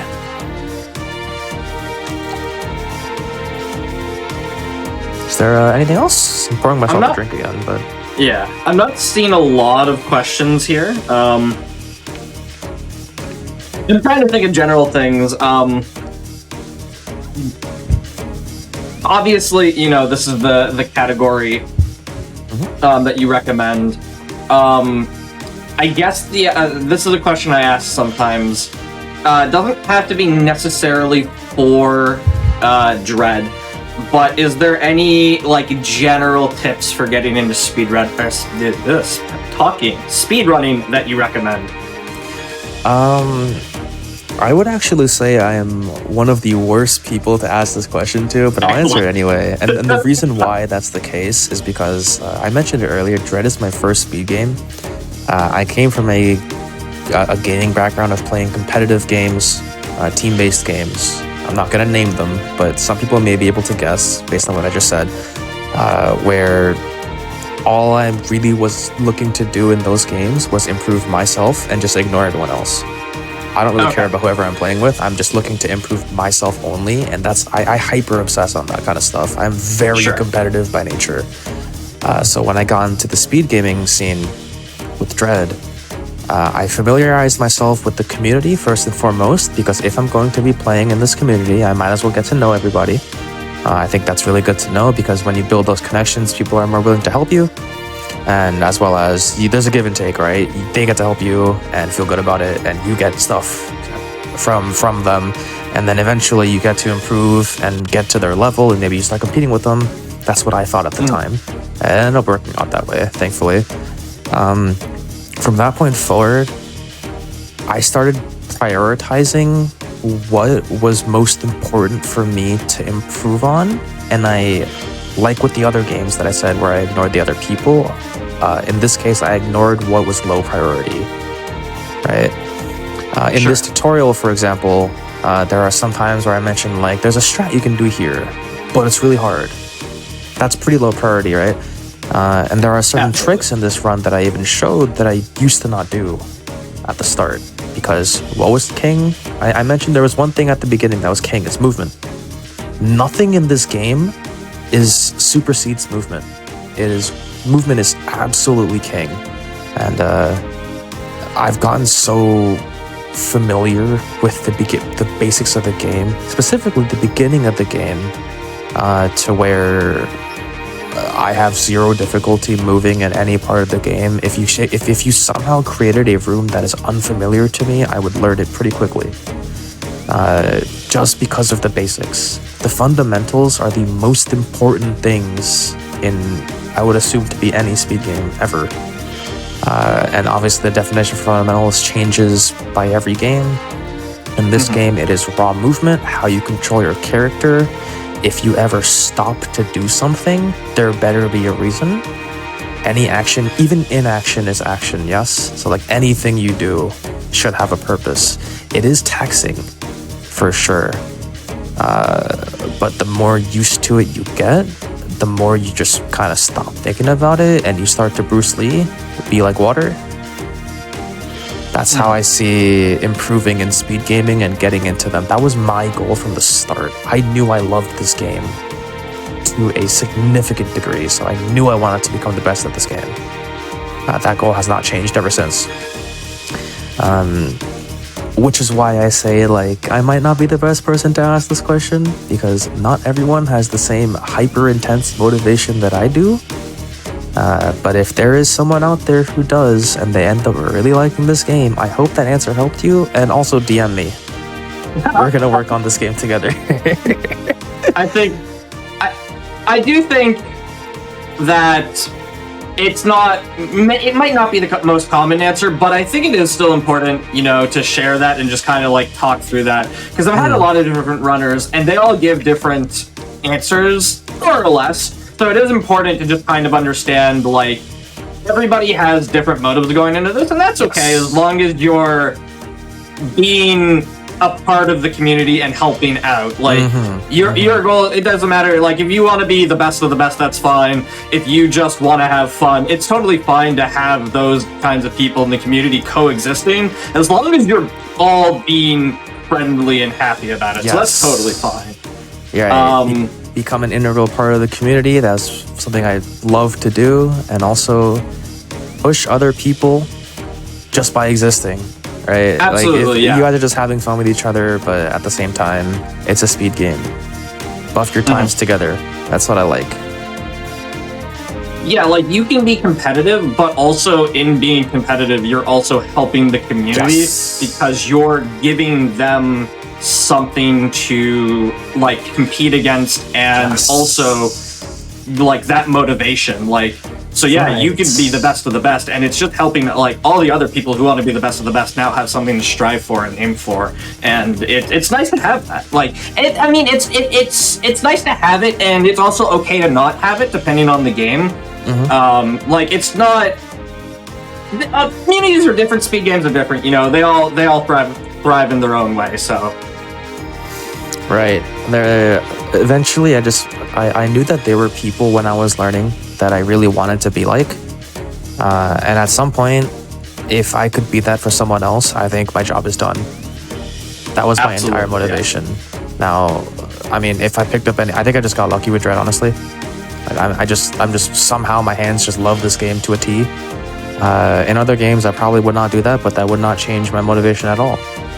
At the end of the day, I just want to have fun with some of the guys in the community. I have like a bunch of friends that have nearly changed my life in the way that I operate online in the community. This community is great. The staff works actively to improve everything as well, day by day. So definitely show up, even if it's just a talk. Show up to the Dread community. I'm actually glad you brought that up because I might have forgotten about that. If you're interested in the speedrun community, if you're like, oh, that's really cool, but I don't know that I'd ever want to do a run, I don't think that's for me, you can still contribute to the community in other ways. Like, even if it's just showing up and talking, glitch hunting, stuff like that. Like, there are so many other ways that you can contribute to a speedrun community that aren't just doing runs. So, like, if you think you're interested in it, even if you don't think you're going to do runs, you could, just join the Discord server. Most communities are going to be pretty, welcoming.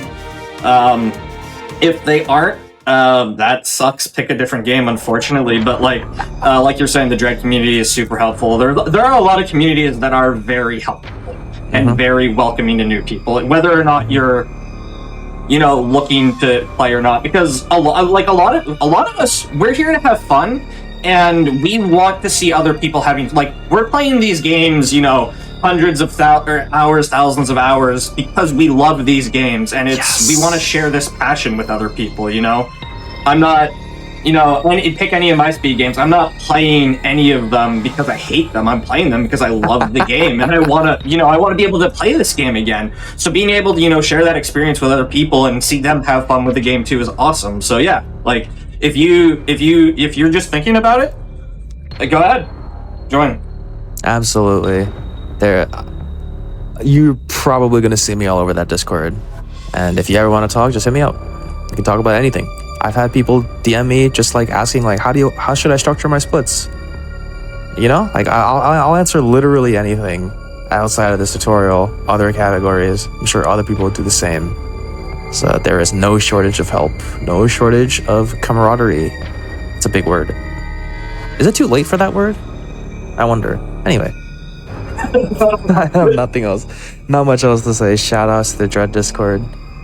Shout outs to everyone who helped me get to this position where I think it's very humbling to be able to sit in front of the GDQ crowd and show off a game in this way.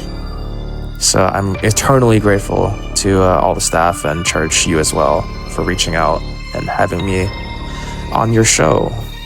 Yeah, absolutely, and it's awesome to have you here. I kind of touched on this earlier, but the best part of this show is, I love speedrunning, and I love the community, and I want this community to grow and continue to be awesome. So it's awesome to have, people like you who are super passionate about their game and super knowledgeable, come on and be able to share that passion and that knowledge with other people so that we can, hopefully get more people into speedrunning and hopefully try to show that, and you mentioned it, you're in it to be, at the top.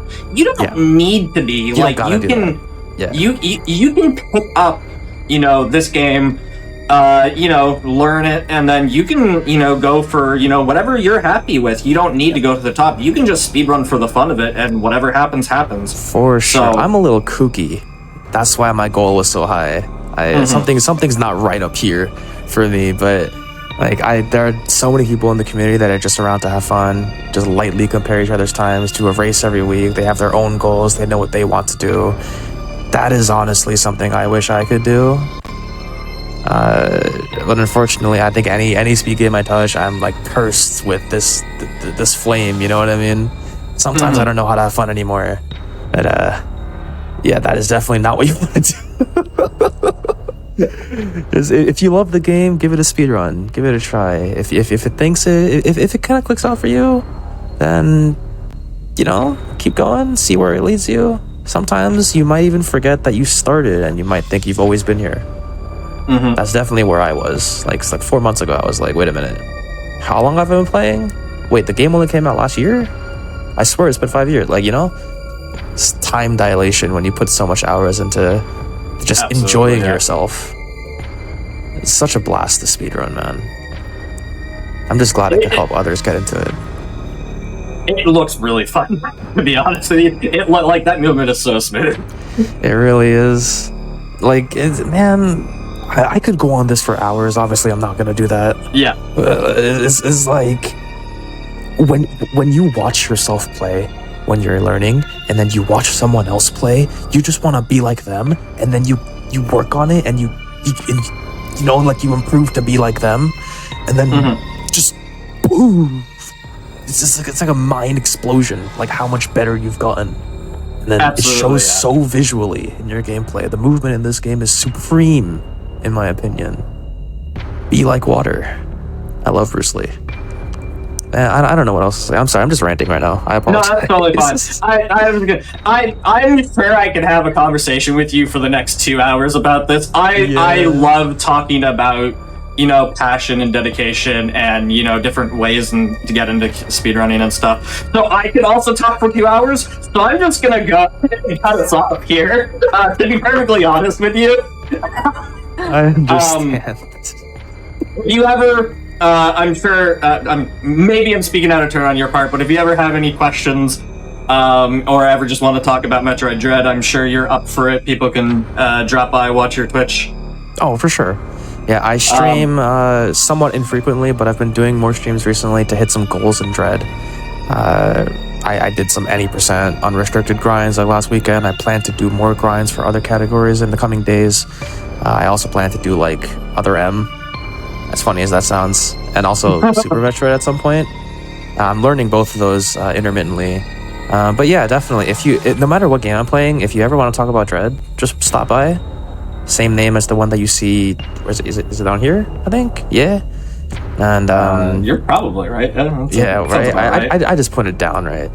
Whenever I'm streaming, if you ever want to ask anything, you want help or anything, you just want to talk, you just want to say hi, for sure. Yeah. And if you can't find me on stream, you can probably find me in the Dread Discord. That's it. All right. Thank you so much for coming on. It was a pleasure. That is all we have for tonight. We do have more hotfix coming up tomorrow. Tomorrow at 7 p.m. Eastern, we have What's Faster, and then after that's going to be Grudge Match. All of that, again, 7 p.m. Eastern. We'll see you then. Have a great night, everybody.